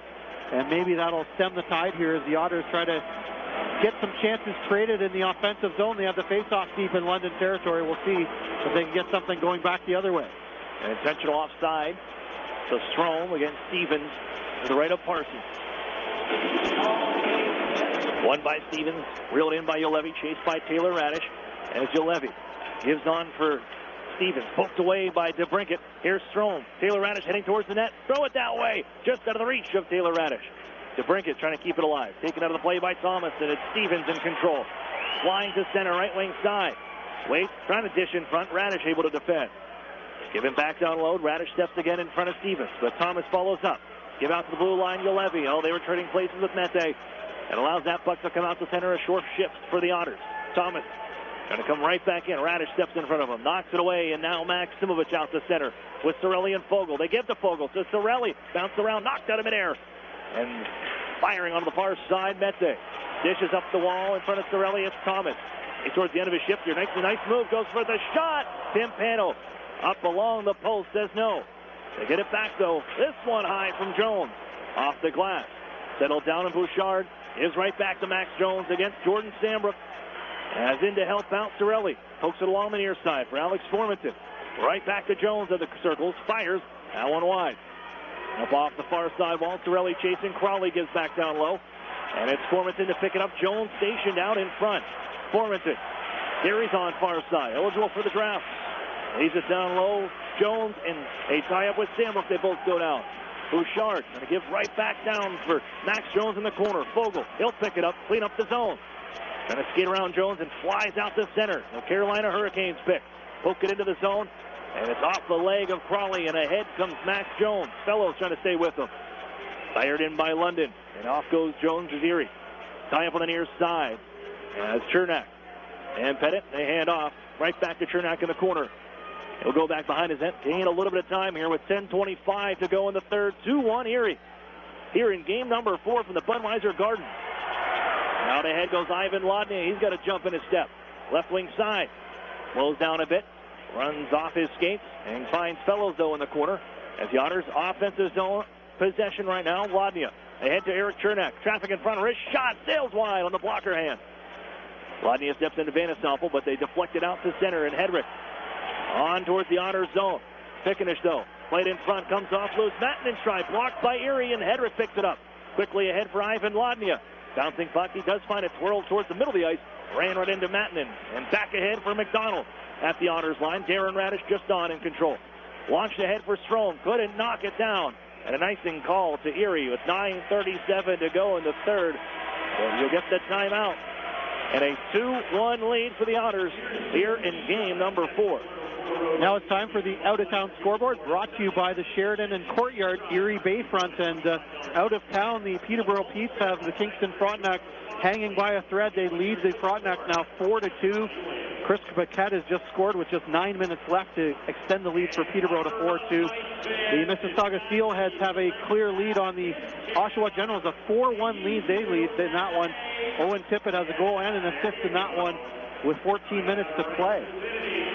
Looks like that's going to be about it for the Kingston Frontenac. Looks like it. And now, Oshawa giving it all they had. They had a couple of good games on the road, but offensive power for Mississauga starting to show through. Well, we talked about the fact that that was a team that surprised everyone, that they were in 10th in the Eastern Conference for half the season with all the weapons. A lot of people thought they would win the East. As soon as they got Spencer Watson back, they took off, and they continue to roll. And they're steamrolling the Oshawa Generals here tonight, 4-1. A young team, of course. A couple of players that were traded off at the trade deadline in this game were big contributors to that hockey club. looking towards the future. So good for them to get through round one, but they're in tough in round two. Amazing they were still in contention for the number one seed. Absolutely. Even after all those trades in the Eastern Conference. In no small part due to Alan McShane, who was playing very well for the Ottawa Generals. Draws to the left of Timpano, and Dylan Strome won it onto the corner, tie up to Radish and Quoken. Look out loose for Stevens, trying to give in front. Quoken ties it up.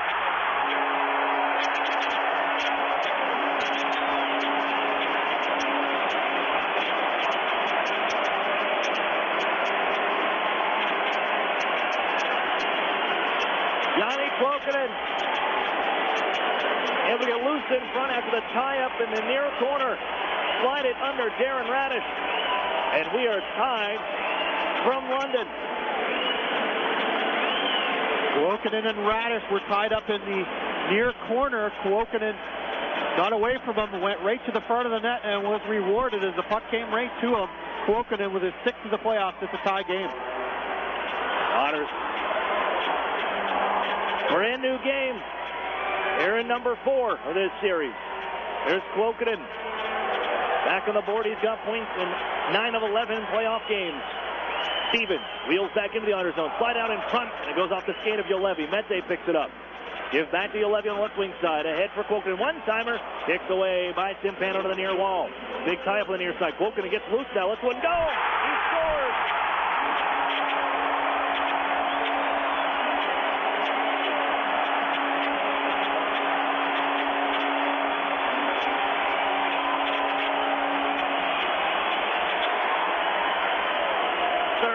Seconds apart. Yanni Kuokkanen ties the game and then gives London the lead. It's 3-2.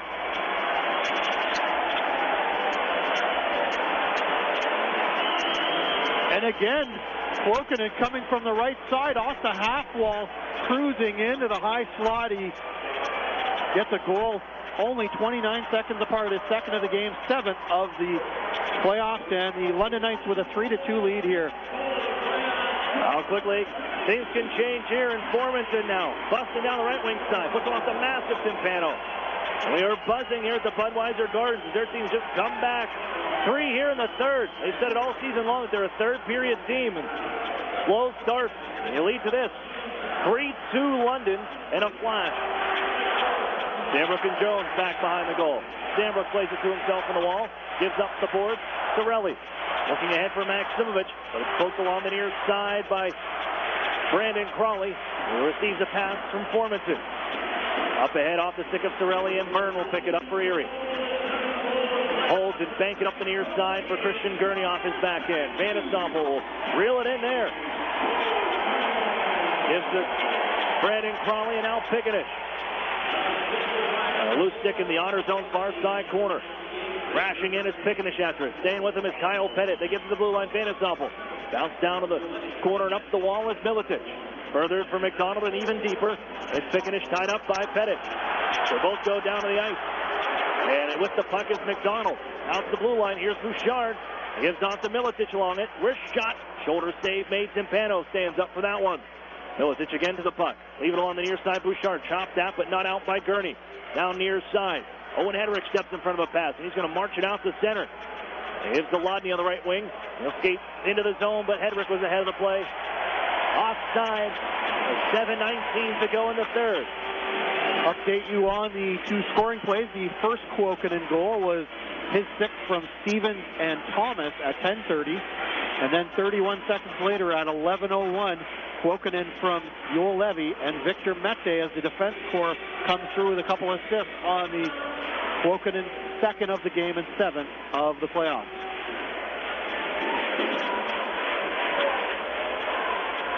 Otters Fergus knocks one down from center. Juolevi plays it right back out to center. And here comes Stevens, right wing side of the zone. This line has been excellent for the Knights. Bounce it down the near side, Thomas. On for Kuokkanen. He's already got 2 now and tied the game and gave him the lead. For Stevens, poked away by Strome. But it's feathered up the boards. Kuokkanen keeps it alive. And right back down, Stevens and Radish battle. Give it in front, Fergus intercepts.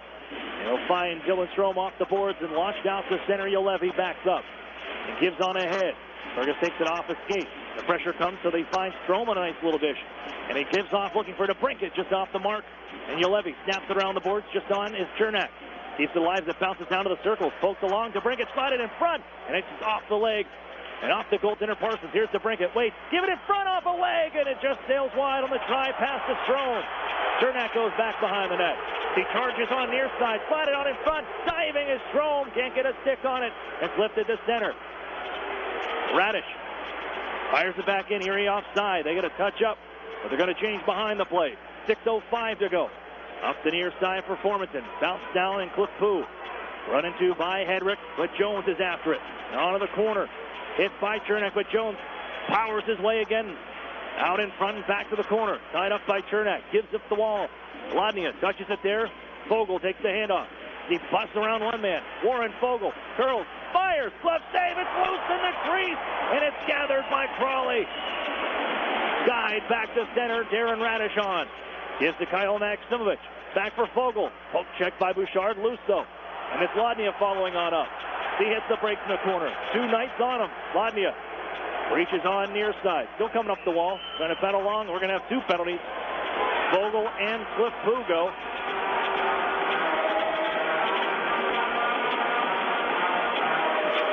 Roughing and another roughing call, I'm assuming. But a 3-2 game, and we're going 4-on-4 at 5:23 left here in the third. And those are a couple good pieces off the ice. Absolutely. Cliff Poo started that skirmish as he tried to trip up Warren Fogle, who then flashed him back, and they both get the call. 4-on-4. Sorelli, Darren Radish, TJ Fergus, and Alex DeBrincat. They win the draw to Darren Radish. Man in front trying to give that way to Sorelli. Goes off the leg of the defender and played on near side by Kuokkanen. He can skate out of danger and out to center. Sorelli reaching, but Kuokkanen on left wing side now. Poke checks by TJ Fergus in the circle, and it's still loose at the Otters dot. Darren Radish will come to help out. Chops it off the body of DeBrincat, who settles down the bouncing puck. DeBrincat marches on ahead, trying to go through Ulevi. Bump there, and Mete takes over. Up the near side, here's Thomas with Jones. 2-on-2 to the Otters zone. Drop pass to Jones. It's walked in, fired. It's blocked by Radish. Thomas behind the net. Taken away by the Otters' TJ Fergus, who holds now. Has Sorelli behind the net. A little bit of time, and they will pass that way, skating left wing. Anthony Sorelli has one already. Going to shuffle it across for Taylor Radish. Sorelli comes off as Radish, the lone man in the zone, as the Otters back off now, trying to finish the change, and Crawley. He'll bounce it to Vandesoppel and rip it up the near side for Jones. Back across the ice, Crawley reels it in. 4:20 to play, a minute left. 4-on-4 time. Fogle and Cliff Poo off. Here's Vandesoppel. Right wing side into the zone. Slide it towards the goal. It's kicked away by Timpano softly. Left for Eric Chernak.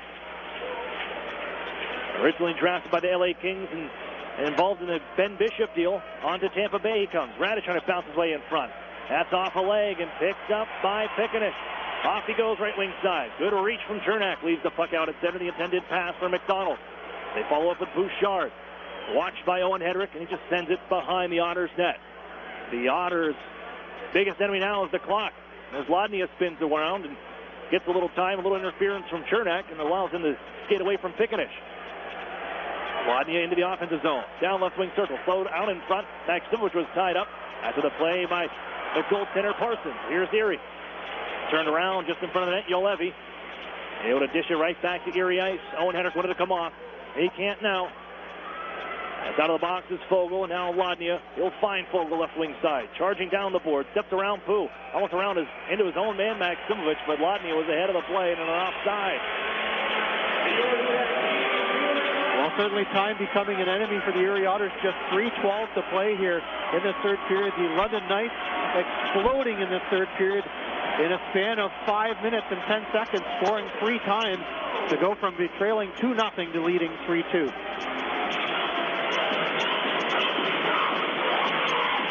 How quickly games can change in the playoffs, just like that. And Max Jones getting the team fired up. Kuokkanen does the rest. Sandbrook back for Erie. On for Darren Radish, and up ahead, tipped in by Gurney and Fellows down the chase with his stick broken in half on that play. Gurney picks it up out of the corner, though. Trying to slide it out in front. It'll come to Darren Radish, center point area. Holds, waits, fires in front. Oh, big kick save. As Christian Gurney may have got a piece of that. But Parsons comes up with a huge stop with all that traffic in front. Bounce back to Erie territory. Jordan Sandbrook is back. Changes behind the play for Erie. Gurney's going to come off. And on will be Taylor Radish. Darren Radish in control from his own blue line. Drops it off for Jordan Sandbrook. Played ahead off the stick of Dylan Strome. It'll roll for Parsons. He's going to just shuffle it for Crawley and has an open lane on the far boards to get it out on a pass to Stevens. He tossed it right back up to Strome. DeBrincat going to go skate the stick, but it's too much in the skate. And pushed by Formanton to center. They'll find DeBrincat entering on the left wing side.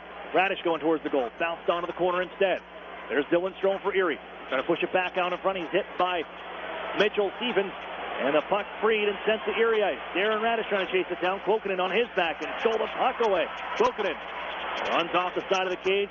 Tied up by Fergus. Has it on the near wall and just plays it to center. Clock management from London. He's been a machine here in the third period, Klokanen. You see why he was signed by the Carolina Hurricanes before the postseason began. Here's Jones. Poke checked by the Otters. Anthony Cirelli. As they look for Kyle Maximus left wing side. He'll float it on in. We'll watch the goaltender to our right. And there he goes. Bounce ahead. Chernak's going to keep it alive. Dish right back down low. Cirelli is there. Loose. He's poked by Gillespie. Turn around near side. They collide to the boards from the near wall. Net empty. Down to our right. And the Otters trailing by one. Fergus able to keep it alive. Maximus to the goal. Deflected by Fogle, but the whistle sounds. There's a hand pass. That went off the shoulder of Fergus. That's what he's complaining. Yeah, it wasn't a hand pass at all, actually. It was off his shoulder. Let's watch the replay, but I'm sure it's going to back that up. You look at it on the big screen here in London. Hard to tell on that angle, but it looked like, to me, it hit the shoulder and not a glove. But in any event, that's the call, so the faceoff will come just outside the London blue line. Net empty to our right. So the minute 15 remaining. 3-2 London. 3 goals in this third. Mete has it on the faceoff, and he'll mail it for the empty net. Runs right into Thomas. The Otters take it away. Taylor Radish fires in onto the near side. DeBrincat comes crashing in with Mete. Fogle after it. Pitch it behind the net. It'll come to Owen Hedrick at the point. He jams it back down low for Cirelli in the final minute. Fogle, an addition front, off the skates, and it's found by Cirelli now behind the goal. Out to Owen Hedrick. Fires to the near side. DeBrincat turns it to the net. Blocked by Mete. Another backhander sails wide from DeBrincat. DeBrincat to the blue line. Darren Radish, first shot through traffic, off the leg, off the glove of Thomas, and he softly sends it ahead with 38 seconds to go. Darren Radish on for Warren Fogle. Trying to get it to the open zone, but Max Jones just on. It fires for the net. He steals it.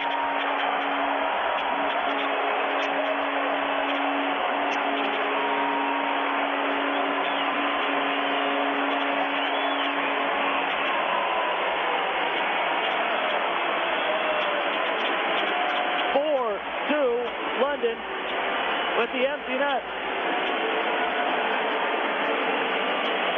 And what a block by Mete on Alex DeBrincat on that play. With the net empty and the opportunity for DeBrincat, but the Otters can't find Pater. There will be a Game 6 in London on Easter Sunday. Tickenish plays it down the right wing side just to run out the final 20 seconds. Going to bring it out in front as Miletich jams it along the post. McDonald whacking away. The whistle sounds on the freeze of the puck. As Max Jones with the empty netter.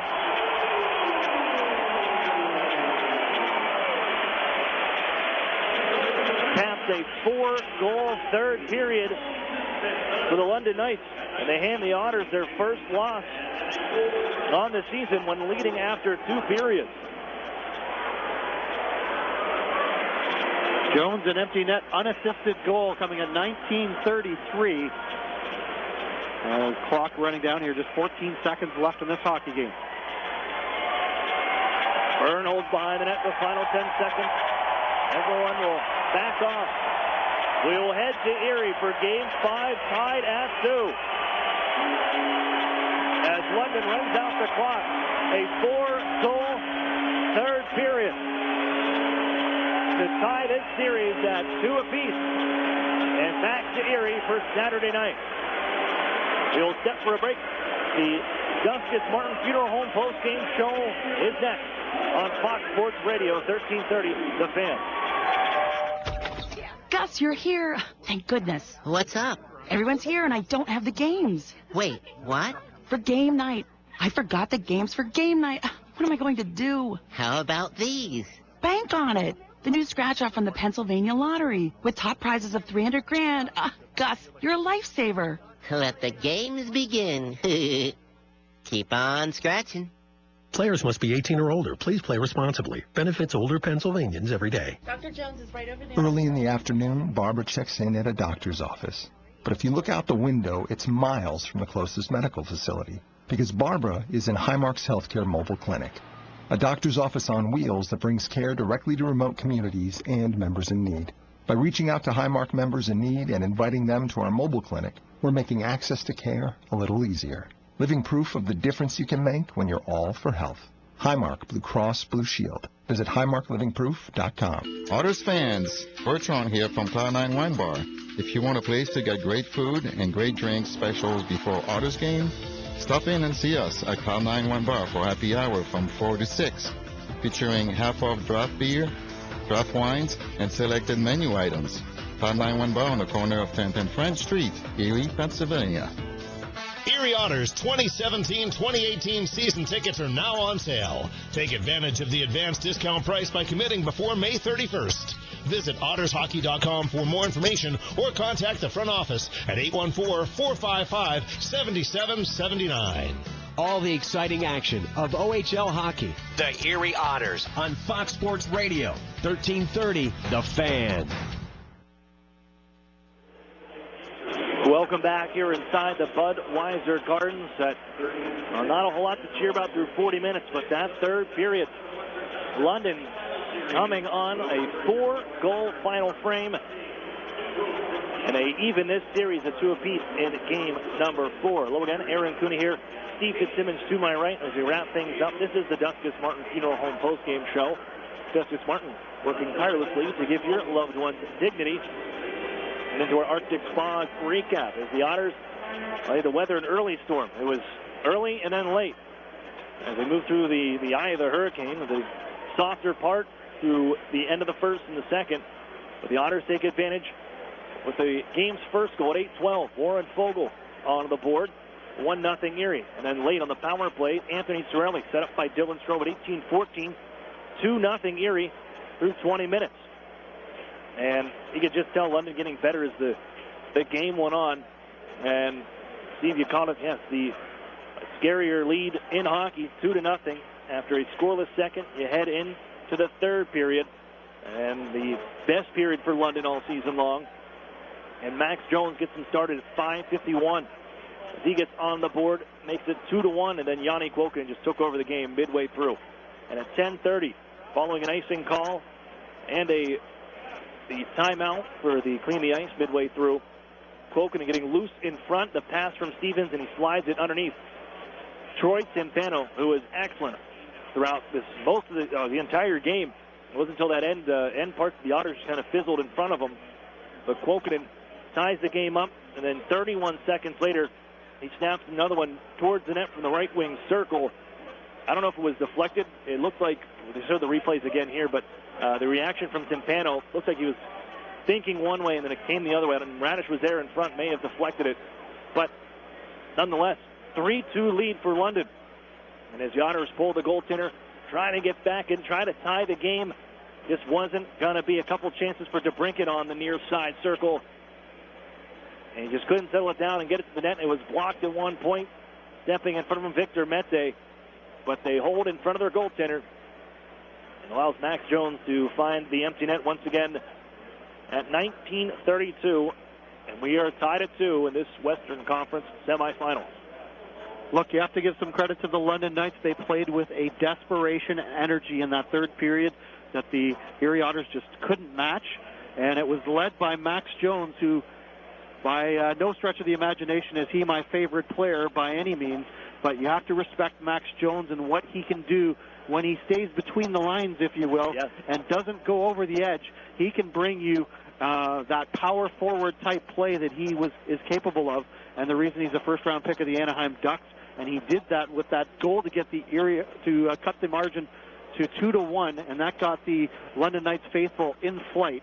And then from there, Kuokkanen took over with a couple of goals in just 31 seconds apart. Kuokkanen, a one-man wrecking crew here in the third period.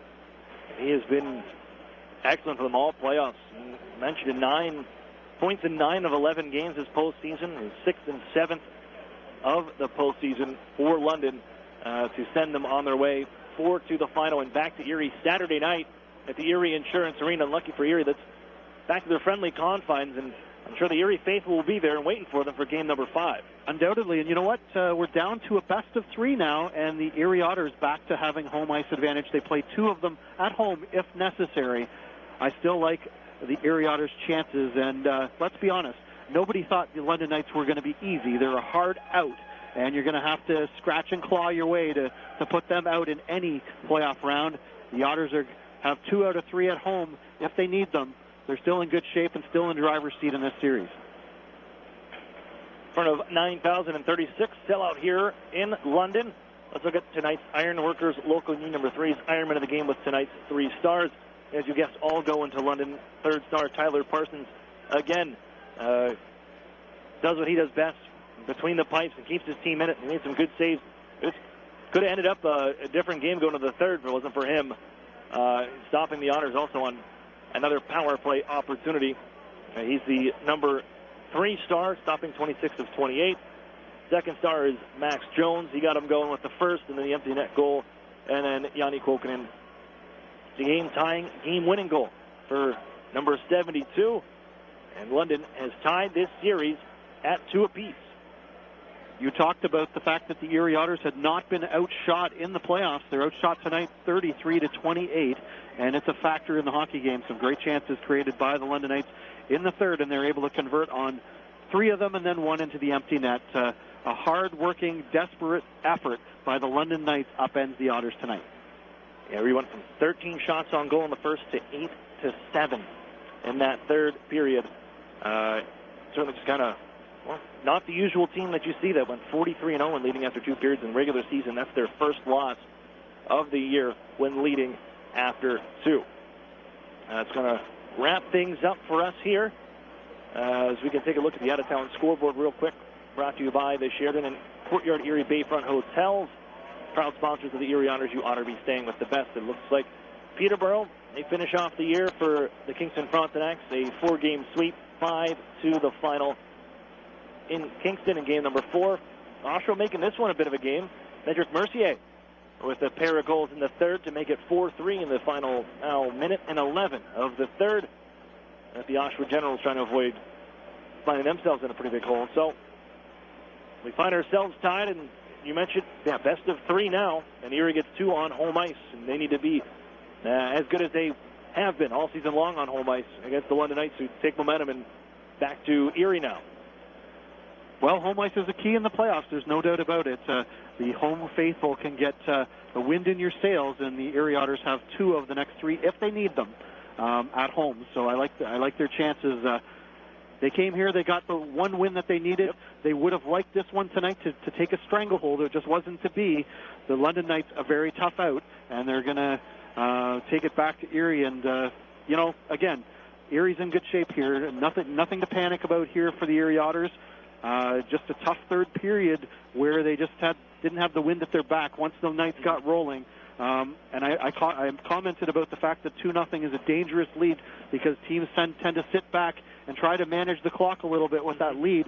I'm not necessarily saying that Erie did that, but the London Knights had a little more jump in their step in that third period, and it paid off for them.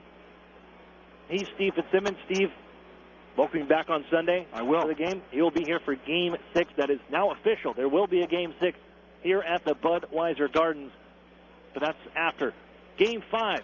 Erie Insurance Arena, Saturday night, 7 o'clock start.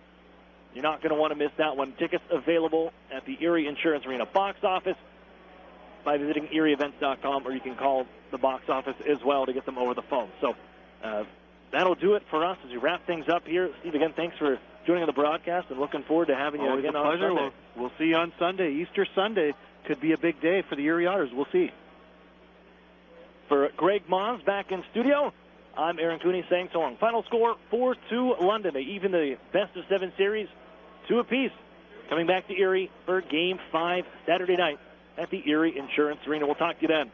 This has been the Erie Otters on Fox Sports Radio 1330, The Fan. AM 1330, WFNN, the home of all sports Erie. The Sports Blitz, weekdays from 4 till 6. No one knows local sports better than Jim LaCorchick, and the only place to hear him is on AM 1330, WFNN. The Sports Blitz. You want Erie sports, and the only place to get the scoop on all of them is from Jim LaCorchick and the Sports Blitz. Weekdays 4 to 6 on AM 1330, WFNN, Fox Sports Radio, Erie. Your home for local sports. Fox Sports Radio, 1330, The Fan. Just get better and better and better. Now, this is the fact that we all take these young players, and when they do well in a club setting, we say, well, what does this mean for the national team? Is this the guy that's going to lead the United States to the promised land and win a World Cup? I don't know, but the hype is real. Don't be afraid of hyping it up. Don't be afraid of jumping on the Christian Pulisic hype train. It is beautiful. It's speeding along. It's got plenty of room for everybody else. You're not going to hurt him. He's a very mature 18-year-old who has a wonderful future. And barring injury, and I'm knocking on wood right now, he continues to get bigger and better, and more important, not just for Borussia Dortmund, but for the U.S. national team. And if he's the one that leads us to the promised land, that would be wonderful. But even if he doesn't, it's still just a pleasure to watch this kid who has now become not just – he's not a good American player. He's just a good player. Alexi, finally, what do you think about the World Cup bid with Canada and Mexico? Considering our political environment, in America, we want everything for ourselves. We got plenty of stadiums. We have plenty of real estate to host it by ourselves. Why would we need help from our Canadian brothers to the north and our friends to the south? Well, I was of the opinion that we should host it alone and that we should bid alone. I remember what happened in 1994, and I wanted to reap the same type of benefits for the United States in a World Cup, a Men's World Cup in 2026, in a 2026 version of the United States. We remember how successful 1994 was. If it comes back, it'll be bigger and better. Having said that, recognize that I'm not telling you guys anything you don't know. We are not the most popular country around the world, and you need to garner international support in order to get a bid for a World Cup. And I think while the United States certainly from an infrastructure standpoint has no problem, it's turnkey, we can host it, I think the recognition was, you know what, if we do a bid alone, we have a 75% chance of getting it. But if we do a bid where we incorporate not just Canada, but maybe more importantly, Mexico and the message that sends around the world, we got a 95% chance of having it. And by the way, the Trump administration, they were very clear that they are supportive of this. So I think this was a situation where, because keep in mind, as it stands, the U.S. would have 60 games, Mexico would have 10 games, and Canada would have 10 games. So we've given them the ability to be part of it. But let's be honest, it's really going to be a United States World Cup. So I could not be happier about this possibility, and I cannot wait. And I think they got a really good chance of having it. It will be huge. It will make a ton of money. And hopefully there's a young player that we might not even talk about right now that come 2026 can have the same type of individual experience that I had in 1994. And collectively as a culture and as a country, we can reap the benefits of having a men's World Cup in the year 2026 in the United States. And yes, in Canada and Mexico. Well, we're not going to get it if Canada or Mexico hears you saying it's really ours. Hey, listen, fine. They don't have to be a part. But you know what? They want to be a part. We're a benevolent nation. Right. We will give them 10 games. So come on, it'll be a big party regardless. That's it. Alexi, thank you. We're always watching. We're always promoting for you. Thanks for coming on. I appreciate it, guys. Alexi Lalas, always fun. Great player, great analyst, and he really cares. He cares when he comes on as a guest. I can't thank him enough. Orlando City versus the LA Galaxy on Big Fox. Saturday coverage begins at 2:30 Eastern. Coming up next from the Geico Studios, the Warriors are heavy favorites, but you won't believe how heavy. R.J. Bell from pregame.com after what's trending. Is Eli Manning a con man? Reports percolating at this late hour that New York Giants quarterback Eli Manning was involved in a scheme with the team's equipment manager to sell fake gear that would then be advertised as game used. You know, selling people authentic stuff that's not authentic. And if that's not a tough pill for New Yorkers to swallow, check out this cyanide. The Knicks have picked up the 2-year option on the contract of team president Phil Jackson. Oh, the humanity. 2 NHL playoff games in progress. That is the sound of the Washington Capitals hockey horn. There's 8 minutes, 40 seconds left in the third period in Washington. Capitals and Maple Leafs tied at 2. 2:58 left in the second period in Chicago. Predators in front of the Blackhawks 1-0. This is JT the Brick featuring Tom Looney. Back to the Geico Fox Sports Radio studios. JT and Looney, what does it mean when Geico says 15 minutes? Can save you 15% or more on car insurance. That means Geico.com for a free rate quote. RJ Bell, pregame.com, at RJ in Vegas. And before we get to the fun, RJ, you're our biggest Steeler fan. I'm sure you have a heavy heart tonight on the passing of Mr. Dan Rooney. One of my favorite Steeler stories. This is probably 7-8 years ago.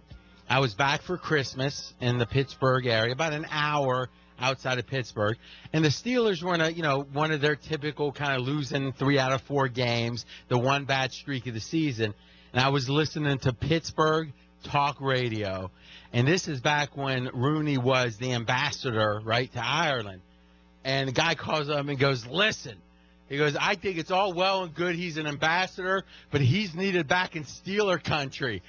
And they were saying that he was making a mistake being over there as an ambassador. He should have came back, resigned, and came back and straightened out the Steelers. I think that story probably explains Pittsburgh pretty well. No doubt about it. A tough loss for all Steeler fans. Put in perspective how heavy of a favorite the Warriors are as the NBA playoffs are about to begin, because we think of Magic and Bird and Jordan and even Bill Russell back in the day and great teams. To the Warriors, this Warrior team, how big of a favorite are they to run the table and win it? So, Looney, growing up, were most of your friends big Bill Russell fans? My big Bill Russell fans? Yeah. Bill Russell, I'm from the Magic Johnson era.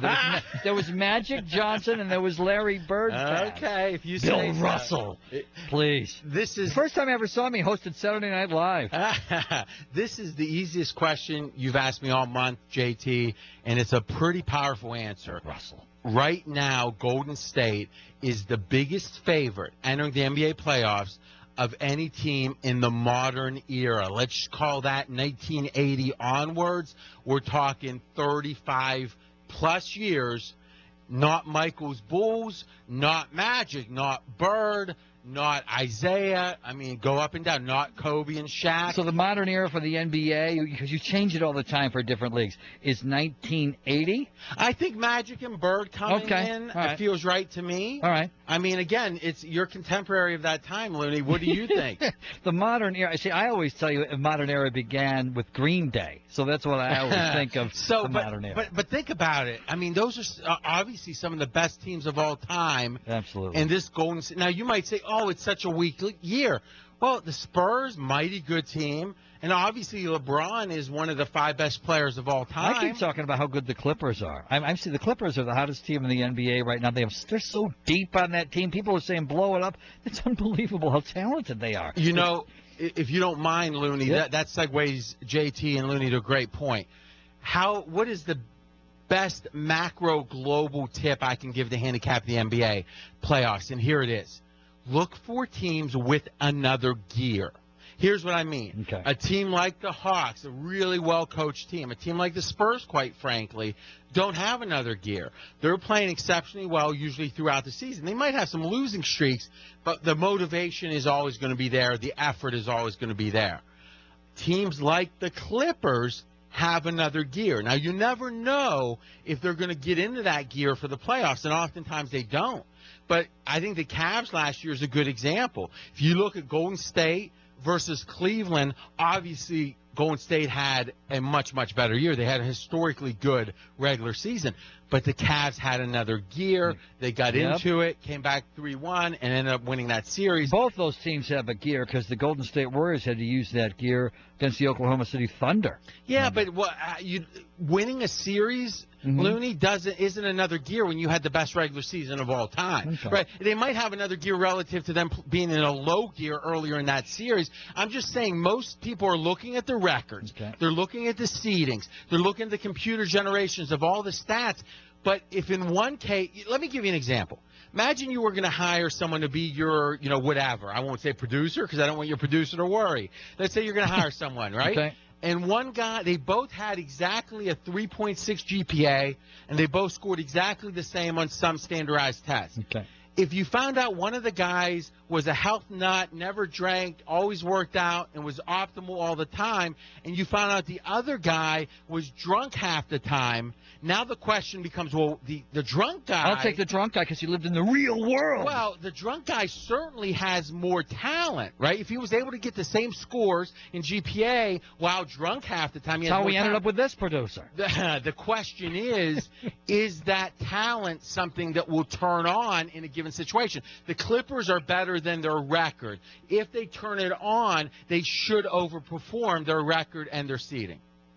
RJ Bell, as we wrap it up, I am fascinated by the NFL draft and legalized gaming. Oh, yeah. Take us through what this means, what concerns you here, and what are some of the bets that won't be on the board because it's too obvious. And do you think 5-10 years from now people are going to come in like they come in for championship games and fill hotel rooms to bet on the draft? I've heard multiple people have said that to me. That's interesting. I think because the first day's Thursday, maybe not. But March Madness is like that, right? First day's Thursday. Right. So here's what I'll say. Nothing concerns me because the Nevada Commission did quite well with the following. If you knew for sure one team's pick, right, for sure, there won't be any props you can really exploit.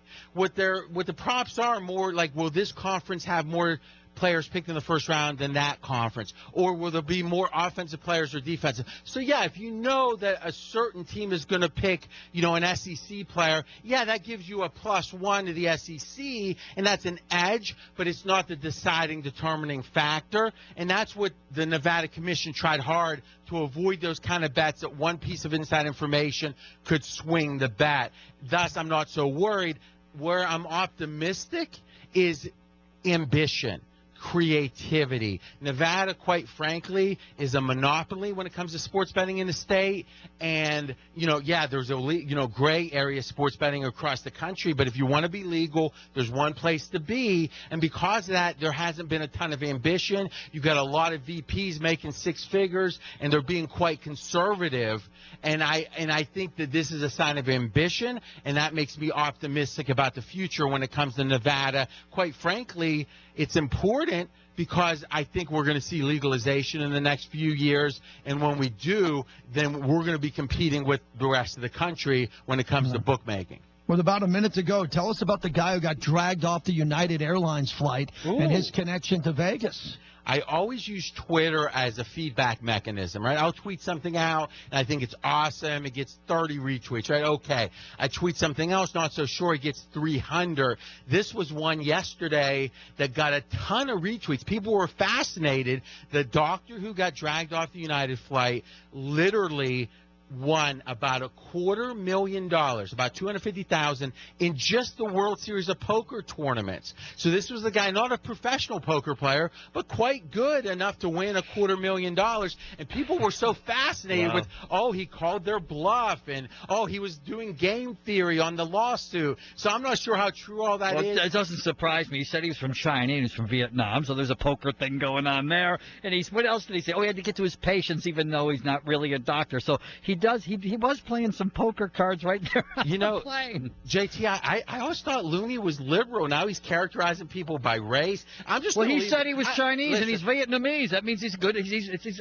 Poker players are good at lying. Let's get him out of here. Stop now. Yeah, let's just get him out of here. Alert.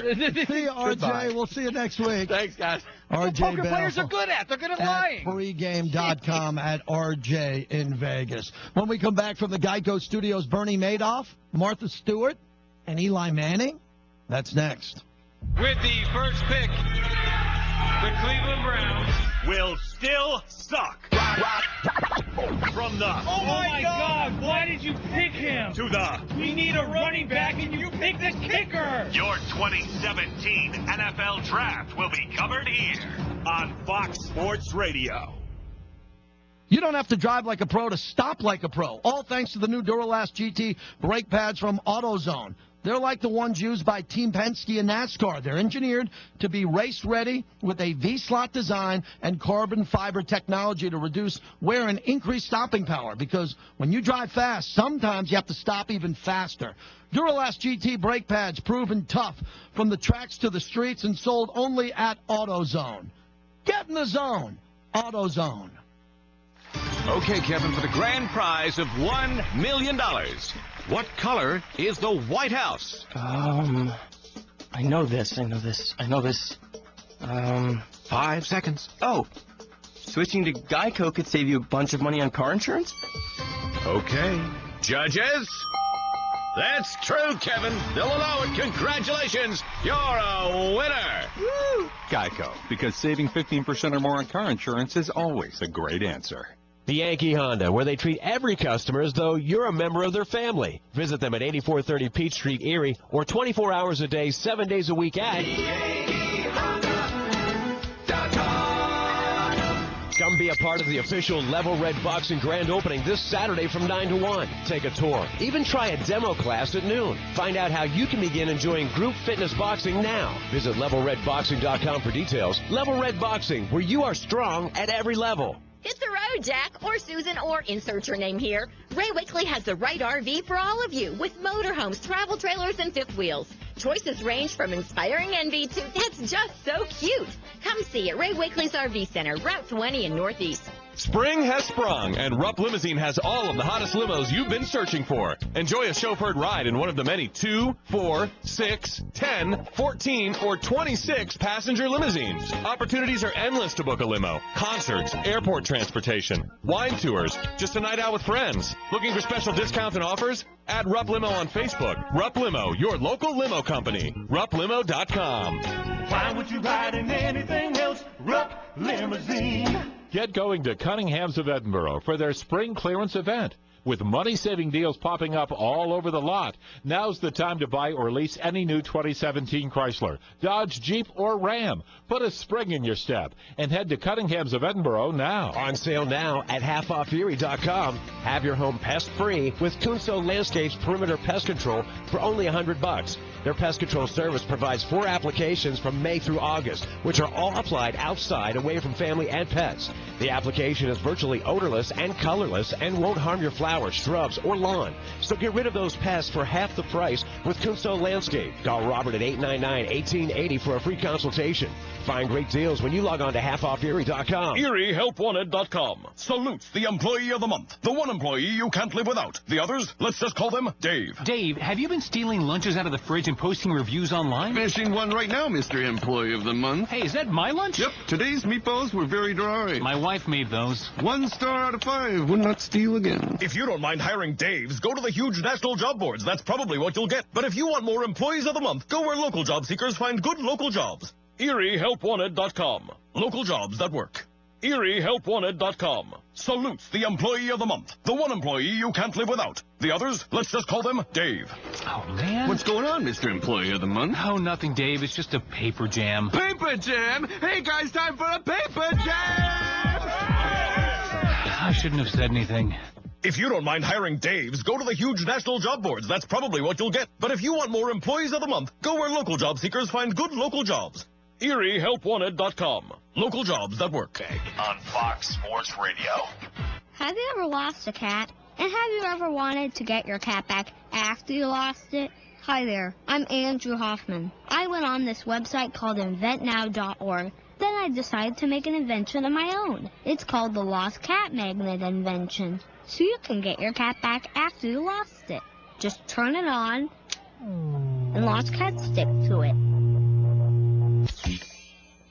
That's a good cat. If your cat was hiding up in a tree, it won't be up a tree anymore. It will be stuck to the lost cat magnet. And sometimes they fly toward you in the air. Just listen to one satisfied cat. See, that's proof. You should go to the inventnow.org website too. But just remember one thing. Don't do a lost cat magnet. Anything's possible. Keep thinking. Get started on your own inventions or just play some games at inventnow.org. Brought to you by the U.S. Patent and Trademark Office, the National Inventors Hall of Fame Foundation, and the Ad Council. Fox Sports Radio, AM 1330. The Fan. Just really sexy. It's the best sports talk on your radio. What's the poll question? No poll question tonight, but I could. And it goes down with the names you trust. Check this out. Colin Cowherd, Dan Patrick, Clay Travis, Rich Eisen, Steve Gorman, Ben Maller, Jason Smith, JT the Brick, and many, many more. I'm going to leave that one alone. Our lineup, you understand, kicks the crap out of any other lineup. This is Fox Sports Radio. Play ball! This Saturday, it's a baseball doubleheader on FS1. First, the Detroit Tigers take on the Cleveland Indians. Then the San Diego Padres battle it out with the Atlanta Braves. It all starts at 4 p.m. Eastern on FS1. You know what it is. JT the Brick Show with Tom Looney on Fox Sports Radio. Twitter.com at JT the Brick. Twitter.com at Looney on Fox. We are powered by Geico. What does it mean when Geico says 15 minutes could save you 15% or more on your car insurance? Well, as Grandma Looney used to say, don't dilly-dally. It means you probably should have gone to Geico.com about 15 minutes ago. And now live from Vegas, there's JT. Yeah, we got a lot to get to tonight. A lot of baseball coming in here. Keeping an eye on all the news on NFL Network on the passing of Dan Rooney at the age of 84, the chairman of the Steelers. And again, I don't get aggravated or upset with sports-related death. When I cover it the same way I always have. I get out of the way and I let the listeners call in tonight. Very weak showing tonight from the Steeler fans. The only way I know how to do radio. If I had 9 Steeler fans on hold, I wouldn't say it. And I don't need anyone to call in. I can do a Wikipedia deep dive and read and tell you my opinions about Dan Rooney for 2 hours. We just want to hear from Steeler fans on the passing of an iconic Hall of Famer. Tonight's your night if you're a fan of the Bird. Good man who wanted to do what Dad did, and an amazing job over the years with the Steelers. Such a consistent organization. 3 coaches in our lifetime. That's why they've been consistently good. The patience of Art Rooney and Dan Rooney that followed him. Now you got Dan Rooney II. And I think it's also lame when people who use words for a living don't know what to say about death. You use words for a living. Talk about it. It affects us all. Everyone can relate to it. So I don't know why people have such a hard time talking about it, but we should have no issue talking about it. It's not only going to happen to us all, it's an issue that everyone deals with. Last night we had a contest for that last night in the NBA regular season when they mailed it in. Players, it's not their fault, mostly the coaches. Last night was a disgusting night. It was a terrible night because so many players didn't play. So we asked our listeners for a signed copy of my book, The Handoff, come up with the best name. Tom, here are your finalists from last night and today, and an overwhelming response on Facebook at JT the Brick and on Twitter at JT the Brick. Silent Night. Night of the Sitting Dead. Okay. I like that one a lot. Night of the Sitting Dead. Lack of Integrity Night. Fan Reaccommodation Night. This one, Fan Depreciation Night. And drum roll, please, picked by our producer, Lauren Gardner. The Sit Show. The Sit Show. Yes, which I have a tough time saying it 3 times fast. We got to be careful, and it's what we all wanted to really say. Yes. So it's the closest that comes to what we really wanted to say, but there's FCC rules. We love the Sit Show. Yes, the Sit Show. S-I-T show for last night. So we will call that for another year. Next year we'll call that the Sit Show. But we have a problem. We can't find the tweet. We had it last night. It was up. We had the tweet. Kidding me. And the individual either took the tweet down. So if he can cut and paste it, give it to us from last night and show it, we'll go ahead and give him a signed book. And then I think, Tom, you could choose between Fan Depreciation Night or Night of the Sitting Dead.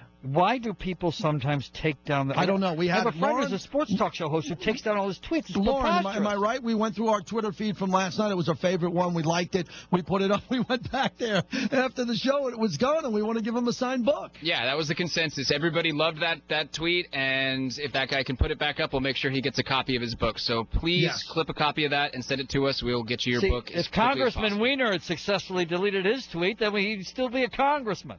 And can you do me another favor, Tom Looney? Yes. Can you get your pit bulls off of Eli Manning? How dare you put Bernie Madoff and Martha Stewart next to my quarterback, my guy, and Eli? Well, I would say, well, you've seen the reports percolating tonight, JT. He's involved in a scheme with the team's equipment manager to sell fake gear. No, and that would be two advertised helmets. as game use? Well, first off, these are 2 helmets, not 2,000, not 200. These are 2 helmets that a shady, reportedly shady memorabilia guy was asking for. There's an email trail. The email was taken out of context. This comes from the Giants, his team. Quote, the email taken out of context was shared with the media by an unscrupulous memorabilia dealer and his counsel, who for years have been seeking to leverage a big payday. The email predates any litigation, and there was no legal obligation to store it on the Giants server. Eli Manning is well known for his integrity, and this is just the latest misguided attempt to defame his character. Well, unscrupulous and integrity we can't prove, but there's other stuff that they will try to prove. Let me throw this Let me at say, you. selling authentic stuff that's not authentic is unscrupulous. I would admit if it was a Super Bowl item. I don't think it was. So if Eli says to the equipment manager, do me a favor, can you go in the back room and get 2 of my helmets? Yeah, the ones you used in games or the ones you used in practice. No, whatever. Just get 2 of my helmets. I'm going to sign them. I'm going to put them in here. That's not breaking the law. That's not the end of the world. It's not. It doesn't sound like integrity to me. Well, if he took it out of a box and they were brand new and it was never used, then I think there'd be an integrity issue here, and that's what the Giants. Tom, this is a New York Giants internal investigation. Yes, and I realize the position you're in right now. You're in a very difficult position right now. I'm on the side of the fan. I want game-worn items. I want to make sure they're game-worn items. But Eli can wear it in the shower. I'd be fine.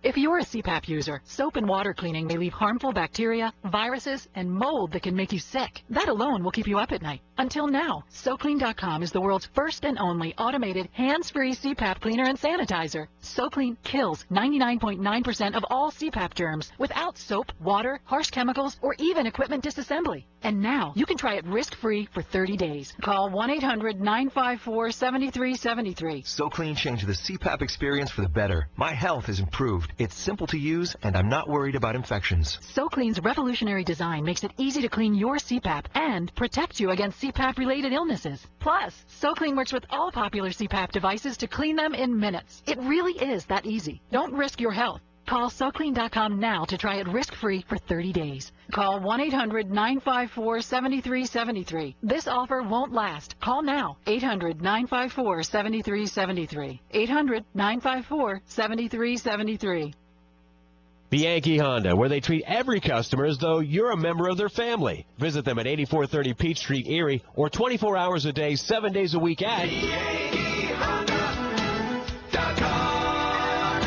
Erie Seawolves, Notre Dame football, Erie Otters, Bayhawks basketball, the Sports Blitz, the best sports radio in Erie, Fox Sports Radio, AM 1330, The Fan. On sale now at halfofferie.com. Have your home pest-free with Kunso Landscapes Perimeter Pest Control for only $100. Their pest control service provides 4 applications from May through August, which are all applied outside away from family and pets. The application is virtually odorless and colorless and won't harm your flowers, shrubs, or lawn. So get rid of those pests for half the price with Kunso Landscape. Call Robert at 899-1880 for a free consultation. Find great deals when you log on to halfofferie.com. Welcome back to the Cat Show. Up next, we have Nico. Nico is a member of the Shelter Pet Group. That's right. A group known especially for their sunspot sleeping, ball chasing, leg rubbing, couch purring, bed leaping, and of course companionship. Wonderful. And what breed would you say Nico is? I'd have to go with a tabbyish Persian kind of mix. Tremendous cat. I'd also like to point out her coat's wonderful mix of colors. Is it black, gray, gray-black, brown? Somewhere in between. Indeed. You know, it's always special when we get to see a cat like this. Just look how she struts. It's like she owns the place. And how she's so incredibly cute in her indifference to commands. A strong-willed feline. Ah, and see how she curls up and cuddles her person. The pitch on her purring is simply perfect. Nice one. I know. Fantastic cat. Fantastic indeed. But really the best way to know an amazing shelter pet like Nico is to meet one. Visit theshelterpetproject.org today. Adopt. Brought to you by Maddie's Fund, the Humane Society of the United States, and the Ad Council.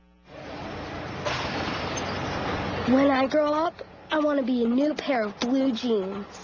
When I grow up, I want to be a kid's first computer. When I grow up, I want to be a glass countertop in a new home. When I grow up, I want to be a kid's best birthday present. When I grow up, I want to be a football stadium. When I grow up, I want to be a warm place on a cold day. When I grow up, I want to be a fancy backsplash. I want to be a bike that races around the country. When I grow up, I want to be a bench on a forest trail.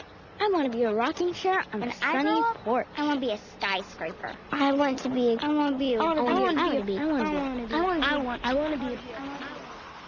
When I grow up, I don't want to be a piece of garbage.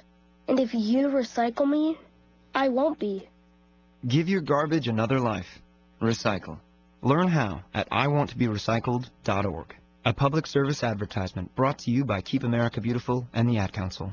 Every day, the men and women of the United States Marine Corps demonstrate their commitment to defend the American way of life. Since 1775, we have served our nation as a force in readiness. From combat operations to humanitarian assistance in every corner of the world.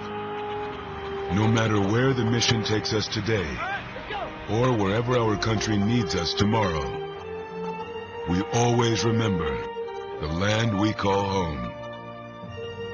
As Marines, we take a stand for each other, for our nation, for us all.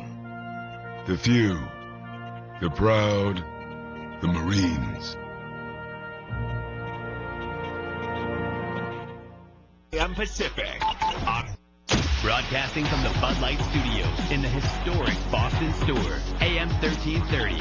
Fox Sports Radio. WFNN Erie. The Fan.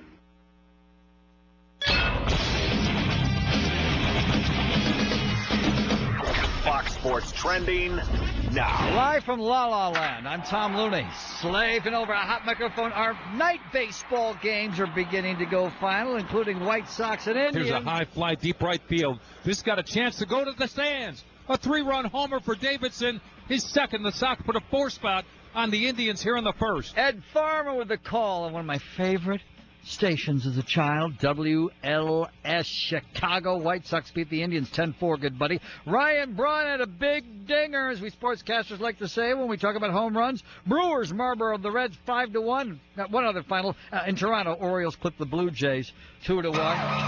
2 NHL playoff games in progress. Capitals and Maple Leafs tied at 2, heading into overtime. Predators in front of the Blackhawks 1-0 at the end of the second period. That's what's trending, and I am Looney. We are Fox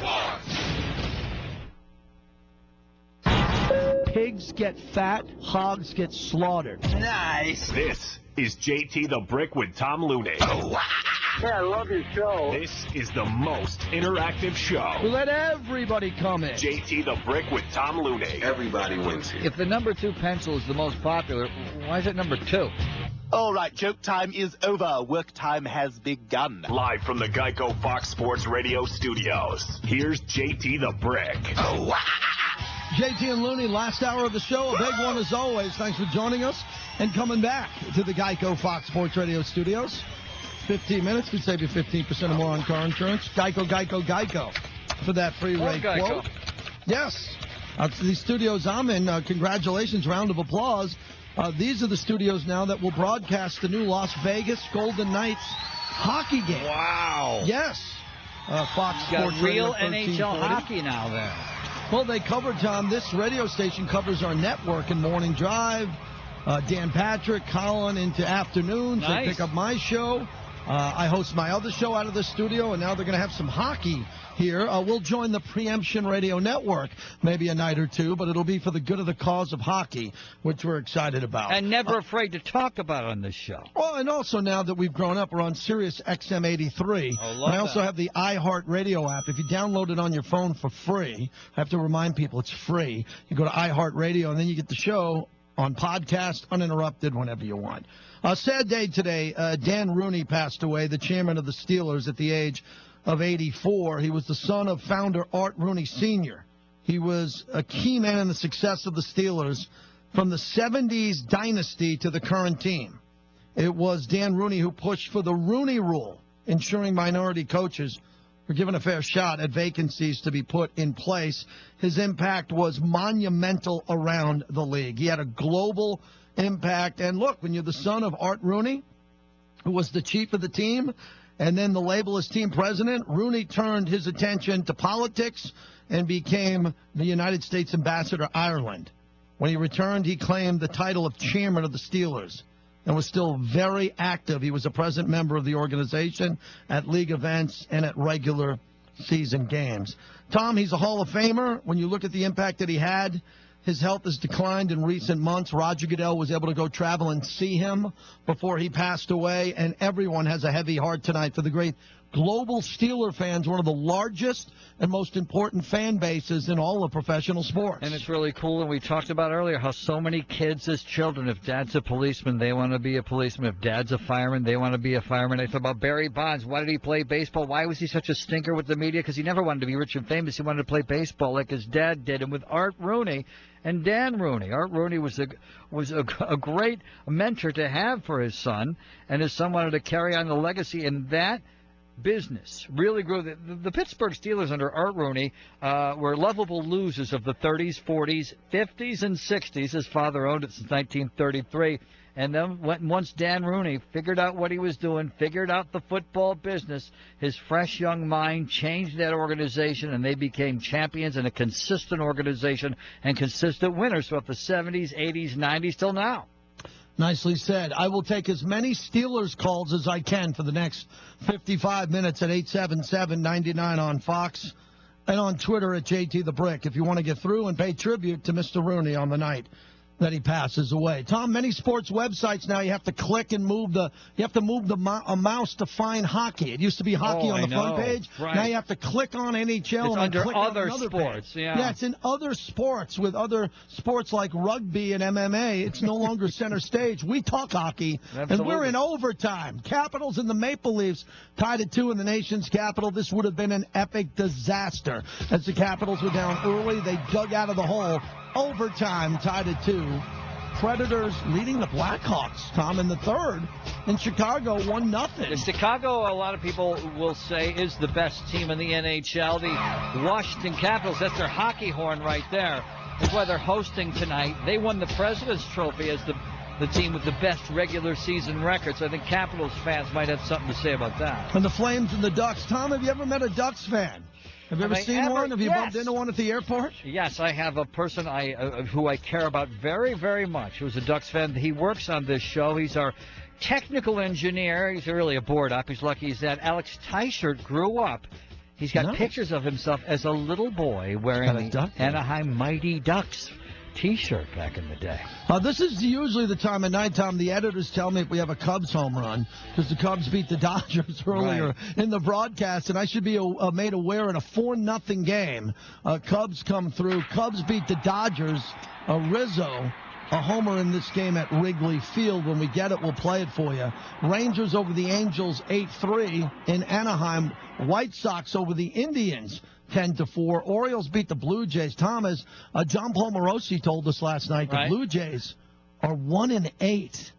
Yeah, he said they were the biggest underachievers in baseball so far. I don't know why he didn't say the Dodgers were, but he said they, being the Toronto Blue Jays, so far really are the teams that have raised his eyebrows. He was at that game tonight. Brewers over the Reds 5-1 the final. You got some nighttime action. Bumgarner on the mound tonight as the Giants take on the Rockies. And, it's a final. Red Sox over the Pirates. The Red Sox go to 4-1 at Fenway, 4-3 the final in that game. The Twins over the Tigers 11-5. And that Mets-Marlins game's been a lot of fun. Marlins just take the lead 8-7 over the Mets. And in the top of the ninth, I'm on my knees. I'm on my knees. My Yankees might go to above 500, Tom. Wow. This could be the first time my beloved Yankees have an above 500 record. They lead the gritty, gutty Rays 3-2 in the Bronx in the top of the ninth. Oh, speaking of underachievers, did you mention the Indians losing again at home? Yes. You did mention that. I did not. Okay, got that fly deep right field. This got a chance to go to the stands. A 3-run homer for Davidson. His second. The Sox put a 4-spot on the Indians here in the first. Ed Farmer with the call on WLS Chicago. Radio voice of the White Sox. Never heard of him. Ed Farmer. White Sox beat the Indians 10-4, good buddy. And the problem there with the Indians is yesterday they lost 2-1. They can't score runs even at home. I don't know what's going on with the Indians. Tom Dirk Nowitzki will not go away. Yes, because he'll return next year for his 20th season in the league. He's not getting a kick. They're not showing him the door. They welcome Tony Romo in. I guess Mark Cuban wants to sell Upper Deck Dirk towels and T-shirts next year, so Dirk will be back. I guess he doesn't miss Germany. He prefers Dallas over Germany. Okay. Yeah, he loves it there. So Tony Romo's going to live in Dallas the rest of his life, too. Oh, yeah, he gets treated very, very well in Dallas by all sports as well. And we do have that Cubs home run. I know you wanted to hear your fly ball well hit. Your wife loves the Cubs. Goes Puig. He looks up, and it's gone. A home run. Anthony Rizzo's first home run of the year. They take a 1-0 lead. Your wife would probably like to hear the Chicago side. Rizzo drives one in the air, deep right center. It's got a chance. Gone. Anthony Rizzo with a solo home run. His first of the year. The Cubs lead 1-0. That's the Pat Hughes version there from AM 670 The Score, Chicago. My mother-in-law got into town today. She's a Cubs fan. Waited her whole life. She got her in. She'll watch the kids next week, and wife and I will get some R&R, and I'll get off the radio for the first time since September, Tom. Our long national nightmare is about to end. I'm finally going to get off the radio for more than one day. That's great. So alert the you press. Deserve it. You've been doing heavy lifting for the United States of America. And any time we mention my biggest fan, not yours, but my biggest fan, your mother-in-law, we always got to throw up some Ronnie Millsap. There's been weekend board ops and weekend overnight update anchors that have had 3 more vacations than me. So I'm going to hit the road for a little bit and then come back refreshed for the NFL draft. Relax. This guy's always refreshed. He's one of the greats of all time. I have no idea why he's calling because Michigan isn't playing and Michigan State isn't losing. A nice surprise to hear from John and Frazier. Hello, John. Yeah, JT, for 45 years I've been a die-hard Michigan fan. You know that. And in the 2 sports that really matter, football and basketball, I've seen a whole 2 national titles, one in football in 97, one in basketball in 89. It's the greatest feeling in my sports life is watching a parade go down Main Street in Ann Arbor. So as he rides off into the sunset out there in San Diego, I say one more time, thank you, Coach Steve Fisher, for getting me that national title back in 1989. Like I say about Izzo being overrated, Steve Fisher is one of the most underrated coaches in college basketball. Fisher is a guy that brought in Michigan's big-time recruits for Bill Frieder. One by one, his recruits the door and right to the NBA. Frieder always claims that it was his team that won the 89 title, but any Michigan fan that knows Michigan basketball knows that Frieder, if he coached that team, Michigan would have not won that title because Fisher did what all the Maize and Blue fans have been screaming for Frieder to do all year, and that's tell his players to get the hell out of the way and let Glenn Rice shoot the ball. Rice scores 184 points, still a record, and we have a national title. 3 years later, Fisher recruits the greatest recruiting class in NCAA history, the Fab Five. In a 5-year period, he takes Michigan, a football school, by the way, to the national title 3 times and 2 Elite Eights. He gets fired for being the scapegoat in the Ed Martin scandal because no matter what the media writes, and they still write it, Ed Martin was not a booster of the University of Michigan, freaking period. He gave money to inner city kids, and yes, 4 of them were Michigan basketball players. He never gave 1 penny to the University of Michigan, but to juice up the story, he's always labeled a Michigan booster. Absolutely false. The players and Ed Martin broke the rules, but ultimately Steve Fisher and the fans paid the price. Fisher went to San Diego State, an absolute nobody in basketball, and turned them into a perennial tournament team. Steve Fisher was a great coach, a fabulous recruiter, and a great human being. Enjoy retirement, Fish. Thanks for the time. Excellent phone call. John and Frazier picks the spot. That's what I'd like to hear for Mr. Rooney tonight from Steeler fans, what John and Frazier did for the retirement of Steve Fisher at San Diego State. I watched them play, Tom, in Vegas. When I saw Kawhi Leonard play for the first time, I said, wait a second. Who's that guy?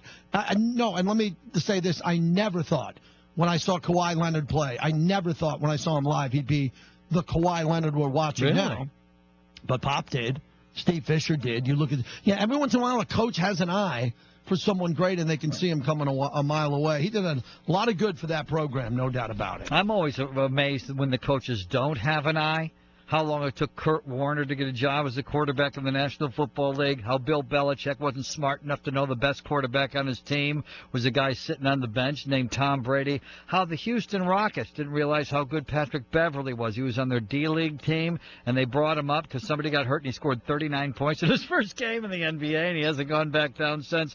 I'm always shocked at a lot of times how these coaches don't know who the good player is on the team. I hope your buddy Luke Walton's got a good eye, because when he was the backup assistant for Steve Kerr with Curry and Clay and the boys, he couldn't lose a game. Now he's coaching your Lakers. A little bit of a struggle there, but I think they got the right guy. A little bit of a struggle. You see that winning streak at the end of the year when management told Luke Walton to lose games, and no matter how he put it, those Lakers hustled out there, that's because the players care. You know, everybody's got a to-do list. Get all the fake memorabilia together so we can scam some people and sell it. Pick up some milk at the store. Well, here's an idea. Let's save hundreds of dollars on car insurance to that list. And the good thing is you don't have to scam anybody with fake memorabilia or pick up any milk. All you have to do is go to Geico.com, where 15 minutes can save you 15% or more on your car insurance. And that's a Capitals win! Whoa. That's a Capitals win! Overtime! Washington 3, Toronto 2, arguably the best team in hockey, dodges a bullet in the nation's capital. Caps win. 3-2. Caps over the Maple Leafs. We give you hockey scores at the top and bottom of the hour, and when overtime breaks, you're listening to Fox. Back to the line now. Here is Oshie. Works his way closer. Drops it back to Shattenkirk. Back for Shattenkirk. Block, rebound, chance of the score! Justin Williams. Our growth, is massive. What? Check it. iHeartRadio, SiriusXM, iTunes, Google Play, and Stitcher. We're everywhere. iHeartRadio, SiriusXM, iTunes, Google Play, and Stitcher. This is Fox Sports Radio. Cars and trophies have a lot in common. They both require hard work and both need to be cleaned and polished so you can show them off. That's why AutoZone has a full lineup of wash and wax supplies that outperform household cleaners to keep your cars looking great all season. They'll help protect against road grime and dirt that can dull your car's finish. So head to your local AutoZone. Right now, save $3 on Armor All Ultra Shine Wash and Wax Wipes. Get in the zone. AutoZone. Welcome to Geico's Motorcycle Meanderings. Oh, man, this is great.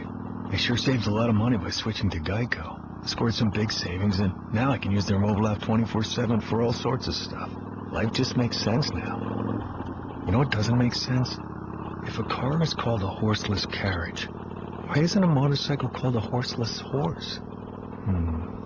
Maybe we'd just be adding insult to injury for the out-of-work horses. Geico Motorcycle. Savings that make sense. Diabetes, high blood pressure, anxiety meds, everyone's on them. If you're a 50-year-old male, maybe a bit porky, and you may even have type 2 diabetes, $1 million of term insurance may only cost you about $200 a month. Call Term Provider. Speak with Big Lou at 800-476-5281. Big Lou will find a term life policy for you even if you have type 2 diabetes, are overweight, or have high blood pressure. Term Providers help thousands of people like you who think they can't afford term life insurance. To buy $1 million of affordable term life for you, all you need to do is call Big Lou at 800-476-5281. Lou will make sure the scales are tipped in your favor. Call 800-476-5281. Big Lou will answer your call and work to fit you into a term life policy that you can afford. Remember, Big Lou's like you. He's on meds, too. Call 800-476-5281. 800-476-5281. Yankee Honda, where they treat every customer as though you're a member of their family. Visit them at 8430 Peach Street, Erie, or 24 hours a day, 7 days a week at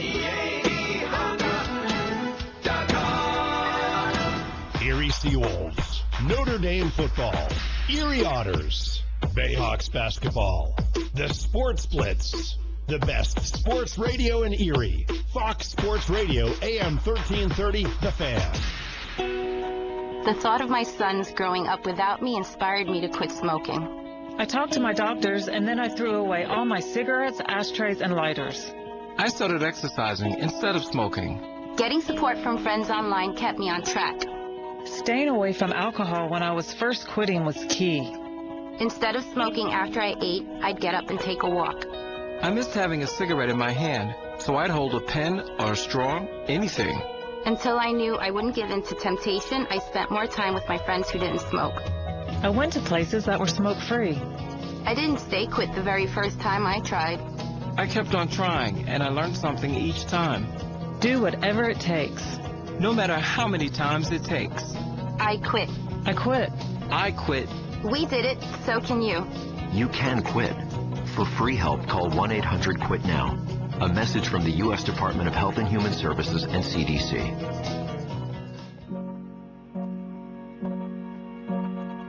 You're going to need me.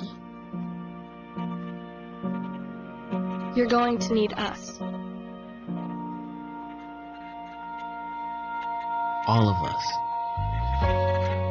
You're going to need our technical skills, our math, our engineering skills. You're going to need our help with your water, your air, your food. You're going to need our organizational skills, our problem-solving skills. You're going to need our determination, our honesty, our compassion. You're going to need the next generation of leaders to face the challenges the future will bring. And we promise, we'll be there when you need us. Today, 4-H is growing the next generation of leaders. Support us at 4h.org. There are those who dedicate themselves to a sense of honor, to a life of courage, and a commitment to something greater than themselves. They have always defended this nation and each other. They still do. The few, the proud, the Marines. SaferCar.gov/kidsbuckleup for more information. Fox Sports Radio, 1330 The Fan. This is really big news. And this is why you should stay. You should stay for the best information. The hottest of hot takes. And that was my point. The best talent on the radio. We want to give them the best of what we got. This, my friends, is why you should stay with us. Oh, and if you don't, we're going to send Clay Travis to your house in a Wrangler Speedo. It's actually very flattering. Oh! So what? Okay. FS1. Don't laugh! This ain't reality TV! To find FS1 on your television, go to foxsports.com for details. FS1. JT the Brick Show with Tom Looney on Fox Sports Radio. We're powered by AutoZone. Right now, Get a 5-quart jug of Pennzoil conventional motor oil and an STP oil for just $23.99 at AutoZone. Now live from Vegas, there's JT. Turn it up. People get excited to listen to sports radio at night. Right, they get motivated. Right. They want to know scores at the top and bottom of the hour. They care about their team. And we love when somebody wins in overtime. Here's Wilson, and on the right circle, he scores! The Toronto native, Tom Wilson, wins it for Washington. Good morning, good afternoon, and good night, Toronto. Tom Wilson with the overtime winner. Washington leads the series 1-0. 3-2 is your final. That's John Walton with the call. WFED Washington. Yeah, that's the way the Sharks won last night. I watched that game. The Sharks are down 2-0 at Edmonton. Scored 3 unanswered to win in overtime 3-2. That was amazing. That was an amazing game last night. So, Tom, keep an eye on. We are less than 8 minutes to go, and the Blackhawks are shut out at home. The Predators are up 1-0. 6:40 to go in the third. Keep an eye on that game. That would be bad news. That would be awful news for the Blackhawks if they dropped the home game to the Predators. Right. The Blackhawks who are strutting around saying we're the best team in the NHL. Don't look at those records. If you're joining us late, Dan Rooney passed away, the 84-year-old chairman of the Pittsburgh Steelers, took over the team for his dad, Art Rooney, the chief. We would expect to hear more from Steeler fans before we leave at the top of the hour. 877-99 on Fox. If you're a Steeler fan and your phone works, you should pay a tribute to your chairman and owner for everything he did. 4 of the Super Bowls, Tom, ran through the Dan Rooney era, along with the Rooney Rule, induction into the Hall of Fame, and all of his other accomplishments with the television deal, the impact that he had around the league with the net worth of all these teams going through the roof. A lot of it to do with television, a lot of it to do with expansion and stadiums, and he was one of the big guys. He wasn't a flamboyant guy who came out of a meeting and grabbed the microphone and said, hey, this is about me. But that's the guy that everybody went up to and said, can we talk to you, please, Mr. Rooney? I mean, the Raiders vote passed 31-1. The Rooney family, people were wondering, well, will the Rooney family vote for the Raiders to go to Las Vegas?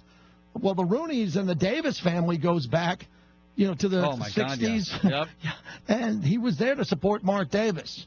Speaking of Mark Davis, one of the high honors of my career was introducing John Madden on the field in front of 54,000 at a Raider game recently. That was a cool day. One of the biggest days of my life professionally.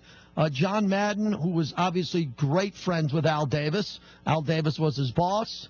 A big mentor of his. Al Davis made him the youngest coach in the history of the NFL. And Mark Davis leans a lot on John Madden over the years for his guidance and what he believes are the right things to do. John Madden and his comments on Raiders relocation in Las Vegas. I would hate to be a coach to take a team in there. I would hate to have my team be in Las Vegas on Saturday night before the game. I was jolted by it. I didn't think that would happen, and when it got a vote of 31-1, I was really shocked, and I was surprised not only that it happened, but how quickly that happened. I'm not sure that they have that whole deal together yet. What the stadium is, how many, where it's going to be, and all those things. And I think it's fair for John Madden to say that, even though he's very, very tight with Mark Davis, and Mark Davis, the owner, cares deeply about John Madden. We play it straight here on the show, like it or not, and here's more of John Madden. It really gets you because of the finality of it. When they moved before, that was after I got out and I was in broadcast and I wasn't that much of a part of it, but we had a stadium in Oakland that was relevant. Okay, Oakland may lose the Raiders, but we'll get another team because that was the way it was working back then. And now when they move out, that's going to be torn down and it's going to be a high-rise or some doggone thing. Yeah, John Madden's comments on the record on that. You can understand how many people are affected by relocation from the Rams, the Chargers, and the Raiders to Vegas. And for John Madden to say that, a lot of people listen. You got to move with the times. You got to move with the team. You got to find out if you're going to be a fan. John Madden is a guy who moves the needle inside the Raider Nation, that's for sure. On the Rooney family and Dan Rooney's passing, let's get out to James. He's in Long Beach. Hello, James. Hey, guys. Definitely sad day in Steeler Nation. been able to call in and, just give my condolences to the entire Rooney family. The entire organization is ran, and the fan base ran like a family, just across the nation, across the world, like you mentioned earlier. It's almost like being a member of the Freemasons, being a Steelers fan and everything, man. I've traveled across the world and bumped into Steelers fans everywhere, and like we say in the military, a reflection of leadership. That's a term we use in the military, and that definitely goes with the Rooney family. The Steelers are ran as a reflection of him, and the fans, we carry ourselves the same way. Thanks a lot, guys. Yeah, nicely said. That's all I'm looking to do tonight. I'm not looking to get crazy here.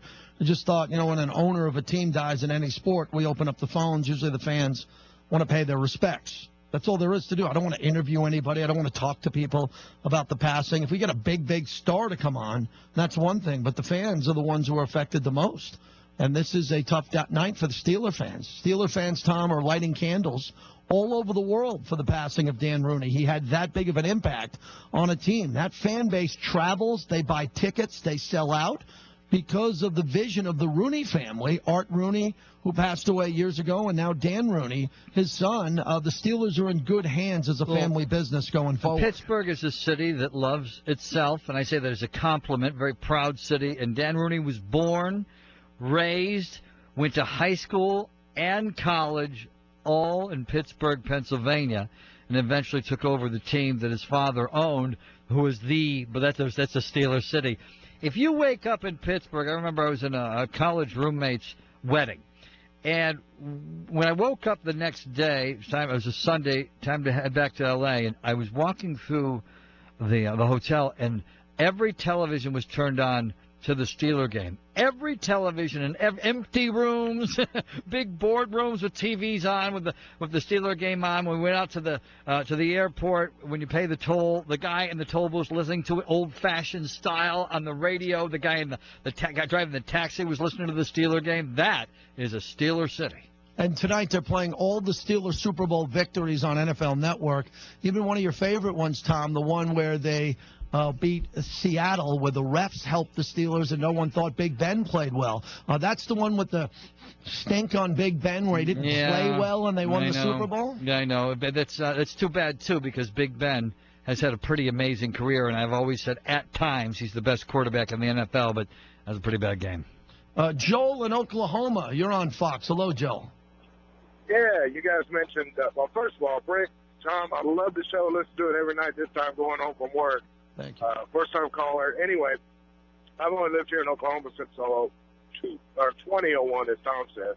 I lived down in Texas before, and I remember you mentioned Dirk Nowitzki earlier. I remember when they drafted him, I was listening to Sports Talk down there, and the fans and the radio guys were going nuts because they passed on Paul Pierce. They're like, hey, this is a known commodity. He could have been a star, and they drafted this guy. No name from somewhere in Germany. Nobody could pronounce his name. Didn't know. Never seen him play, and they were going nuts. And I'm just thinking how over the years, I guess Don Nelson's been pretty vindicated now. Yeah, you're right about that. Donnie Nelson Jr. on that pick, and I remember it well because I presented Dirk with an award at the Nike Hoops World Summit when he was the MVP of the game. And I'll never forget that day. It was an honor for me to be on the court in San Antonio for that, one of the first MC gigs I got. And Dirk was the MVP of the game.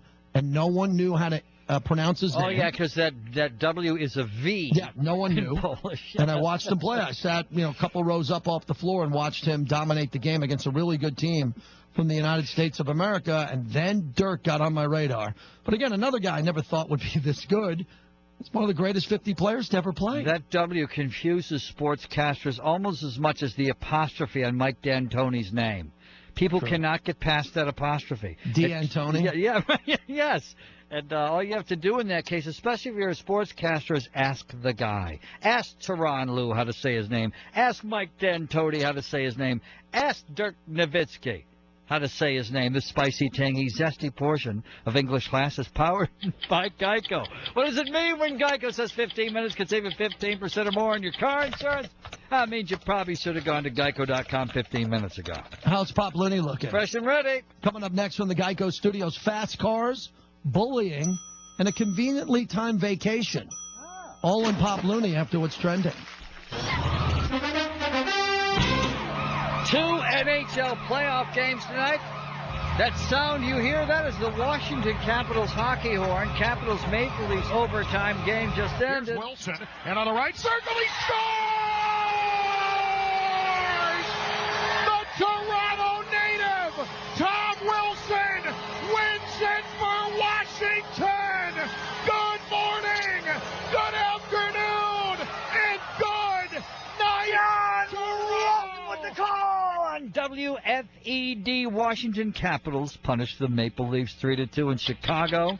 Got 2 minutes left. Predators in front of the Blackhawks, 1-0. Your night games: White Sox beat the Indians 10-4. Good buddy. Brewers Marlboro the Reds 5-1. Orioles took the Blue Jays 2-1. Yankees bedeviled the Rays 3-2. And I'm Looney.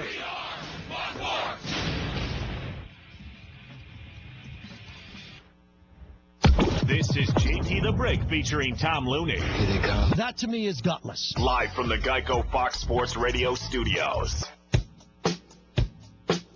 JT and Looney from the Geico Fox Sports Radio studios. Remember, if you miss any part of the show, the podcast is available at foxsportsradio.com or on iTunes. Pop Culture with Tom Looney, the king of hot gossip at night. You wait around all night, and now you're going to get it. Pop Looney. Let's do it. I'm Chris Hansen with Dateline NBC. Is it the playoffs yet? No.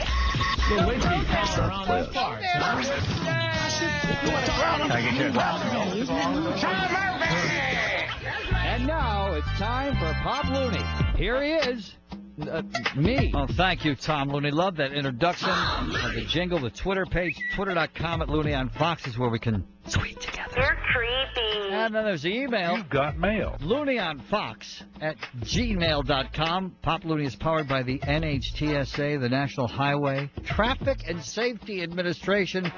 Those big trains look like they're going slow. They're going fast. If you think a train will stop when it sees your car on the tracks, because you're trying to beat the train across the tracks. Yeah, that train will stop a mile if it hits your car. Be careful. Just wait for the train. Big hullabaloo for fans of Survivor. I guess one of the tough guys on Survivor is transgender. Some viewers and other contestants are upset that Zeke didn't tell anybody ahead of time, and some others are upset that one of the other contestants was trying to use it as kind of a card. Wait a second. I'm sure the producers and the directors and the talent scouts of Survivor all knew that they had a transgender contestant, correct? Every time you meet a man or a woman anywhere, in a hotel in Vegas or in an airport, are you sure that they were once born of a different gender? We're never sure. Well, no, I just think going through the vetting process of being a contestant, they ask you tons of different questions, and I've never been asked anywhere at any time in my life when I've been doing anything if I'm trans or not. Are trans people supposed to walk around their whole life announcing not what at all. parts they had when they were born? Typically, I would suggest that the producers and the directors would want this twist on the show. Is that fair? Oh, right, but it doesn't mean that they knew. Maybe they didn't, because some people don't walk around announcing everything about themselves all the time. If our producer Lauren, and that's a guy, walked in and said I was born a woman, I'd say, oh, okay, well, stop putting crappy phone calls on the air. I don't care. That's all I would say. Do your job. Okay, all right. I think he's wonderful. And I don't care about all this. Anyway, Bill O'Reilly's gone out of the clear blue sky. He's disappeared on vacation. No, he told everyone they had a contest where he was going on vacation. Oh, boy. It was, without a doubt, because I watched The Factor. Right. It was probably the most bizarre goodbye I've ever seen. Okay, tell us about it, because I know at the end of the show the other day he said the vacation was planned all along. Well, but when O'Reilly goes on vacation, he goes on vacation. But everyone knows why he's going on vacation now. Wink, wink. And he told everybody, if you go to BillO'Reilly.com, you can guess where he was going on vacation for some type of contest. And I sat on my chair. I almost fell out of my chair. I had DVR. I rewound it back and said, honey, come here and watch this. My wife, I go, watch this. What did you notice here? And she just kept walking by the TV. She doesn't watch. Well, whenever you have to explain ahead of time that your vacation was planned all along, that means it probably wasn't planned all along. Supposedly, Fox Muckety Mucks gathering at the Algonquin Hotel in New York at the famous round table debating whether or not to keep him. When advertisers pull out, companies tend to panic over the years. Blake Shelton's reached an agreement with In Touch magazine. He sued them over a cover story which labeled him a drunk who was going to rehab. Blake and the magazine are asking the court to dismiss the lawsuit from 2015. The magazine ran a cover story declaring that he had hit rock bottom. He was drinking vodka before noon. Apparently none of it was true. And so In Touch has shelled out an undisclosed amount of money to make the lawsuit go away that Blake Shelton has filed. Why is it always people drinking vodka before noon when they have a drinking problem? I'm not quite sure why that is. You know my philosophy about that. It hasn't always been my philosophy, but my philosophy ever since, I had a crisis not that long ago when I turned 30. And well, when I don't vodka, drink when the sun's out. When I'm having a vodka next week on vacation, it'll be before noon somewhere around the globe. I can promise you that. I can promise you. Questions remain. In the WWE bullying scandal, the latest controversy in professional wrestling involves two WWE broadcasters, including our friend, Mauro Ranallo. Our good friend, good friend of the show. Good man, and he and I worked together doing MMA fights back in the day. He's a big-time boxing guy, Showtime MMA, play-by-play guy, also the host of WWE SmackDown Live. And so apparently he's the victim of bullying from John Bradshaw Layfield, a longtime WWE performer known as JBL. Mauro last appeared on the March 7th edition of SmackDown. We're now in the second week of April. When it comes to wrestling, it's always kind of murky, since everything is murky in wrestling, and even the verbal bullying is kind of part of the entertainment over the years. So this controversy is still developing hot. ... We like Mauro, and if he's going public with this, we definitely have his back. I got here his on Fox side. Sports Radio, no doubt. Automatically. Carlos Santana was part of the Fast and Furious soundtrack back in 2001, a big hit movie back in 2001, Fast and Furious. And just a reminder, The Fate of the Furious is coming out this Friday. That's tomorrow, and as I check my iPhone, tomorrow's date is April 14th. As my public service announcement that I provide every winter and spring, if The Fate of the Furious was any good, it would not be coming out on Friday, April 14th. It would be coming out in the summer or the fall. You might be wrong with this, and I hate to doubt you because you're great. You're great.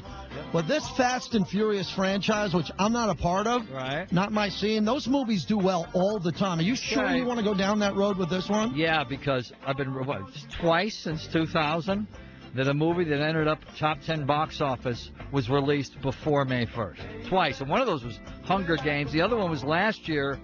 What was the superhero that was supposed to be funny that everyone liked except me? What was that movie last year? The superhero that was killing everybody everyone thought was so funny? Yeah, Deadpool. So there's two Deadpool movies. was Deadpool fantastic. And Hunger Games are the two movies in 17 years released before May that made buku box office. Okay. Can I give you a Carlos Santana story? Oh, sure, yeah. Other than seeing him at the Tijuana Bull Ring and what that night meant to me and the people who were lucky enough to be there. Oh, okay. But was that the night before the Super Bowl when you guys were down there? No. When he was on the sideline of a Raider game, and Carlos was there, and he's a big Raider fan. He had a Raider ski cap on. I had a Raider baseball cap on, and I went, Carlos, hey, how you doing? I go, can we take a picture? He goes, no problem. And we posed for this picture. You know how you say cheese or you say something for the pictures? He says queso, but yeah. No, but Carlos looks into the camera. 1, 2, he goes, Jim Plunkett. Jim Plunkett's his favorite player. One of my prized possessions in my Wall of Fame. My picture with Carlos Santana. Well, one of the first nights I ever, this is 13 years ago, about this time, 13 years ago, one of the first week I was on this show as your happy chatter companion. Across the hall, he was doing some interview across the hall. There used to be a rock and roll show across the hall where they would do interviews with rock stars, etc. And when he was done, he saw that it was you and came in and sat down and did a segment with you, and I was very impressed. Very impressed. You remember very that? Impressed. I do. Yeah. And that's Pop Looney. Pop Looney every night, every day. Download it, please. By itself, like my wife. Every day at foxsportsradio.com on the iHeartRadio app for free. Coming up next from the Geico Studios, if you think you're a diehard sports fan, you may reconsider after hearing what one Pittsburgh Penguins fan did yesterday. Uh-oh. That's next. Shh, let's keep it down. The NBA playoffs are starting soon, and these big babies need their rest. No, it's okay, LeBron. Go back to sleep, Kawhi. When the playoffs go on, we'll cover it for you on Fox Sports Radio. Sorry, Steph. Go back to sleep. Hey, it's Looney, the sportscaster with a jingle. As a sports fan, you have to have a lot of confidence in your team that they call the right play, draft the right guy, hire the right coach, design the right logo. But when it comes to buying a car, so much hocus pocus. How much confidence do you have that you're going to get the right price? At True Car, they show you the real pricing on actual inventory from a True Car certified dealer near where you live. And these aren't just any dealers, they're True Car certified dealers, a network of car sellers committed to transparency. They offer competitive prices and an all-around better car buying experience. And don't we all need that? You can even work directly with a True Car certified dealer to establish a fair price before you even show up on the lot. And check this out. For new car purchases, True Car customers save on average over $3,000 off of MSRP. So when you're ready to buy a new or even a used car, visit True Car and enjoy a more confident car buying experience. Learn more at www.truecar.com.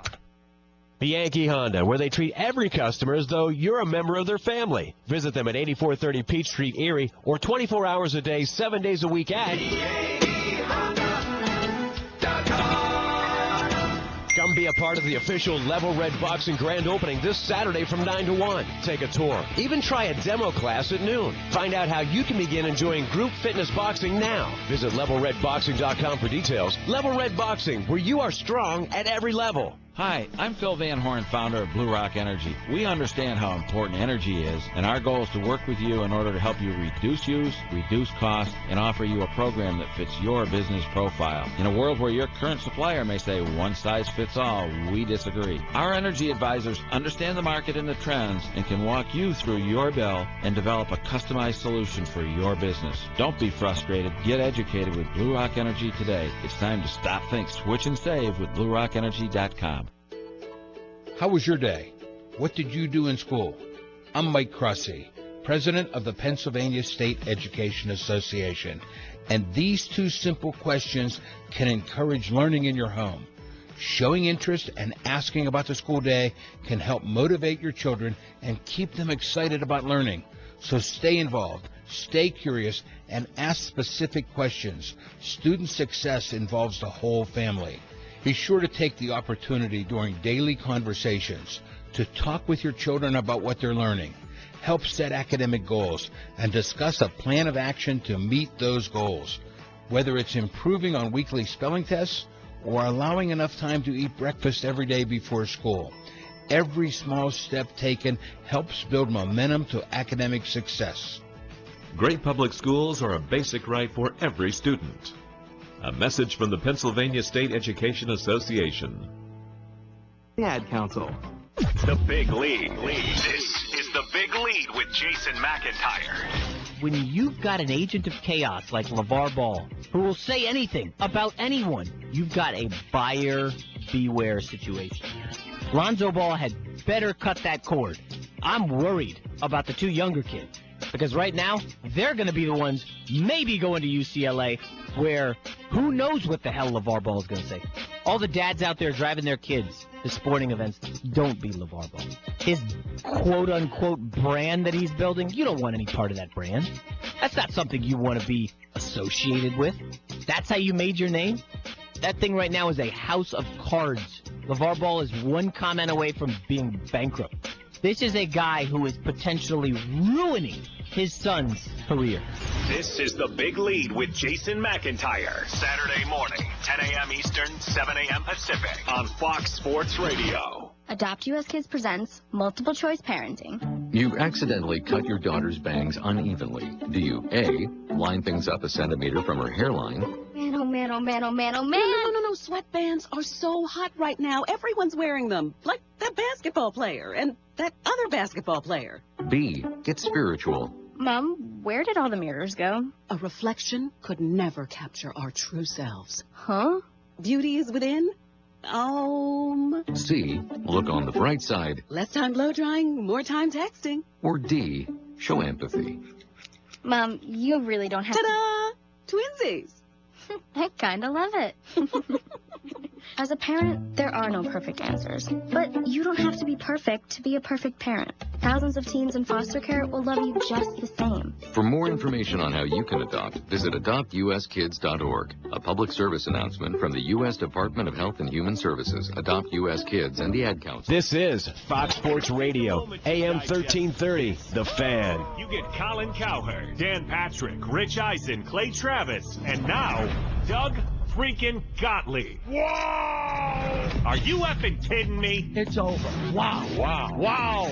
Breaking that news. I don't know about you, but if I were the competition, I would be soiling my underoos. We just got a whole lot stronger for you in mornings and afternoons.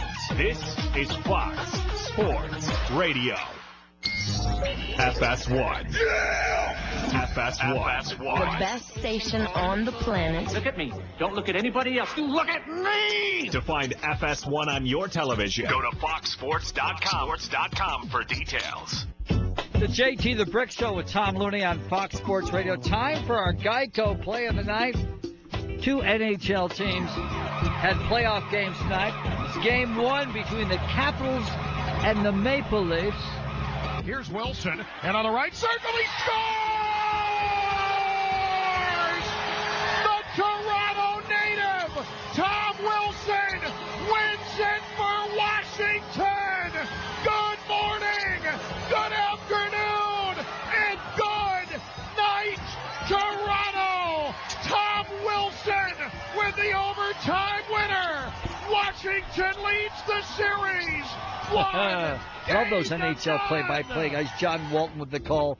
WFED Washington Capitals punish the Maple Leafs 3-2. That's our Geico Play of the Night. What does it mean when Geico says 15 minutes could save you 15% or more on your car insurance? Well, it means you probably should have gone to Geico.com about 15 minutes ago. So you're okay when the other hockey play-by-play guy rubs it into the other fan base and just yes, and grinds it into the other team you and always mocks the other team when they win? You have to do things to separate yourself. You got to put a quarter turn on the mundane. And a lot of play-by-play guys, a lot of sports talk radio hosts, a lot of guys who anchor and do scores and highlights, guys who do play-by-play are just mundane. They're like wallpaper. You won't work as long if you're like that. Speaking of diehard fans in hockey, a Pittsburgh man who was stabbed in the head with a screwdriver Wednesday refused to be transported to the hospital until after the Penguins' playoff game ended. According to a police report obtained by The Guardian, the 43-year-old owner of City of Steel Auto Detail in Pittsburgh was struck by a 25-year-old man with a screwdriver during a verbal altercation. The victim told police he did not want medical assistance. At the scene, he would drive himself to the hospital after the Penguins game against the Columbus Blue Jackets ended. Police said the man was bleeding from his scalp. At the time of the arrival, he eventually sought treatment to UPMC Mercy after the Penguins' 3-1 win.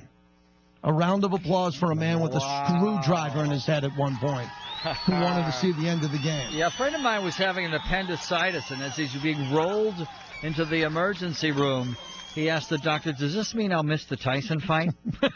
That was his last, before they put him under, that was his last God, question. if I had 20 callers like that guy and I'd retired. That was that guy's hardcore.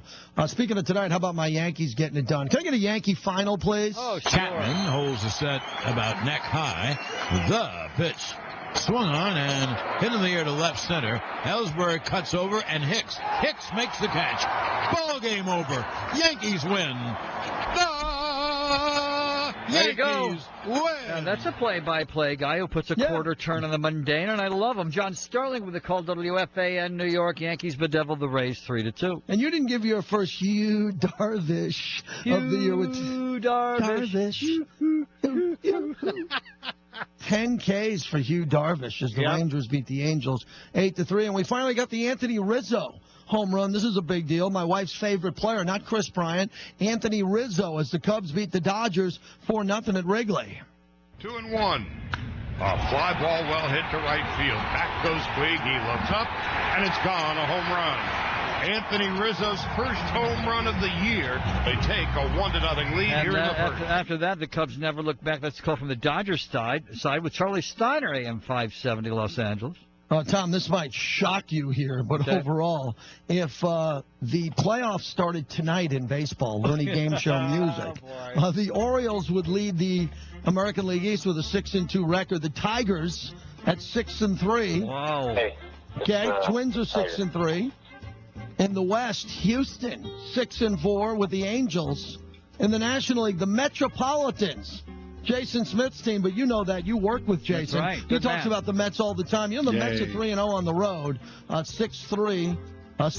They lead the East. 7-3. The Red Stockings of Cincinnati. Oh, yeah. They are atop the NL Central. The Cubs would be the wild card. Wow. And the Diamondbacks leading the NL West. 7-3 on the campaign. Yeah, the Arizona Diamondbacks. Paul Goldschmidt, one of the best teams in Major League Baseball. He's like the Giannis Antetokounmpo or the Anthony Davis of Major League Baseball because he plays for the Arizona Diamondbacks. People don't get to see him play and see how great he is. And the bad news for the Dodgers, who are 5-5 and can't hit against left-handed pitchers. 2 of their 4 games against the Diamondbacks coming up this weekend involved left-handed pitchers. And the worst team in all of baseball north of the border, we apologize to our Canadian brothers to the north. That would be the 1-8 Toronto Blue Jays, 1-8 on the campaign. Yeah, and that's some people have said, and we talked to John Paul Morosi from the Big Fox. He says that's the most surprising story in baseball. And a drum roll, please, the most shocking sports news of the night without question. Okay. Predators 1, Blackhawks nothing. Oh. It's a final! Oh, how would you like to have tickets to that, Tom? Opening night in Chicago. How would you like to have the ticket for that in Chicago? You got the Cubs playing. No, I'm not going to go to the Cub game. I'm going to go to the Blackhawk game, and you get shut out at home. How's that work out? Can I get you a glass of milk to go along with those cookies? The Predators. Wow. Chicago. And Tom, I'm not saying it's going to happen by tomorrow, but reinstatement and negotiating is going on between the Raiders and Beast Mode. Oh, fire up the Raiders. Marshawn Lynch. How quicker, Alex. Well, we'll give Ed Werder from ESPN credit for this one. Oh, I thought it was Deb Carson that broke that. Deb's been all over it, too. Deb's been all over it. Let's see. The Seahawks still hold Lynch's contractual rights, but one of my moles in the Looney Foxhole's telling me everybody's willing to work around it to see Beast Mode with the 24 jersey of Charles Woodson and Willie Brown playing for the Silver and Black. Tom, thank everyone who put the broadcast on that, together. JT, exactly. Deb Carson. Okay. All right. Ben Beatty from Ithaca College. Shout out to the 607. He's our intern tonight. Eric Roberts, our digital dog. Cindy Katz, our guest booker. Alex Teichert, our technical engineer. And sowing the seeds of creativity, our executive producer, Lauren Gardner. That's a guy. Have a great night, everybody. Really fun show tonight. Again, respects go out to everyone around the globe. For the Rooney family, as Dan Rooney passed away. For all Steeler fans tonight who have a heavy heart on their chairman passing away at the age of 84. We're thinking of all you Steeler fans tonight in the Rooney family. You don't have to drive like a pro to stop like a pro. All thanks to the new Duralast GT brake pads from AutoZone. They're like the ones used by Team Penske and NASCAR. They're engineered to be race-ready with a V-slot design and carbon fiber technology to reduce wear and increase stopping power. Because when you drive fast, sometimes you have to stop even faster. Duralast GT brake pads, proven tough from the tracks to the streets and sold only at AutoZone. Get in the zone. AutoZone. Yo, everybody get up! Everybody get up! Everybody needs to understand that I'm more than simply a hype man for this rap group. Just like Geico is more than just a company that can save you money. Geico also has fast and friendly claim service, so they can help you when you need it most. And while I do love being a hype man, I also love reading for children's audiobooks. Like Little Bo Peep, she lost the sheep, and she don't know where to find them. Yo! Geico. Expect great savings and a whole lot more. Bianchi Honda, where they treat every customer as though you're a member of their family. Visit them at 8430 Peach Street, Erie, or 24 hours a day, 7 days a week at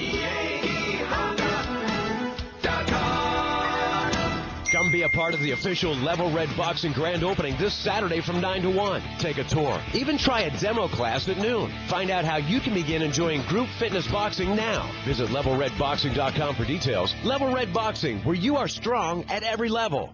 Hi, I'm Craig Morgan. You might know me from my songs, but before I sang country music, I served in the United States Army. For almost 20 years, I served side by side with some of the most resilient men and women I've ever met. They taught me that we all go through challenges, and one small act can make a big difference during tough times. If you're a veteran or a service member in crisis or even having thoughts of suicide, the Veterans Crisis Line can help. All it takes is one call, one chat, or one text to connect. Caring, trained responders are available 24/7 with free confidential support for veterans, service members, and the people who love them. Call 1-800-273-8255 and press 1, or chat online at veteranscrisisline.net or text 838255. One call, one chat, one text, one conversation can open the door to support. Reach out today. Learn more at veteranscrisisline.net. Sharing has never meant as much as it does now. We share the things we love most in life for the world to see. But what if we could actually do more with our sharing than just collect likes? What if this sharing could be used to make a difference? Now there's a place where we can put all that sharing to good use. The National MS Society is asking people to make a difference and share what they love with someone else who loves it too. Whether it's surfing, dancing, or whatever is important to you, we've created a place that'll help you get your experience out to the world. If you have a story, share it. If you have a solution, share that too. Join us at wearestrongerthanms.org, because together we are stronger.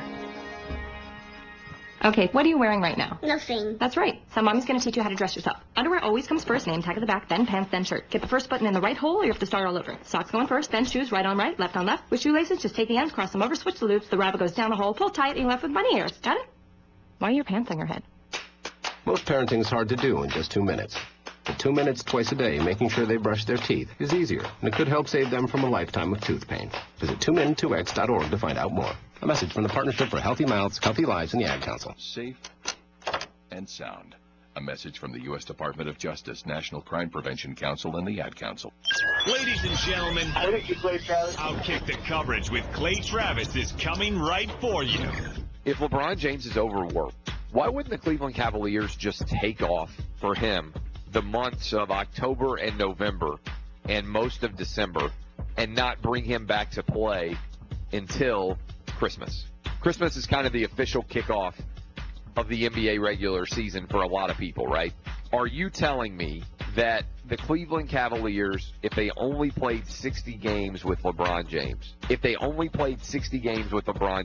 could they not go 40-20? Because if they could and just gave him 20 games off, let him rest for much longer than ever has been done before, they could make the playoffs as the 7 or the 8 seed, I think, without challenging themselves too much.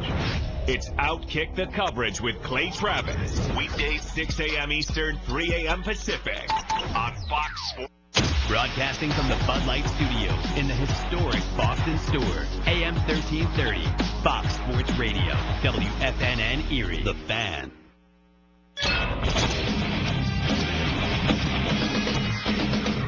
Fox Sports trending now. Live from La La Land, I'm Tom Looney, slaving over a hot microphone. 2 NHL playoff games tonight, both game ones, including Capitals and Maple Leafs. Here's Wilson, and on the right circle, he scores! The Toronto native, Tom Wilson, wins it for Washington! Good morning, good afternoon, and good night, Toronto! John Walton with the call. WFED. Washington Capitals punished the Maple Leafs 3-2, and the Predators jacked the Blackhawks 1-0. Our night games are beginning to go final. Royals crown-colored the A's 3-1. Brewers Michael the Reds 5-1. Orioles took the Blue Jays 2-1. Yankees sugared the Rays 3-2. White Sox 1 little, 2 little, 3 little. The Indians 10-4. And I'm Looney. This is the Jason Smith Show. And now, Jason Smith thinks Tom Brady is awful. Tom Brady is not the greatest of all time. Mike Harmon is a great singer. Put them together, and you've got an awful singer. I don't know if I'm elated or gassy, but I'm somewhere in that zone. The Jason Smith Show. Live from the Geico Fox Sports Radio studios. Here's Jason Smith and 13-year NFL veteran and NFC champion Ephraim Salam. Wow, look at you getting in the promo there. Here's Jason Smith. And don't forget, it's Ephraim Salam. Sunday. Race fans. Look how you got in the promo there. Well, you know, I'm trying to be big time, man. I'm really trying to be big time. And I'm working on it. All right. This is my first year doing radio. I love it. I'm excited about it. And be careful, I'm going to take over the world. Uh-oh. Already got your name in the introduction. Already. It took Harmon like a year to get his name in the introduction. Well, you know, they see talent. And, once the talent is seen, then it just it kind of blossoms. Wow. It takes over, you know. It's because you brought in donuts tonight. That is true. If you didn't, Harmon has never brought in donuts. No donuts, no intro. Fox Sports Radio, the Jason Smith Show, live from the Geico Studios, where 15 minutes can save you 15% or more in car insurance. More info, visit geico.com. So you're going to hang out with us tonight. We got a lot of NBA stuff to get to. We got crazy stories out of the NHL involving fans stabbing each other with screwdrivers. Lord. But certainly the hottest story on the planet right now involves maybe the last person you would ever think to be involved in a story like this. Who is it?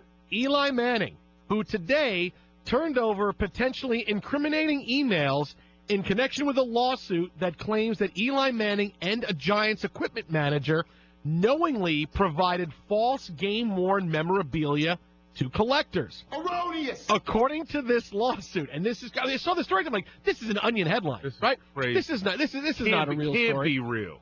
Eli Manning was partners with Steiner Sports, which is one of the big companies in sports memorabilia. And he had signed a contract with them, and he was supposed to provide game-used equipment to them that they can sell for memorabilia collectors. And when he was told 5 years ago, or 7 years ago now, this is from 2010, Steiner, they called him, they said, listen, you need to give us some things. We need some more game-used merchandise to fulfill your contract. Eli sent an email to the Giants equipment manager that asked him for a couple of helmets that can pass for being game-used. Wow. And the email said, and this is a quote from the email, quote, 2 helmets that can pass as game used. That's it. Eli. So he signed it? At the end of the email, he wrote to the equipment manager because he didn't have the game-used memorabilia that he wanted to give up because, according to this story, he doesn't like to do that. He likes to keep his own game-used helmets, cleats, whatever it is. So he asked the Giants equipment manager, give me some stuff that can pass for being game-worn. So maybe, the guy was out and he's scuffing stuff up or banging helmets up against the wall. And now the lawsuit is that Eli defrauded them of this money, and now this has become a scandal. Yeah. First of all, did he learn nothing from Tom Brady? How is he turning his emails over still? Why don't he just destroy the phone? You've got mail. Right. It was off a BlackBerry. Oh my God! All right, and he uses AOL. I mean, come on, really? You've got mail. I mean, it's not 1998. First of all, I'm not going to front. Mail. I have an AOL account still as well. Yeah, but that's your spam one that everything goes to, right? Like when you order something and you don't want, hey, buy this from Fanatics.com, and then suddenly every day you get stuff. That's true. That's true. That's also the. I don't want to say that much about my internet practices, but yeah, just so you know, here on this computer you're on, they're going to track you if you go to a website you shouldn't be on. Oh, okay. Well, let me clear this out then. Let me close this out, right? Boop, boop. Yeah. Get to the remodeling your kitchen website. That's a safe one. But you got to be kidding me. You know how easy it would be for Eli Manning to go out in a game, wear a helmet for warm-ups, take it off, have the equipment guy put it in the back. That's technically game worn, opposed to having a guy scuff up some helmets.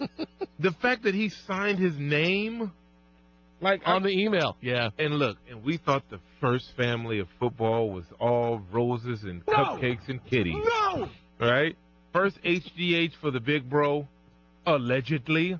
And now, scuffed up, ungame-worn helmets Eli profited from. Because he did profit. It was under his contract. Mm-hmm.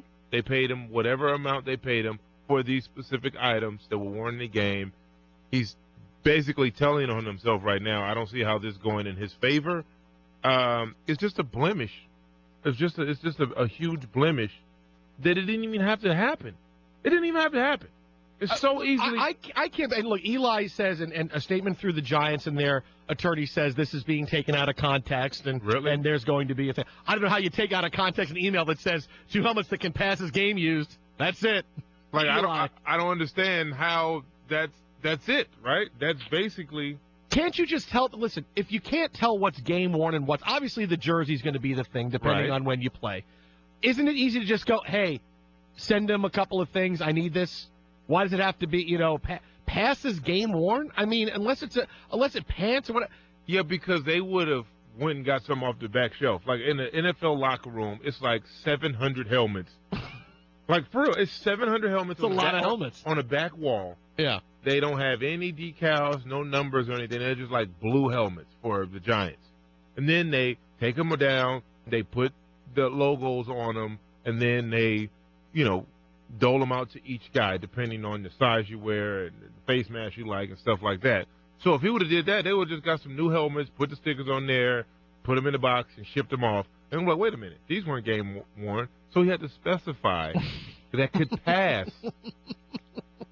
That could pass for game worn helmets, which is just, how long has Eli played? Right? Forever. Yeah. He's got 100 helmets at least that he could have given up to. It makes no sense whatsoever for him to go to these depths to defraud somebody. Like I don't get it. I don't understand it. It's just lazy, and it's depending on how the story goes. It was a helmet gate. Is that what we're doing now? Sure, we could do that. Why not? Might as well put a gate on it. Everything's a gate. Everything's a gate. Helmet gate. Now that's what we're going to be talking about. Does this hurt his chances for going into the Hall of Fame? No, I'll tell you what it's going to be. Jason Smith Show, Jason E. from Salon. This is what it's going to be. Number one, as we've learned now from the first family of football, don't have HGH delivered to your house no matter whose name it's under. Never. 2, don't sign an email sent out saying, hey, I need stuff that we're going to defraud somebody on. I need you to break the law and then sign your name on it. And here's a paper trail. So if they need to, they can catch us. Maybe they're just that slow. You think AOL offices today, everybody was just napping because no one does business with them, and the phone started ringing? Oh, we got phone calls today. What's going on? What's that noise? What are you talking about? I bet you their phones ring there. It goes, beep. But here's where you said gate. If this is proven out, and again, this is the lawsuit, and this is a smoking gun quote that's out there that, hey, I need some game use stuff, Eli. This is a 4-game suspension. This is Deflategate. This is still not protecting the shield. This is when you are involved. This is the same thing as being involved in something off the field. A crime is a crime. Right. And, it's not a violent crime. It's not a crime where it involved destruction of something, whatever. It's not the crime we're used to when we hear about guys, you should be suspended for this, a DUI, whatever. This is still a crime. This is still something you shouldn't do. So just because it's Eli Manning and he's got a great, reputation because he's won a couple of Super Bowls and he's a Manning, if it's 4 games for Brady for Deflategate, it's got to be 4 games for Eli Manning. If this goes through and here's a smoking gun, it's proven, it's 4 games. I agree with that. And does that end his streak of consecutive starts? I'm pretty sure it will. I don't know how. Wouldn't that just be terrible? That's how he does it? Wouldn't the 4 games he missed in his entire career be because he tried to stiff somebody for some game-worn helmet? Are you kidding me? Talking about jumping out of a window. Goodness gracious. Dumb. Just look, don't make it more complicated than it is. If you sign a contract saying that you will supply, whether it be game-worn jerseys, socks, jockstrap, pants, helmets, whatever it is, just do it. You spent the money, right? Yeah. You spent the money, so just send the people. They had to call and be like, hey, look, you didn't give us all the stuff. They reached out to him. You didn't give us all the things, all the memorabilia you said you would give us. So you're missing helmets. That prompted him, okay, well, let me go to my guy. Need 2 game-worn helmets or helmets that can be passed for game-worn. I need you to send them here. Done. Eli. Right? You get what you get. Stupid is what stupid does. You know what I can't wait for? Because now if I could somehow buy a stock, what company makes the mini helmets? What company is that? What is that? I don't know who it is, but they make the mini helmets for autograph, like people autograph and everything. Something like that, yeah. Because I have a Joe Namath one that somebody got me for a present. I'm a big Jet fan. And how many people are going to bring those helmets when the Giants play away games? Eli signed this from Eli. Oh my God. Eli, my help. They're all going to be holding up those helmets. Everything. Eli in the end zone, they're going to be holding up those helmets for him. Oh, that's going to be awesome. You open up yourself to all the ridicule, all the laughter, all the finger pointing. You did it to yourself.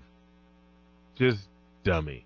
Oh, is it Riddle that does it right Riddle, now? Okay, Riddle. all right, very good. Riddle does it. All right, that's cool. Yeah, remember, they used to make helmets for the NFL. Yeah. Then the NFL did. wait a minute, okay. It was like, there's people are dying in these. Yeah, we need better helmets. Do it. These fake helmets. We need the real ones. Yeah, guys. Sorry. We'll stay in business for the ones that people can just sign it and put up on their thing. What do you got, Golden Headphones? How much do you think Eli got for Tyree's helmet?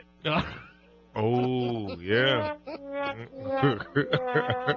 This story, I mean, this is such a, I know you always want to say it's the people you least expect, but how many times we need to see it happen to realize, we don't I don't put it past anybody. You don't know these guys. You have no idea who these people are. But if I said to you, okay, if I said you come in, if you didn't know about this story, I said coming in tonight, Ephraim, there's a quarterback in the NFL, starting quarterback, who is going to be busted because he's being accused of defrauding memorabilia investors by trying to get them fake merchandise to be passed off as real. Where would Eli Manning be on your guess? Oh, he wouldn't even be in the guess. If you gave me 5 guesses, he wouldn't even be there. No, if I gave you 20 guesses, no. even 25 guesses, you'd guess Geno Smith before you guessed Eli Manning. Well, yeah, and not because he's black. I see what you're trying to do there. I see what you're doing, okay? I just default to all the Jets quarterbacks disappointed me. Well, that's true, yeah. I'd say Mark Sanchez before that. Yeah, anybody, but you would never think Eli would do that because he's the straight and narrow and he's the Manning family and blah, blah, blah, blah, blah, blah, blah, blah, right? But, look, he got caught red-handed, allegedly, right? We have to put the allegedly there before. Sign your emails. Don't sign it. Look, man, BlackBerry, too? Good Lord. That's not my email. Wait, it's like a vault. It's football on your phone at AOL.com. I think that's you, Eli. You can't get rid of anything on the BlackBerry. You can't even you can flush a BlackBerry down the toilet and it just turn back on. The email address is peytonsbro at AOL.com. I'm sorry, that's for you. Third best quarterback in family.com at AOL.com.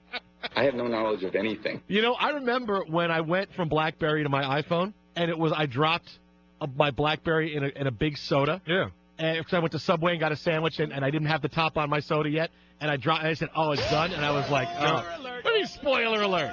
I'm telling you how I wound up losing my BlackBerry. I dropped it. I said, oh, no. And I pulled it out. I said, this is done. I got an iPhone, and I said, what the hell was I waiting for? Yeah. I mean, I did like the texting, and I liked the ball, and I liked that on the BlackBerry. That was the best thing. Yeah. The keyboard and all of that. Because now I fat finger everything on my iPhone. But, you got by it, right? Yeah. I held on to my BlackBerry a little bit too long, and then they started playing games and apps and stuff like that, and I was like, because I'm a gamer. So I was like, I need words with friends, and I need to do all of that. You were playing Snake. Yes. No, don't bother me. I was playing Snake and the first version of Solitaire. That's it. That was the only thing. Those were the only options. Minesweep. Oh, yeah. I love Minesweep. That was fun. Yeah, Minesweep. Yeah. No, not even Tetris. Like, Minesweep was the big thing. Like, we got Minesweep and Solitaire. We doing it. I'm going to the bathroom. I'll be out in 35 to 45 minutes. Fox Sports Radio, The Jason Smith Show. We're just getting started. Jason Ephraim Salam. Hit us up on Twitter at How About a Fresca. Phone number 877-99 on Fox. We have more on the Eli Manning story and another crazy story out of the NFL from today next. Fox. You've got mail. You want to come at the best? You'll end up just like the rest. This is compelling stuff. That means you stay and listen.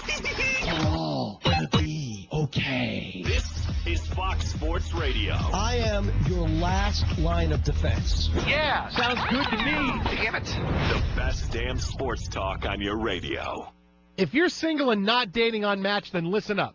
Match is not only #1 in first dates, but second dates, too. In fact, they've surveyed over 5,000 U.S. singles to get the top tips and advice when it comes to dating in 2017. Here we go. You want to impress a first date? Put your phone away. 45% of singles would be turned on if you visibly turned off your phone during a date. This is my issue, but the Mets are on it. It's like the 8th inning, and they go to the bullpen. Millennials are 270% more likely than other generations to be turned on by someone who is binge-watching the same TV shows like Stranger Things or OA.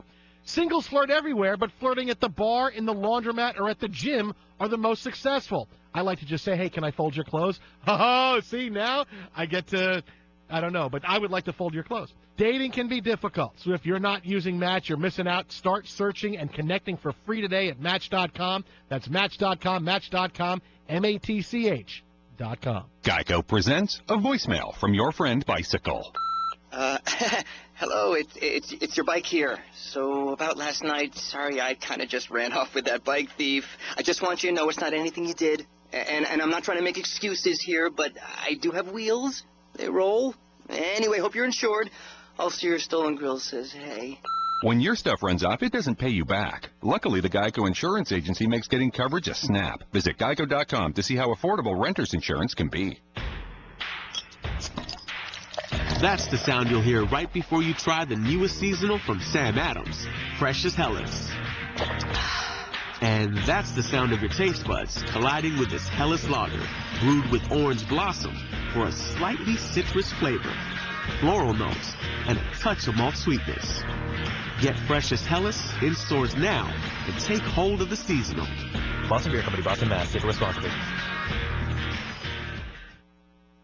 Bianchi Honda, where they treat every customer as though you're a member of their family. Visit them at 8430 Peachtree, Erie, or 24 hours a day, 7 days a week at Erie Seawolves, Notre Dame football, Erie Otters, Bayhawks basketball, the Sports Blitz, the best sports radio in Erie, Fox Sports Radio, AM 1330, The Fan. Paralyzed Veterans of America, National Service Officers. We've got an entire generation of men and women who have seen war. They're going to need voices. Paralyzed Veterans of America represents them. We're going to make sure that the Veterans Affairs gives them everything that they're entitled to. Get all the health care they need. Making a person's house adaptable. We also focus on getting them a job. We help our veterans for free. Changing lives, building futures. That's Paralyzed Veterans of America. To learn more, visit PVA.org. A public service message from Paralyzed Veterans of America. Welcome back to the Dog Show. Up next, we have Satchmo. Satchmo is a member of the Shelter Pet Group. That's right, a group known especially for their couch-snuggling, ball-chasing, face-licking, tail-wagging, backyard-hanging, and, of course, companionship.